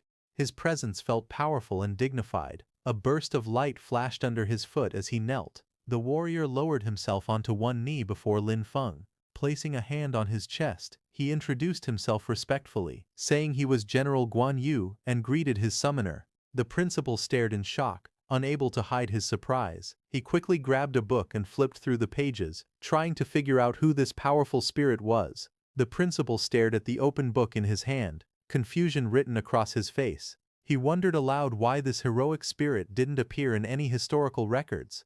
The summoned warrior stood with a hand on his chest, his posture calm and respectful. Across from him, Lin Feng watched quietly, saying nothing. He then raised his hand and the spirit turned into dark, shadowy energy and began to retreat at his command. After that, Lin Feng turned to the principal and Master Seymour. He bowed politely as both of them observed him with serious expressions. He then stepped through the doorway, leaving the principal's office and returning to his room. Just as he left, Master Seymour leaned toward the principal and spoke urgently. He said they had to take Lin Feng with them. He continued, explaining that the purity of Lin Feng's natural mana was something he had witnessed only once before in his life. He believed that with even a little cultivation, Lin Feng would surely achieve greatness in the future. But the principal calmly told Master Seymour to let Lin Feng decide for himself.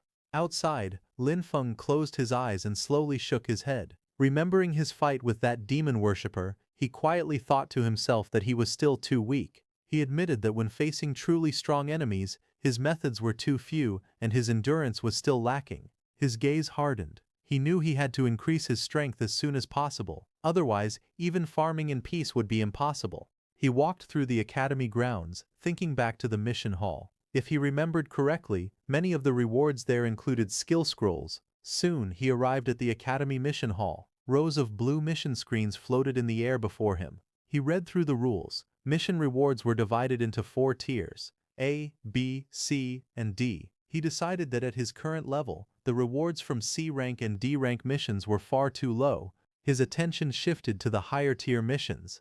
The first mission involved clearing a demonized wolf pack in Eagle Rise Canyon, labeled as a B+ threat. The reward was a choice of one B-grade nature or elemental skill scroll, but it required a 5-person team with an average level of at least 15. Another mission listed the exploration of the ancient Mage Tower ruins below the 3rd floor, with an A-level threat. The reward was 3 synthesizable fragments of an A-grade skill scroll. This mission required a high-level rune master and a team of at least 4.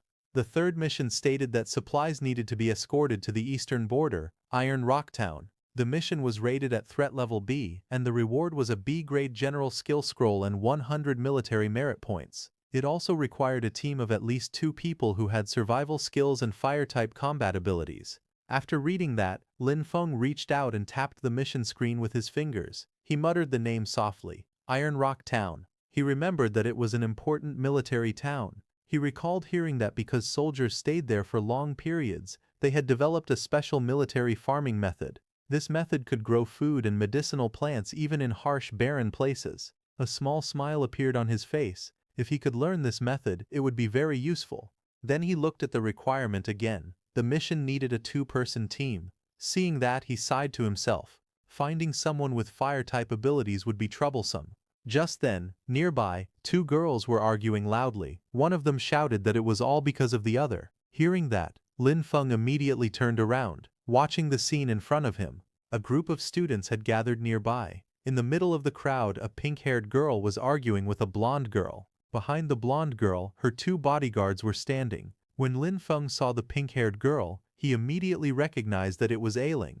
Ailing glared angrily. She shouted that the blonde girl had made fake potions for them, and because of that, she ended up hitting them. The blonde girl crossed her arms and argued back. She said that Ailing did hit her, and she demanded compensation, 1 or 2 gold-tier items before she would let the matter go. Other students watching from the side whispered among themselves. They called this group a gang, and said this was already the 3rd time this month. They wondered why new students kept falling for the same trick. They explained that the group often scammed newcomers with fake potions. Ailing stomped forward and yelled again, this time demanding that her demon bear gall be returned. The blonde girl stood with her bodyguards and told Ailing that she had already used the strengthening potion. Once someone drank it, she said, it was gone. Hearing that, Ailing stepped forward angrily. Her hand reached back, and she pulled out 2 black blades with a sharp motion. She crossed the blades in front of her, her eyes full of anger. Her stance showed she was ready to fight. The blonde girl didn't back down. She raised her voice and shouted to everyone around them. She asked if Ailing wanted to fight and told the crowd to look. Someone was being unreasonable and hitting people. A few steps away, Lin Feng watched them silently. He didn't say anything, only observed the scene with a calm expression. He turned slightly, noticing the commotion growing louder. The blonde girl pointed at Ailing and told the crowd that this woman had asked her to make a strengthening potion, but after drinking it, she refused to admit that she owed anything. The blonde girl shouted again, saying that Ailing even accused her of stealing the materials. Her face turned serious and angry as she spoke. Just then, Lin Feng stepped forward and told the blonde girl that she did embezzle the materials. The blonde girl was shocked and turned to look at who it was. Lin Feng simply looked back at her without changing his expression. Seeing Lin Feng's clothes, the blonde girl realized that he was someone from Sunwheel Academy. She pointed at him, complaining loudly. She said he could eat whatever he wanted, but he couldn't say whatever he wanted. She claimed she worked very hard and didn't deserve false accusations. Ailing just stood there, listening to the argument. Hearing the blonde girl, Lin Feng activated his natural energy. A green flame suddenly appeared in his hand. The blonde girl flinched and covered her ear, thinking she was about to be attacked. But Lin Feng simply held the green flame close to her. She slowly opened her eyes and checked herself. There was no injury. She looked confused and asked why there was no damage. Just then, Lin Feng reached toward her waist pouch. With one quick pull, he tore the pouch open. Something dropped out. Demon bear gall, which had been hidden inside her bag. The blonde girl turned around in shock, staring at what had fallen. Lin Feng held up the glowing green flame again, showing everyone the truth. Students around him whispered loudly. One said this woman always targeted newcomers to scam them. Another pointed out that the item she hid looked like a demon bear gall. The blonde girl pointed angrily at Ailing. She said that this time a senior from Sunwheel Academy had stepped in to help her. Then she warned that next time she wouldn't be so lucky. But just as she tried to storm off, Lin Feng grabbed her wrist. She froze in surprise and looked back at him. Lin Feng stood calmly and told her to hand over the demon bear gall. After she handed it over and ran away, Lin Feng held the brown demon bear gall in his hand and asked Ailing if this was the same one from last time. Ailing looked at him with a soft expression. She explained that she had originally saved it for him, but after losing to him last time she felt unwilling. She admitted she had thought about turning it into a potion to make herself stronger. Lin Feng threw the demon bear gall toward Ailing and said that since he had promised to give it to her, he would keep his word.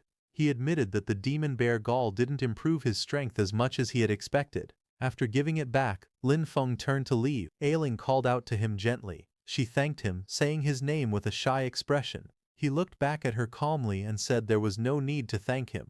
If she really wanted to repay him, he asked her to help him find a fire-type ability user. As he said that, he turned around and asked if he remembered correctly. She was fire-type, wasn't she? She stopped and glanced back at him, smiling faintly. She answered with a soft yes. He smiled in return, relaxed and confident under the golden light. A few minutes later, they went to the mission hall. A staff member walked up to them, saying that his mission request had been accepted, and handed over the mission items. He asked Lin Feng to keep them safe. Lin Feng held the mission scroll in his hand and stared at it quietly. He didn't say anything, but his eyes showed a hint of speechlessness. He looked down at the scroll and thought excitedly about learning a planting method and a new skill. He also received a thick book among his mission items. On the cover, the title showed that it was an ancient array manual, a translated copy. That same night, in the Iron Lion Count's residence, the scene shifted to a secret chamber. Inside the dim, cold room, the Count sat alone, surrounded by twisting shadows. He spoke slowly, saying that both of his nephews, Haru and Tuka, were dead. Dark mist curled around him as he continued. He said the Academy's law enforcement team had tightly covered the news. Even now they still didn't know who the killer was. From within the shadowy fog, another figure spoke. The figure asked why he had been summoned. Was that all he wanted to say? The Count clenched his fist tightly as he spoke. He reminded the shadowy figure that there had been a promise. As long as he provided intelligence about the frontline defenses and helped cover the infiltration, he would receive support. His expression twisted with anger.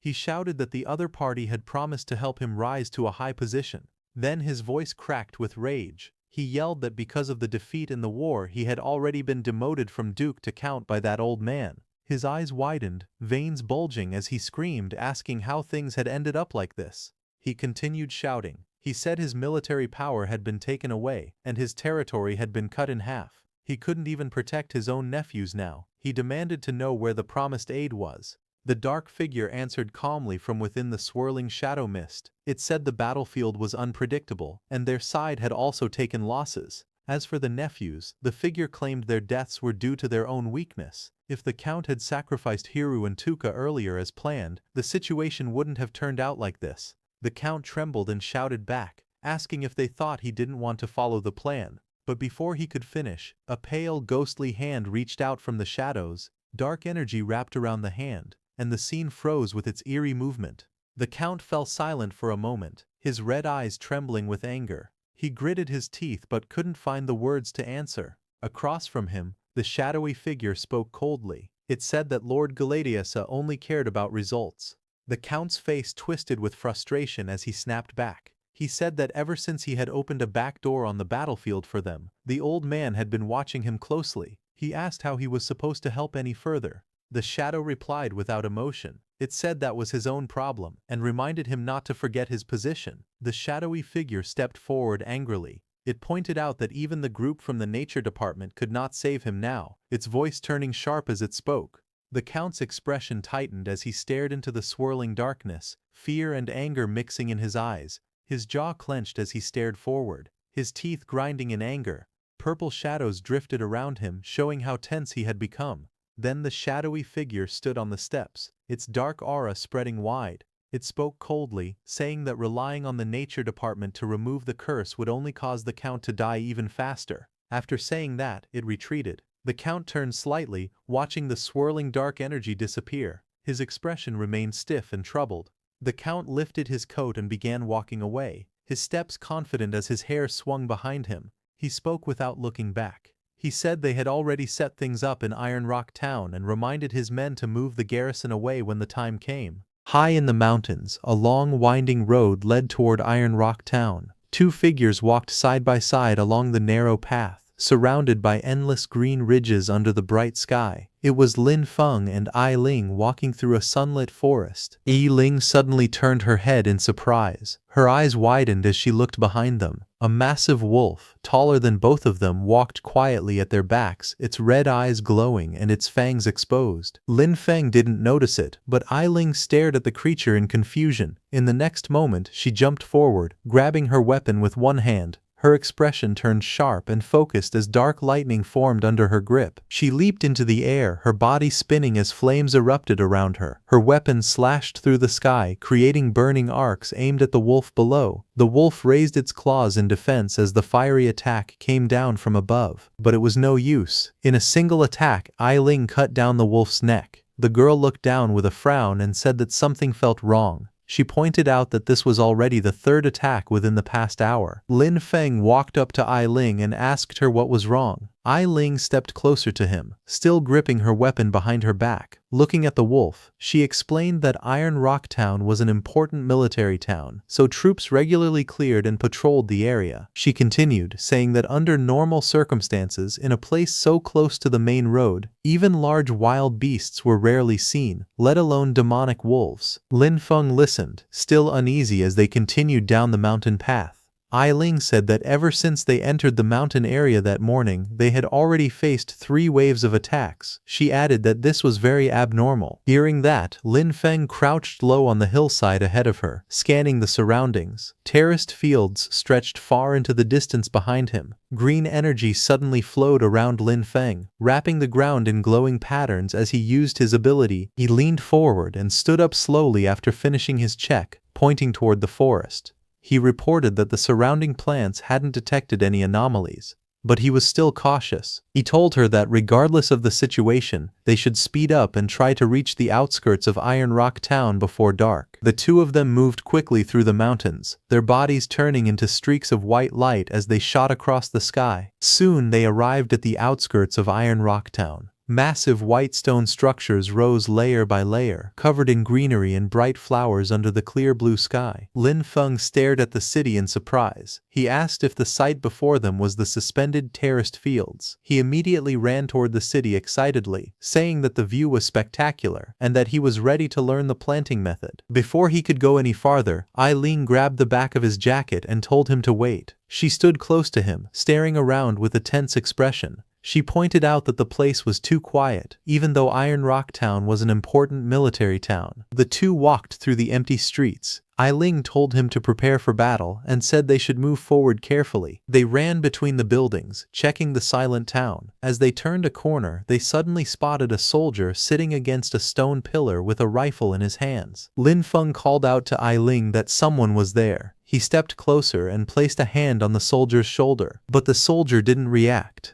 Lin Feng looked at him and told Ai Ling that the soldier was already dead. They continued around the next corner and saw more bodies lying across the ground. Ai Ling looked at the scene in shock. She said it made no sense. Iron Rock Town had a garrison of 3,000 soldiers and strong defensive formations. Something like this should have been impossible. While speaking, Ai Ling suddenly froze, her eyes wide with shock. She turned toward a room and shouted that the demons were there. Inside, stone-skinned horned demons stood guard beside a stone altar covered in strange runes. Lin Feng narrowed his eyes, watching quietly from behind her. Together they peeked around the corner and saw more demons gathered around a glowing purple formation. Bones were scattered across the floor as the demons worked on the ritual. Ai Ling spoke in a serious tone. She said the demons were creating some kind of formation and that they couldn't allow them to finish. She told him she would lure the demons away and he should take that chance to destroy the formation. But Lin Feng rested his hand on her shoulder. He told her the demons were all around level 35 and asked how she planned to lure them away. Ai Ling stepped forward with a determined look, her expression firm and unshaken as she thought of something. But suddenly, purple energy burst out around them. Lin Feng noticed as the air cracked with magical power. He grabbed Ai Ling quickly, and with one strong motion he pulled her close and shouted for her to go. Together they leapt away just as purple blades of energy shot past them. A violent explosion of purple light erupted behind them, sending rocks and debris flying across the room. Lin Feng shielded Ai Ling with his arm as demon warriors rushed toward them. From inside the ritual area, a demon's voice shouted that someone had intruded. It ordered 2 others to go and kill them. One demon jumped forward, with glowing purple wings of energy spreading behind him. He aimed his spear at them and roared that they wouldn't escape, that they should die. Lin Feng quickly reached out and grabbed Ai Ling's arm, pulling her toward him as danger approached. The next second, huge purple blasts rained down from above. Explosions hit the ground around them, sending debris flying everywhere. The two of them ran together, narrowly avoiding each strike. Ai Ling stumbled and looked up in fear. A bright purple beam was coming straight toward her, and she threw her hand up in panic. Lin Feng saw the danger and shouted for her to watch out. He moved instantly and created a nature energy barrier, blocking the attack and pulling her close. Ai Ling looked up at him in shock while another blast hit the ground behind them.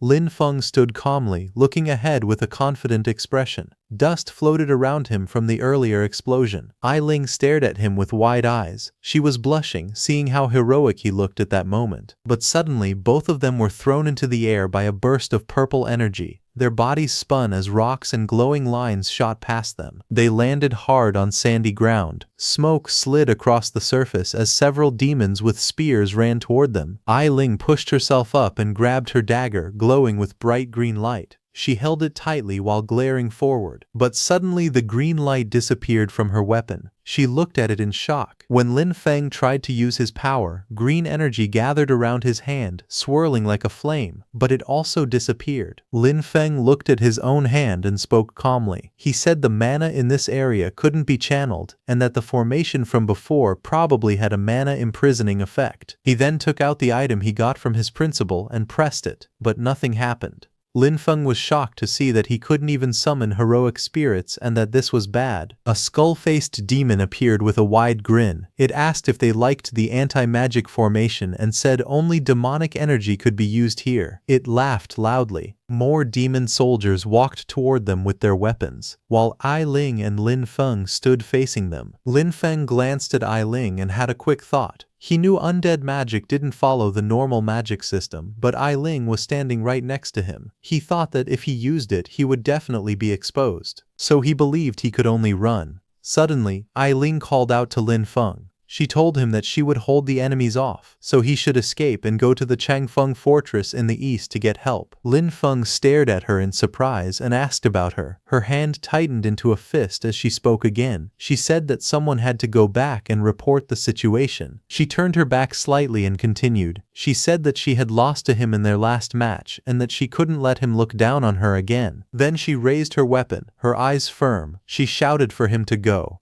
Lin Feng watched her silently, his expression serious. Then he suddenly moved behind Ai Ling and struck the back of her neck. Her eyes widened in shock as the hit landed. Green energy wrapped around her body, and her expression froze in surprise. Her mouth slowly opened as she lost strength. Yellow lightning-like lines ran across her body, and she collapsed backward, unconscious. Two skeleton demons watched and mocked Lin Feng. One of them asked if Lin Feng was trying to betray his teammate just to survive. The other said this was humanity, despicable and shameless. But Lin Feng caught her before she hit the ground. He held her in his arms and looked down at her sleeping face. He said that this way, he didn't have to worry about her seeing him make a move. Lin Feng looked at the enemies with a calm smile on his face. One of the skeleton demons shouted at him, asking why he was still laughing when he was about to die. Lin Feng reached into his jacket and pulled something out. Green energy glowed in his hand as he raised the lamp of nature. A horned skeleton demon pointed his spear at Lin Feng and shouted. He said Lin Feng dared to use the lamp of nature in front of him and called it courting death. Purple flames fell from above like meteor fire.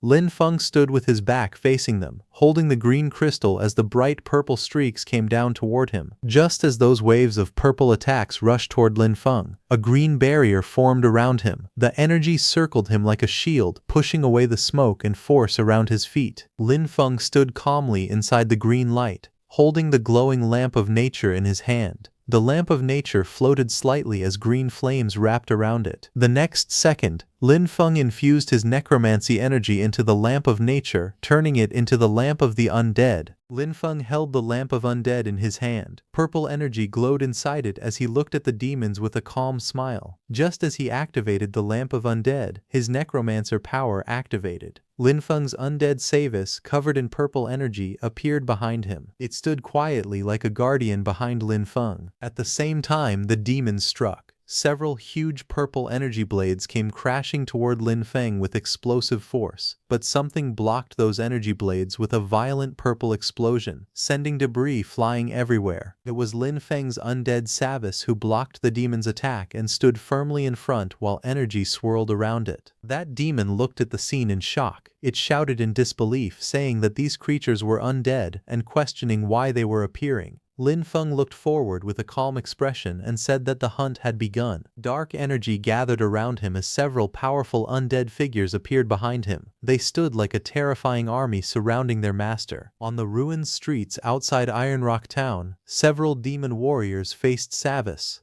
Savis moved first. She swung her scythe, sending a huge wave of purple energy crashing forward. The attack slammed into the demon warriors with explosive force. The purple blast shattered the ground and blew the demons apart, sending bones and debris flying across the ruined street. Just as those demons died, at the same time in the middle of the city where that altar was, one candle representing those demons' lives burned in purple energy. A powerful demon who was raising his arms felt the purple energy explosion. He looked toward the battlefield with empty eyes as he realized something strange. That demon's eyes suddenly glowed red as it spoke in surprise. It wondered how there could be a summoner who was able to ignore the anti-magic zone. At that moment, a tall demon warrior stepped forward. Purple energy twisted around his body as he moved toward the battlefield. He said that the summoner himself was not very strong. The undead army was the real problem. He ordered the others to hold off the undead while he dealt with the summoner personally. Purple energy gathered in that demon's hand as he also used summon magic. Several demon soldiers appeared and raised their weapons. They surrounded the area, ready to block the enemy and continue the fight. With a powerful force, they jumped into the battlefield. Several demon soldiers rushed forward with shields and swords, trying to block Lin Feng's undead army. That tall demon looked at Lin Feng's undead and calmly explained that summoners could be troublesome opponents. However, he believed that once the summoner was killed, all of the summoned creatures would disappear by themselves. With that thought in mind, he turned his attention toward Lin Feng. The tall demon mocked Lin Feng, calling him foolish. With a powerful force, the tall demon moved. Shocked, Lin Feng raised his arm to block the debris flying toward him. The tall demon laughed, saying Lin Feng was practically giving him free credit. But Lin Feng did not get scared and looked up calmly at the demon coming toward him.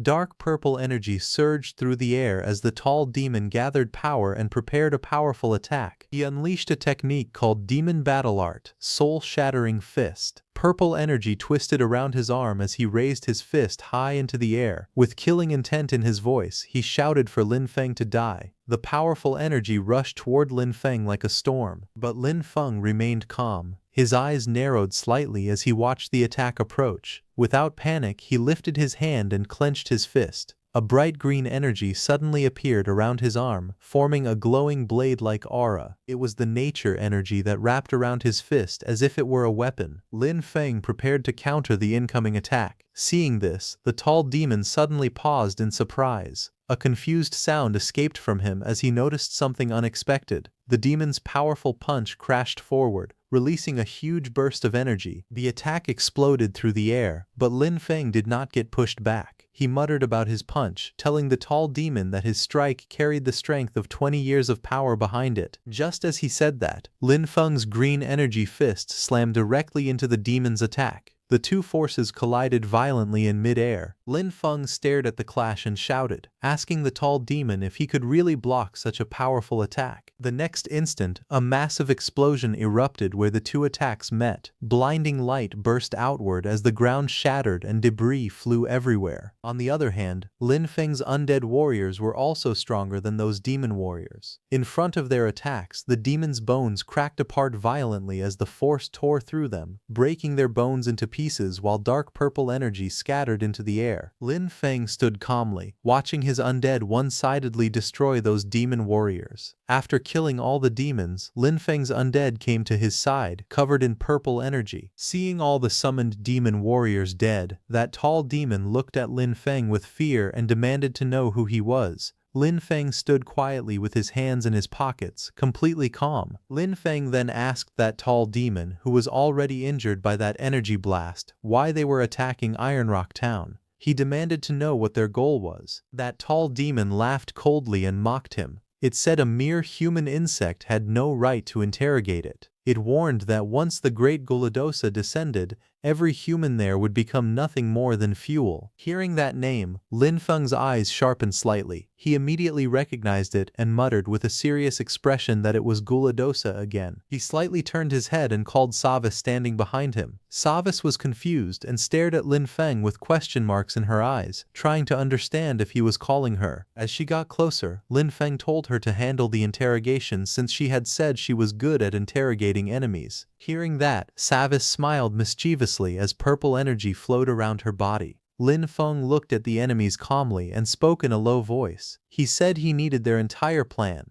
He wanted to know everything, their allies, their locations, and every single detail. A faint smile appeared on Lin Feng's face as Savis prepared to uncover the truth. On the other hand, Savis stepped forward slowly. Purple energy flowed around her body as a playful smile appeared on her face. Without hesitation, she raised her weapon and swung it down. In the next moment, the purple energy burst forward like a giant wave. That tall demon rushed forward angrily, his red eyes glowing with rage. But before he could react, the massive purple attack crashed toward him. A powerful force slammed into the ground. The stone floor shattered instantly, and huge cracks spread across the area as debris flew everywhere. The enemy stood there for only a moment before the purple energy swallowed him completely. The attack exploded with terrifying power. The man's body was thrown into the air as the violent purple energy tore through him. He screamed as the attack continued to surge around him. When the energy finally settled, his entire body was covered by the purple power, trapping him completely.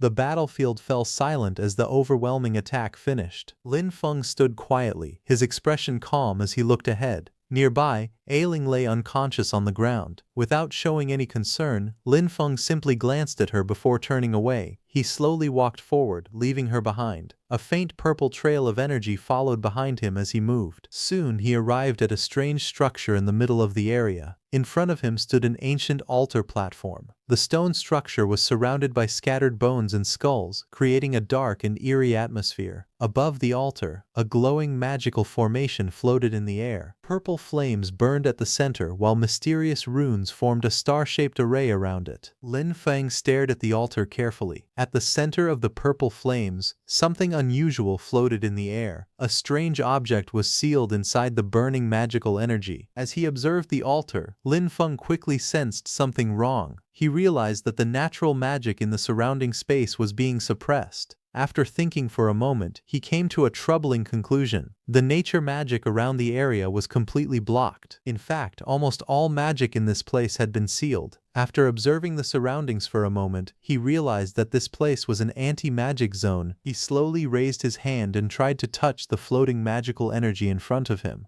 However, the moment he got close, the magic reacted strangely. The energy twisted and distorted, surrounded by mysterious runes that blocked outside interference. Lin Feng narrowed his eyes as he analyzed the situation carefully. He soon realized that approaching the altar directly with physical strength alone would not work. If brute force could not solve the problem, then he would need another method. He then turned around and called one of his undead warriors standing behind him. The undead warrior stepped forward slowly and walked toward Lin Feng. His body was covered in black energy, with purple lines spreading across his skin like cracks of power. Lin Feng stood calmly in front of the altar. His expression remained cold and steady as he gave a simple command. He told the undead warrior beside him to smash it for him. The undead warrior behind him immediately stepped forward. Purple energy surged around its body, crackling like violent lightning. The undead warrior raised both of its arms as power gathered in its fists. With a roar, it swung its arm forward. The punch landed directly on the altar platform. Purple energy exploded outward as the powerful strike shattered the stone structure. Pieces of rock broke apart and flew into the air. The altar began to collapse. At the center, the strange purple energy started swirling violently. The broken stones were pulled into the vortex as the magical flames twisted into a spinning storm of power. In the next moment, the entire altar was swallowed by the swirling purple energy, forming a massive glowing sphere that filled the area. But the next second, the purple energy sphere trembled violently for a moment before it suddenly dispersed. The dark magical flames slowly faded, leaving the area quiet again.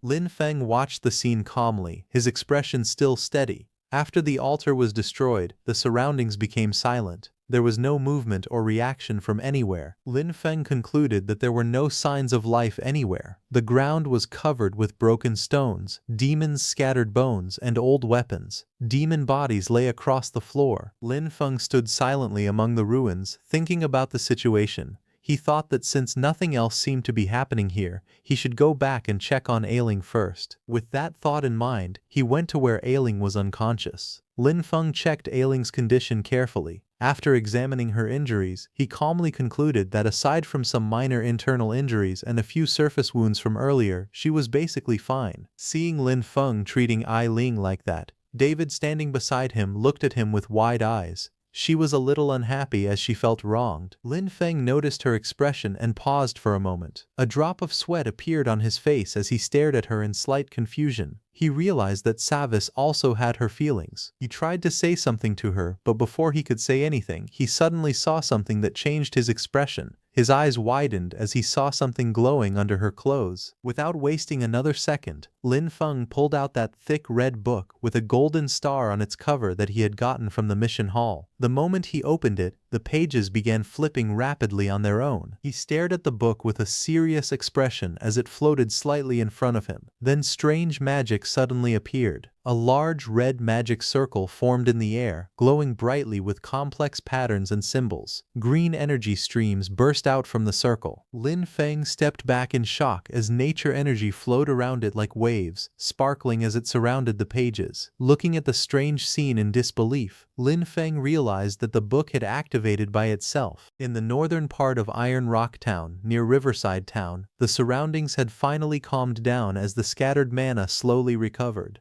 Lin Feng stood outside, holding the strange book in his hand while green energy continued to swirl around it. He stared at it carefully, his eyes sharp as he tried to understand what had just happened.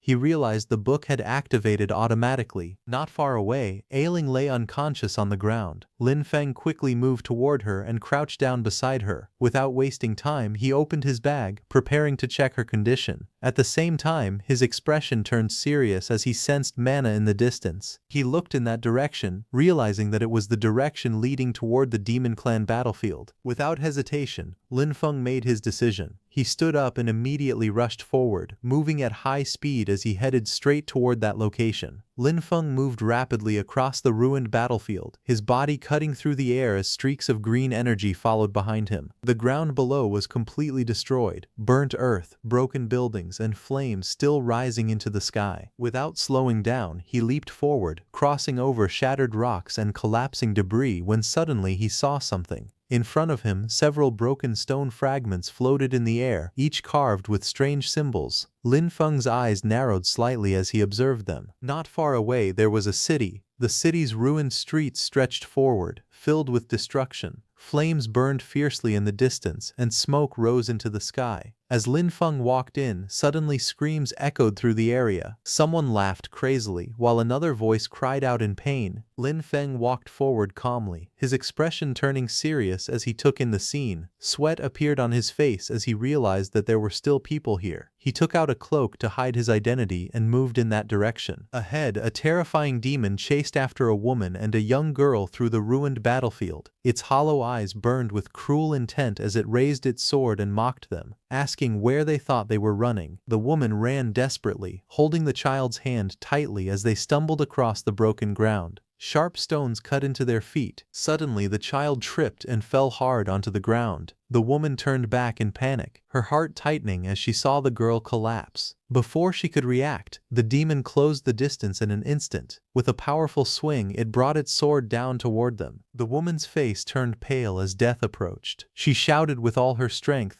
telling the child to run. In the next moment, a dark slash cut through the air, tearing across the woman's body as the attack landed with brutal force. The little girl's face twisted in fear as tears streamed down her cheeks. Her mouth opened wide as she cried out in despair, watching everything unfold in front of her. In front of her, the demon raised its sword high into the air. Its empty eye sockets seemed to lock onto its target as it prepared to strike again without mercy. Just as the blade was about to fall, a sudden flash of light appeared. A hand reached out and caught the attack mid-air, stopping the sword completely. It was Lin Feng, now dressed in a flowing white robe. His expression was calm, and his presence felt completely different. He stood between the child and the demon, shielding her from danger. The girl stared at him in shock, unable to understand what had just happened. At the same time, one of Lin Feng's warrior undead, surrounded by a purple aura, rose behind him. Before the demon could react, the undead warrior moved instantly. With terrifying speed, it closed the distance and grabbed the demon, unleashing a violent attack infused with purple energy. The demon was stunned upon seeing the undead.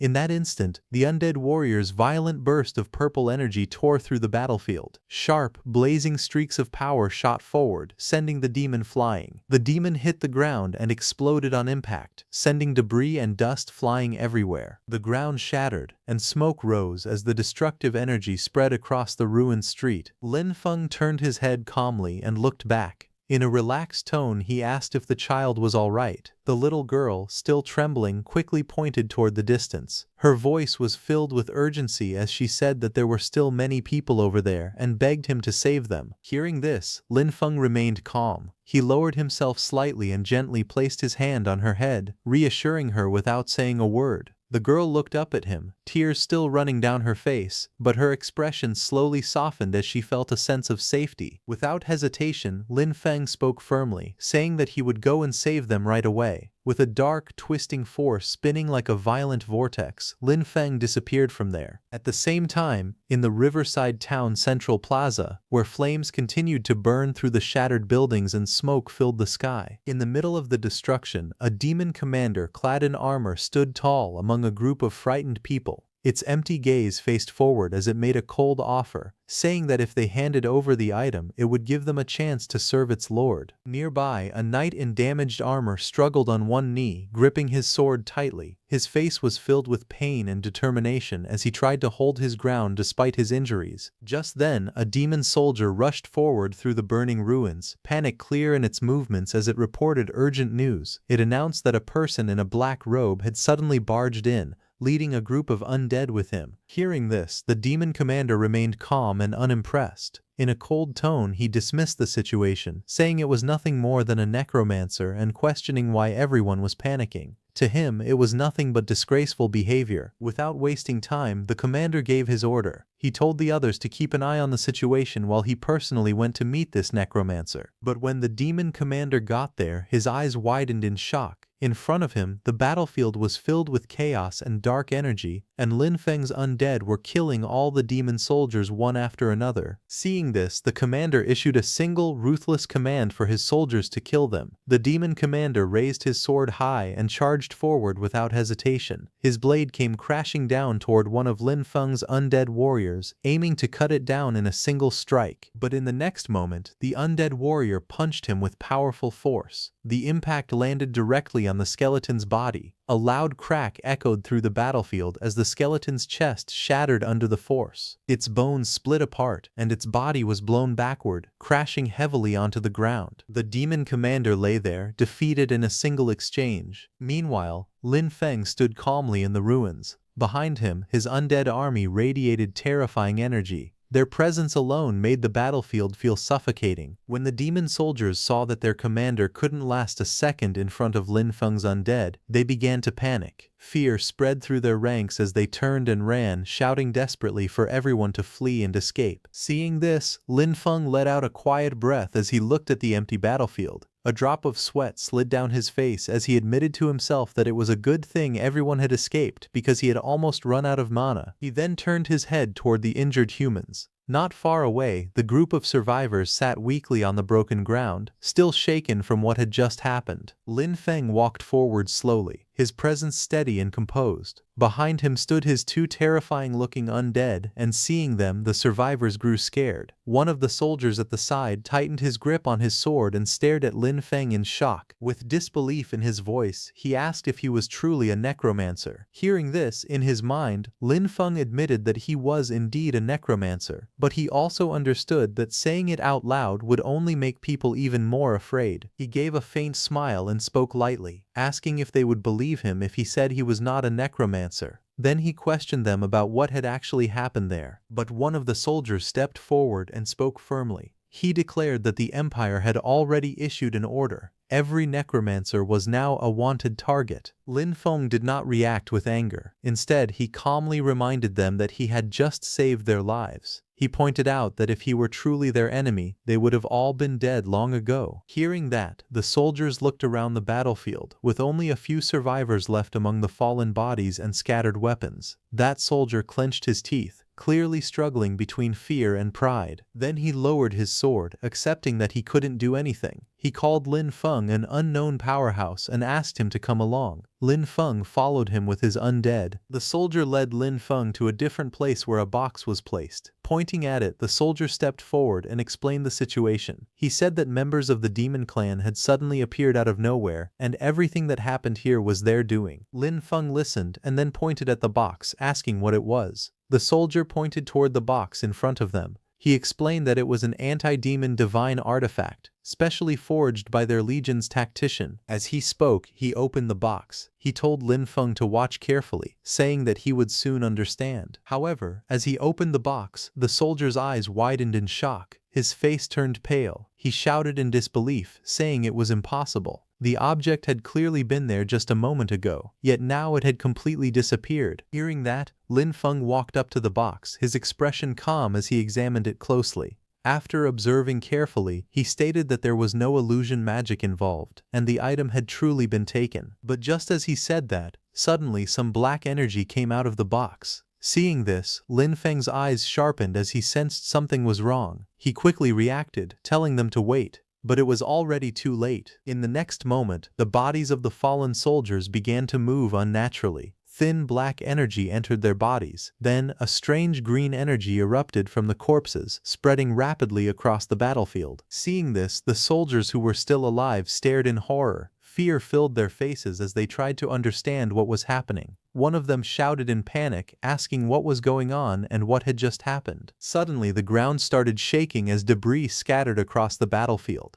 A soldier tightened his grip on his sword and stared in confusion. He could not understand what was happening. Before anyone could react further, the sky above changed as massive green energy pillars formed, piercing through the air like sharp spears. The energy gathered into a single point, forming a powerful magic formation of radiant green energy. The next second, green lightning crashed onto the ground, destroying everything. One of the armored soldiers was thrown off balance, crashing forward as the impact overwhelmed him. His body hit the ground hard, unable to withstand the sudden power. The next second, a massive swirl of dark energy twisted violently across the battlefield, tearing through the air like a living storm. Lin Feng was forced back as the overwhelming force pushed against him, his body struggling to stay steady. The pressure grew heavier with every second. Even the undead around him could not endure it. Lin Feng felt the terrifying weight pressing down on everything and realized this was no ordinary power. He wondered what kind of existence could create such overwhelming force. Nearby, an injured soldier, barely able to stand, gritted his teeth as he recognized the phenomenon. He shouted that he had seen this kind of summoning ritual before on the battlefield. His voice trembled as he revealed the truth. This was Gladiosa, and he was about to descend. Just as he said that, a massive clawed hand began to emerge from the swirling energy portal. The air trembled as Gladiosa slowly took form, its presence alone enough to distort the surroundings. He paused for a moment, observing his incomplete state. He noted that something was missing, questioning whether his power was also incomplete. However, Gladiosa showed no concern. Even in this incomplete form, he calmly declared that it was still more than enough to project his power. Gladiosa fully manifested, his presence alone turning the battlefield into a place of absolute fear. Lin Feng, who was standing quite far away, sensed his presence the moment Gladiosa appeared. Gladiosa was fully revealed. He had long white hair flowing in the wind, dark markings across his face, and glowing eyes filled with cold intent.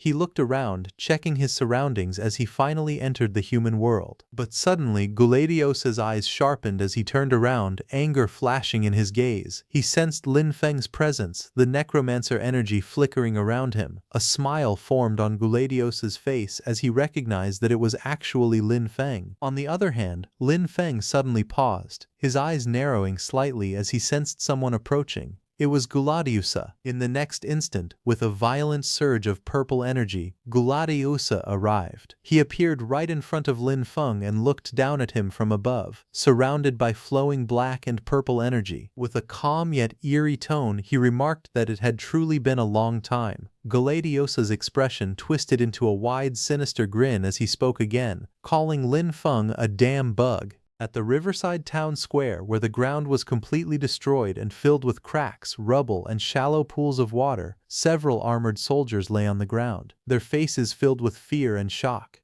Their bodies trembled as they stared ahead, unable to comprehend what they were witnessing. At the center of it all stood Guladeosa, surrounded by swirling purple energy. Looking down at Lin Feng, he cursed him, calling him a damn bug and questioning how he dared to appear before him. Lin Feng looked at him, recognizing that it was Guladeosa whom he had fought before. Guladeosa smirked, his expression filled with pride and hostility. He declared that the last time Lin Feng escaped was merely by luck, but this time, things would be different. As purple energy gathered around him, Guladeosa announced that he would use his proudest move to end it. Guladeosa raised his hand, his eyes glowing with confidence and killing intent. With a cold smile, he declared that this time he would completely crush Lin Feng. He struck, and a massive arc of purple energy surged forward, slicing through the air with terrifying force. The energy expanded instantly, forming a vast, shimmering barrier that engulfed the battlefield. The space around them twisted as the power took shape, locking everything inside. Watching from a distance, an old man's eyes widened in shock. He recognized the technique immediately. He muttered in disbelief that it was the Destiny water curtain. His expression turned grave as realization struck him. He questioned how a demon king could appear in the hinterlands. He trembled with fear, explaining that this was Guladeosa's strongest skill, Destiny Duel. The sheer scale of the technique left everyone stunned, and they could not understand who it was meant to deal with. All eyes turned toward the battlefield, where Lin Feng stood alone, surrounded by the overwhelming power. The old man spoke in disbelief, questioning if all of this was really meant for just that young man. He frowned deeply, struggling to accept what he was seeing. He muttered that the young man did not even look older than his own son. Confusion filled his voice as he tried to make sense of the situation. He explained that Guladeosa's power of destiny took a long time to accumulate each time it was used. There was no reason for such a terrifying ability to be unleashed on someone so young. On the other hand, Lin Feng looked around in confusion. His eyes scanned the surroundings as he tried to understand what had just happened. He wondered where he was, because just moments ago, he had been standing in the town square. In front of him, Guladeosa hovered in the air, facing him directly. The battlefield around them had completely changed, as if they had been pulled into another space. Suddenly, a system notification appeared in front of Lin Feng. It announced that a Destiny duel had been initiated. During this challenge, both parties would have all their abilities restricted. It further declared that the challenger, Guladeosa, had challenged Lin Feng. Guladeosa stood proudly as a massive wheel-like structure appeared behind him. With a cruel tone, he declared that this was his proudest power, the Disc of Destiny stripping. He explained the rules of the duel without hesitation.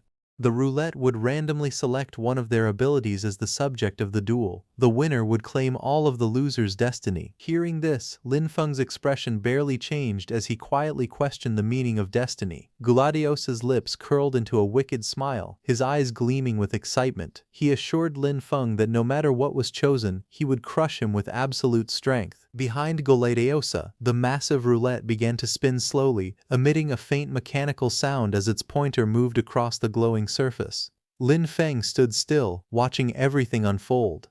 He thought to himself that this ability was bizarre and questioned whether something like this was even something a human could fight against. The roulette continued spinning, its glowing patterns shifting rapidly. The pointer moved across multiple symbols before finally slowing down. In the next moment, a system notification appeared once again. It announced that the duel subject had been determined. Planting ability. Seeing that, a bead of sweat slid down Lin Feng's face, but his expression remained composed and steady. But seeing the result, Guladeosa burst into laughter. He found it amusing and said that he had been curious about what the outcome would be.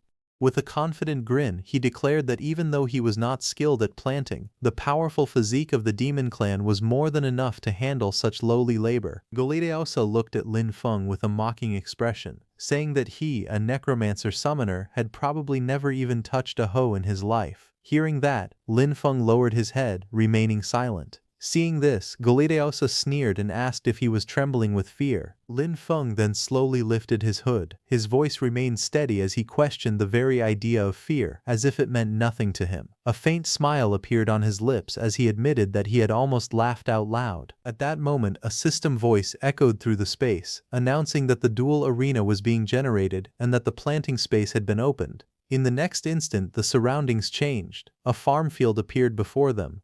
Then 2 boxes filled with seeds appeared before them, neatly placed side by side. Guladeosa glanced at the setup and smirked, casually remarking that it was far too simple. Without hesitation, he reached out and grabbed a handful of seeds, clearly unimpressed by the challenge. A wicked smile spread across his face as he explained that all they had to do was plant the seeds and wait for them to grow. With complete confidence, he declared that he could defeat Lin Feng even with his eyes closed. Holding a hoe in his hand, Lin Feng looked excited, admitting that it had been a long time since he had felt this way. The thought that someone actually wanted to compete with him in farming amused him greatly.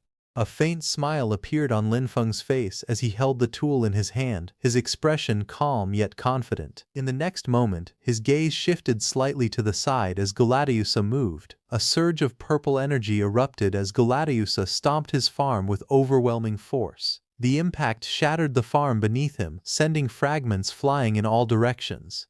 Standing atop the broken ground, Gladiusa raised his arm high and threw the seeds wildly as energy swirled around him like a storm. Seeing that, Lin Feng remained unfazed. With a sharp, steady look in his eyes, he declared that Gladiusa was destined to lose. Time passed. 2 hours later, the result became clear. From the soil, fully grown corn plants stood tall, glowing faintly with vitality, their golden kernels shining brightly.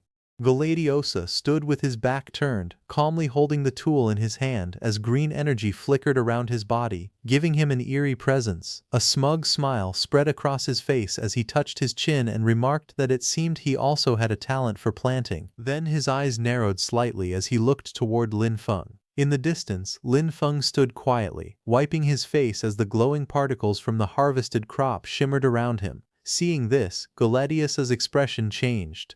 Shock and disbelief filled his face as he realized that Lin Feng had actually matched his planting speed using nothing but the body of an ordinary human. For a moment the battlefield fell silent, then Gladiusa smirked again and declared coldly that this was all there was to it, that it seemed this was all Lin Feng was capable of. But Lin Feng remained calm and used his nature magic. Sweat rolled down his face as he used all his power. At that moment, a system window appeared before him, announcing that the planting had been completed. It began evaluating the result based on plant vitality, life force, and growth potential. On one side, Gladiusa stood confidently, one hand on his waist, watching everything unfold with a calm expression. On the other hand, Lin Feng also stood confidently, waiting for the result. But suddenly, Gladiusa's expression changed. His eyes widened in shock. Unable to accept what he was seeing, green vines burst out from Lin Feng's farm, twisting and growing rapidly, glowing with vitality as fragments of leaves scattered in the air. A system voice soon declared that the evaluation had been completed, announcing that Lin Feng's side had won. Lin Feng stood calmly, showing no sign of excitement, as if the result had already been expected. Hearing that, Gladiusa trembled with anger. He clenched his fists tightly and shouted in disbelief, insisting that it was impossible.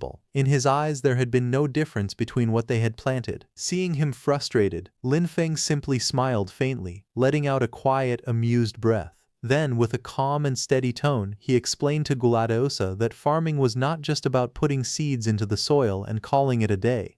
He revealed that he had infused the seeds with nature magic, allowing them to absorb more nutrients from the soil and grow stronger. At the same time, he pointed out the flaw in Gladiusa's method, saying that Gladiusa's energy was destructive by nature, and instead of nourishing the seeds, it would only cause them to wither. Hearing this, Gladiusa's face froze in shock, his eyes widening unnaturally as disbelief consumed him. In the next moment, anger exploded within him. His hands trembled as purple energy crackled around his fingers, and he roared that it was nothing but opportunistic trickery. He refused to accept such an outcome. Losing control, he surged forward with killing intent, shouting that he would tear Lin Feng to pieces with his own hands. Lin Feng reacted instantly. His body moved sharply as Gladiusa's purple energy lashed out around him. With frustration clear in his voice, he mocked Gladiusa, calling out his shameless behavior, flipping the table when he could not win, and questioning what kind of demon king acted like that. But just then, a dark figure that looked just like Gladiusa appeared beside Lin Feng. Dark, violent energy wrapped around its body. Seeing that, Gladiusa grew furious and shot a massive surge of purple energy. It crashed into the black figure with overwhelming force, but the black figure blocked it. Lin Feng watched from a distance, a faint smile forming on his lips as everything unfolded. At that moment, a system notification appeared in mid-air, its cold voice declaring that the challenge had ended. The challenger's destiny had been stripped away, and prohibited behavior had been detected and forcefully resolved. Hearing this, Galadiosa's expression twisted in horror. He roared in despair, shouting that his destiny could not be taken from him. But suddenly cracks spread across his body as dark energy spiraled violently around him. His form began to change, and then his whole body turned into purple energy, cutting through the air like blades as it flowed into Lin Feng's hand. Lin Feng raised his hand and saw that a black mark had formed on it. Just as Galadiosa disappeared, the massive space he had created also vanished. The sky shattered away, and Lin Feng began falling from the sky.